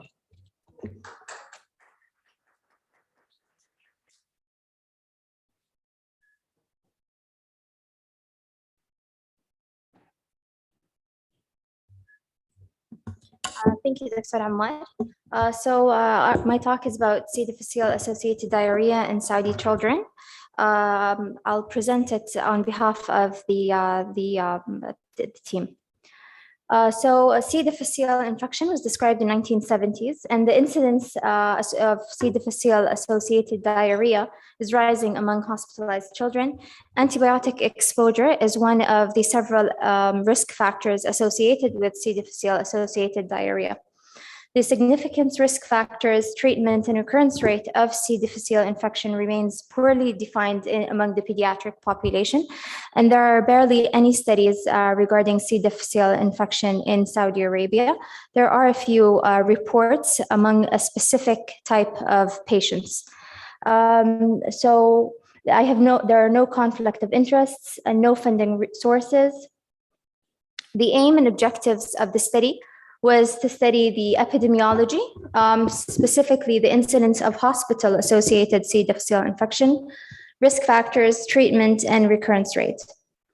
So it was a retrospective chart review study in a tertiary care center, King Faisal Specialized Hospital and Research Center in Riyadh. And we included all children aged more than or equal 1 year of age and less than 14 years of age, so only the child population, both in and out patients who received medical care at KFSH. The study period was for 3 years, starting from the 1st of January 2016 till the 31st of December 2018. We had a total number of 361 patients. A number of new episodes was 462 new episodes and 52 recurrences. So, and the definition of recurrence was an episode of C. difficile infection that occurred within 8 weeks after the onset of the previous episode, providing that the symptoms have resolved. Otherwise, it was calculated as a new episode. So, the incidence of hospital-acquired C. difficile infection was in 2016 was 21.9. In 2017, it was 26.6, and in 2018, it was 23. So there's no significant difference. There was a slightly more male predominance in the study, which was 59% compared to 40% females. The majority of episodes were community-associated C. difficile infection, as in the vast majority of the other studies. Regarding the incidence, the new episodes, there was a significant increase in malignancy as the risk factor, specifically that KFSH is specialized, has a hematology center. Bone marrow patients post-bone marrow transplant was a significant risk factor as well in both groups, community and hospital-acquired infection. Prior ambulatory care within 30 days prior to the onset of the infection. Regarding antibiotic exposure, within 30 days was also a significant risk factor in both groups. PPI, H2 antagonists, gastrostomy tube operations showed no significant difference. Chemotherapy was of significance in both groups as well. So the treatment that was used in the new episode, 65% received 65.8% received metronidazole, 6.4% received vancomycin. Neither one of the patients received bowel cleaning. In terms of recurrence, again, the most significant risk factor was malignancy and bone marrow transplant. Pre-ambulatory care, sorry, that was supposed to be before 30 days of the incidence. And there was less than 30 days of antibiotic exposure. No significance with PPI or H2 antagonist, or gastrostomy tube or operations. And the treatment in recurrence, again, was metronidazole was the most commonly antibiotic used. Then comes vancomycin of 10%, and neither one received bowel cleaning. So to conclude, the majority of episodes were community-associated C. difficile infection. Malignancy and bone marrow transplant were the most common comorbid conditions. There was a higher rate of C. difficile associated diarrhea in both groups among patients with prior ambulatory care within 30 days, antibiotic exposure within 30 days, and those who received chemotherapy within 6 months. Metronidazole was the most commonly used antibiotic for both new episodes and for recurrence. Thank you.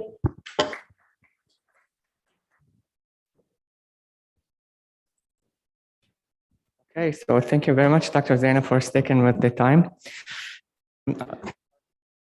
Unfortunately, had a medical reason, so she won't be able to show up, Dr. Manal. So the next speaker will be Dr. Hana Halabi, and she's going to be talking to us about progressive familial intrahepatic cholestasis type 4, a case report.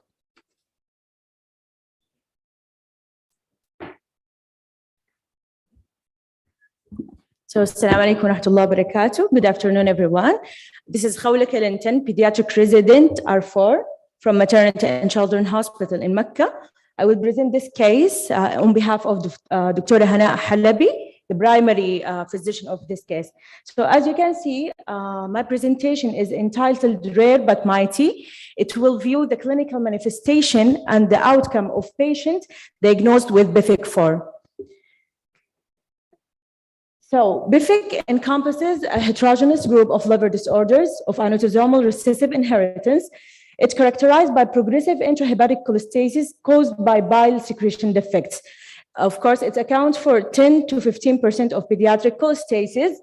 And the pathophysiology of this group of disease, different mutation in hepatocellular transporting genes result in distinct BIFIC subtypes with unique clinical manifestations, laboratory findings, and histopathological characteristics. So historically, 3 BIFIC genotypes have been commonly described, BIFIC 1, 2, 3. But in recent years, BIFIC 4, 5, and 6 genetic mutations have been identified. So moving on to our case, our patient is a 46 days old male infant, full term, presented to us with a history of progressive jaundice, sclera, and skin that is not improved since birth. It was associated with clay color stool and dark urine. Otherwise, he has good oral intake, good activity, and thriving well. He has history of NICU admission for 4 days due to neonatal jaundice, required food therapy, but unfortunately, he lost follow-up. He's the second by birth order, born for a consanguineous marriage.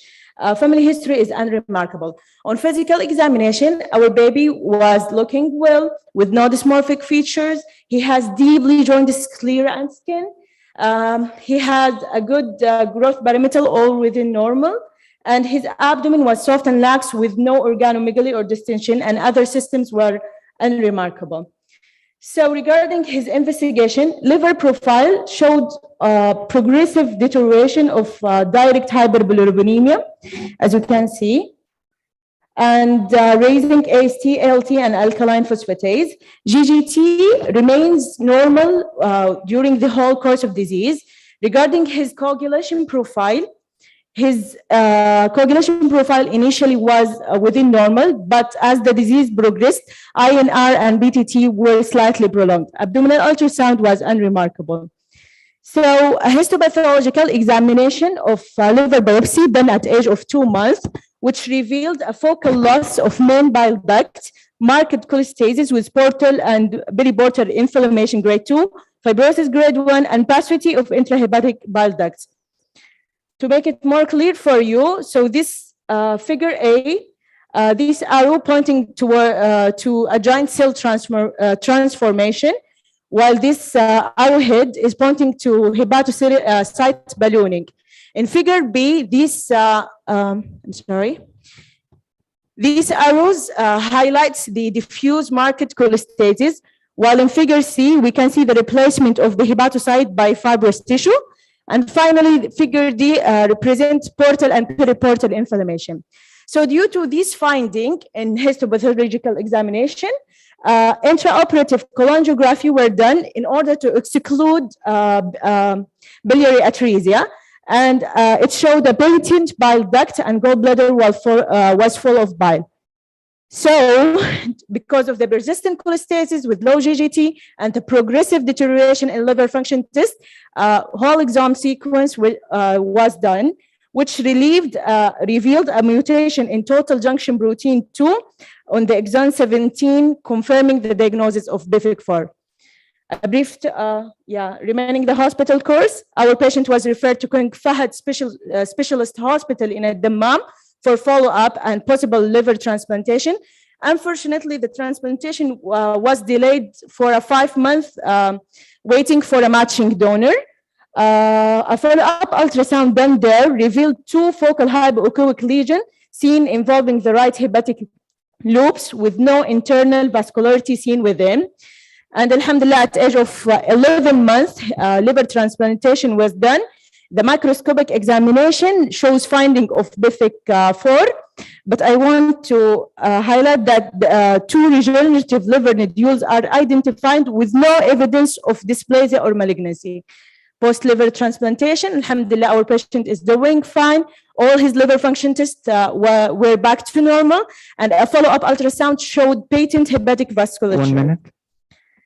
Okay, so regarding BIFIC4, it was first described by Sambrota on 2014.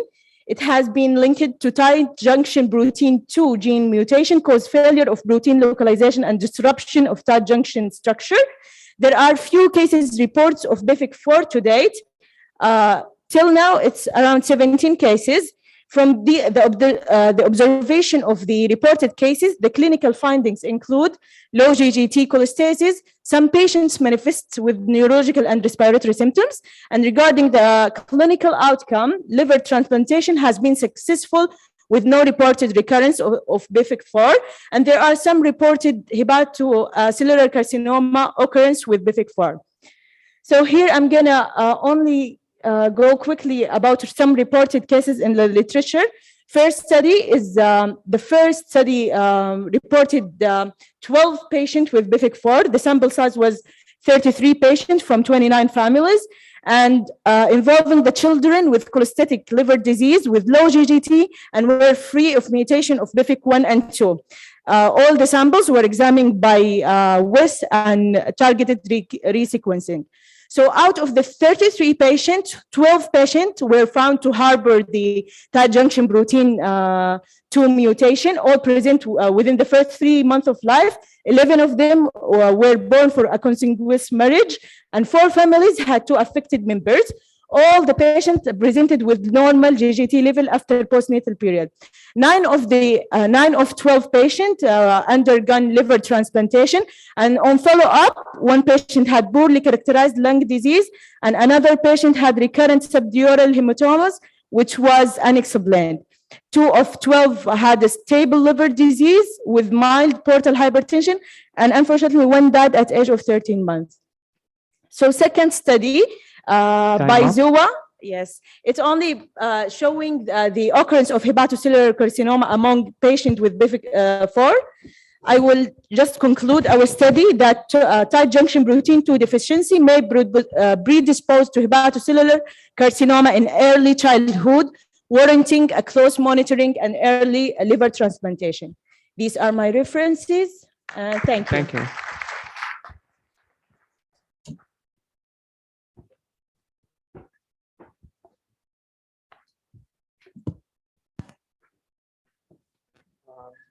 Okay, so to all of our speakers, we really would like to thank you for all of your very interesting presentations. Unfortunately, because of the shortage of time, we won't be able to take questions. So I apologize and I'll leave the mic to our president. Thank you, Dr. Ammar. Thank you so much for sharing this session. تفضل. السلام عليكم ورحمة الله وبركاته. لو إن شاء الله تحصل لها published وحتكون first case reported في الميدل إيست. السلام عليكم ورحمة الله وبركاته. نصل إلى الختام. أحب أشكركم جميعا، أنتم أساس النجاح، الجمعية أنتم وقودها، الجمعية جمعيتكم. شكرا جزيلا لمشاركتكم، شكرا لحضوركم، شكرا لدعمكم. هي منكم وهي جمعيتكم، أنتم لها. والله لن ينجح أحد بدون دعم الجميع. ما شاء الله يمكن وصل العدد الأعضاء كم؟ 200؟ لا بشكل عام أعضاء الجمعية ما شاء الله قرابة 200 ما شاء الله. طبعا الجمعية open for everybody، يعني anyone can be a member، يعني either active member okay or I mean for all the pediatrician, dietitian, encourage them to join our society.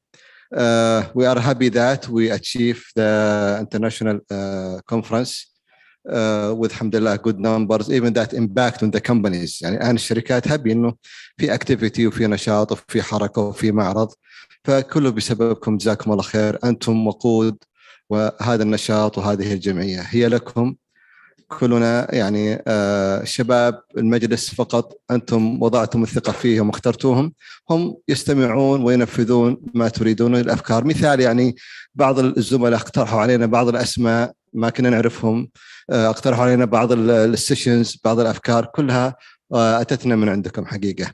أشكركم يعني حقيقة شكر جزيل وعاجز عن شكركم. رفع الله قدركم وجعله ميزان حسناتكم، ولن تقوم الجمعية بدونكم. هذا الشيء معروف، تعاون الجميع، الجمعية إلى جميع، لا أشخاص ولا أفراد، ولا نبغى رجاء يعني أشخاص شكر شخص، لا والله يعني رجاء ما نبغى. جميع هو عمل جميع، عمل مؤسسي. وما يعني نحن نعمل تحت مظلة الهيئة السعودية للتخصصات الصحية في مجموعة معايير حطوها تقريبا 10 صفحات، صعبة شوي وطويلة لكنها منظم. أما تعمل وفق عمل مؤسسي ترتاح أنت يعني. ولذلك تجدون مثلا في تنوع في خلال سنة 21، لأنهم ما عاد زي أول بس تحط محاضرات لا، تنوع، أنشطة مجتمعية، تطوع. دكتور محمد تمران ماسك منصة تطوع، ادعموه. يعني ترى كلكم تحتاجون تطوع، أخواتكم، الناس اللي عندهم أولاد وبنات لازم سجلوا في منصة تطوع في أبشر زين. وعندنا مبادرات عند الأخ محمد التمران زين، دكتور محمد تمران والأستاذ ياسر زين. تعال ياسر خلينا الناس يعرفونك. الأستاذ ياسر هذا اور نيو يعني سكرتري جزاه الله خير، هي جوين اس فور ذا لاست 3 months، يعني جندي مجهول يعني صراحة ياسر زين. في طبعا جوال الجمعية وصلكم الرقم، أرسل أول ما يعني أرسل لكل واحد زين. أي شيء تواصلوا معه. تحتاجون شباب يعني إخوانكم أخواتكم يحتاجون تطوع، بالعكس يعني الجمعية تطلق مبادرات فرصة. يعني الأخ ياسر ما يقصر، ارسلوا له، نبغى ساعات تطوع تنفعنا في الوظيفة، تنفعنا في القبول في الجامعة، تنفعنا. فعندنا منصة تطوع زين، وعندنا مبادرات. إذا عندكم مبادرات أيضا يعني مبادرات معنا متطوعات طبعا في التنظيم في التصوير زين، وهذا كله من مبادرات الجمعية في التطوع. ففي أشياء كثيرة أصبحت الجمعية الآن عندها أفق كبير. كلينيكال جايد لاينز، عندنا كلينيكال جايد لاينز ماسكها الدكتور محمد. أي واحد ويلنج زي وين دكتور حصوصة الكلينيكال جايد لاينز امس وش تكلمنا عنه؟ كان فيها اكيوت جاست، لا في شيء ثاني غير اكيوت جاسترونترايتس فانكشن. نعم احسنت، اي واحد. وبعدين الان الجمعيه وي هاف تو باي، يعني في مكافآت بسيطه. يعني الواحد ما يشتغل ببلاش، فاللي يشتغلون في مكافآت بسيطه. مجلس الاداره مشكورا اقر لوائح جميله وسبورتنج للزملاء. فاحنا عندنا نحتاج نحن وي ايشو اور اون جايد لاينز either acute gastroenteritis or in IBD on and all things we have to have our own guidelines. and we need teams. التيمز هذا will pay for them. يعني anyone who's interested نعمل لنا تيم 4-5 مع بعض we give them the task we'll pay for them. يعني سمبل، يعني اشياء سمبل as we support the research. يعني حقيقه يعني كان في مثلا دائما اوكي كم المكافاه كم كذا ما ادري ايش، احنا we are supporting يعني aim to support all the science support the research. ففي اشياء كثيره مطلوبه من الجمعيه ولن تمضي ولن تنجح الا بوجودكم. الحمد لله الجمعيه الان طبعا احنا في 50 جمعيه تبع الهيئه السعوديه، احنا اول ما بدانا كانت مركزها متاخر جدا يعني، بعدين الان وصلنا مركز 17 الحمد لله بي، يعني احنا اكملنا المعايير الاساسيه الحمد لله، باقي المعايير الاضافيه وصلنا الى حد جيد يعني الحمد لله. 17 مش سيء في عام 21. يعني البنيه التحتيه تحتاج، يعني عندنا سكرتير الاستاذ ياسر كسكرتير اداري، عندنا الاخ فؤاد كسكرتير فني للساعات والمساعات، ومناسب زي الكلب مثلا، عشان مثلا كلب مارش على كينج فهد كاسيتي لازم من الان نرفع الساعات، يمكن ما يمدينا. مثلا كلب ان شاء الله بيسوي الدكتور عادل الشهراني في ابها ان شاء الله، لازم نرفع الساعات بدري، يعني حتى الان رفع الساعات قبل شهرين. ففي حتى اشياء انظمه تحرجنا وتجبرنا انها we have to do it early يعني. فاحيانا ممكن نحط يعني نغير السبيكر، نغير كذا، وهي صعبه ندفع فلوس عشان نغير المحاضرين. فالجمعيه والعمل تحت مظله الهيئه جيد، ولكن ايضا متعب وفي متطلبات كثيره وفيه جهد كبير حقيقه. هي بكم وانتم بها حقيقه. ان احسننا فمن الله وحده وتعالى ووفقنا، وان اخطانا فانفسنا والشيطان، واستروا ما واجهتم وحياكم الله. وان شاء الله نلتقي دوما وابدا either virtual or physical. ولكن حقيقه انا لاحظت جزاهم الله خير شباب هبي على الفيزيكال 250 شخص امس، اللهم لك الحمد والشكر. نسال الله تعالى ان يعني يرفع عنا هذه الجائحه وان تعود الحياه طبيعيه تماما، ونشيل هالكمامات كلها ان شاء الله. شكرا جزيلا، والكلمه مفتوحه، احد عنده كومنت تفضلوا.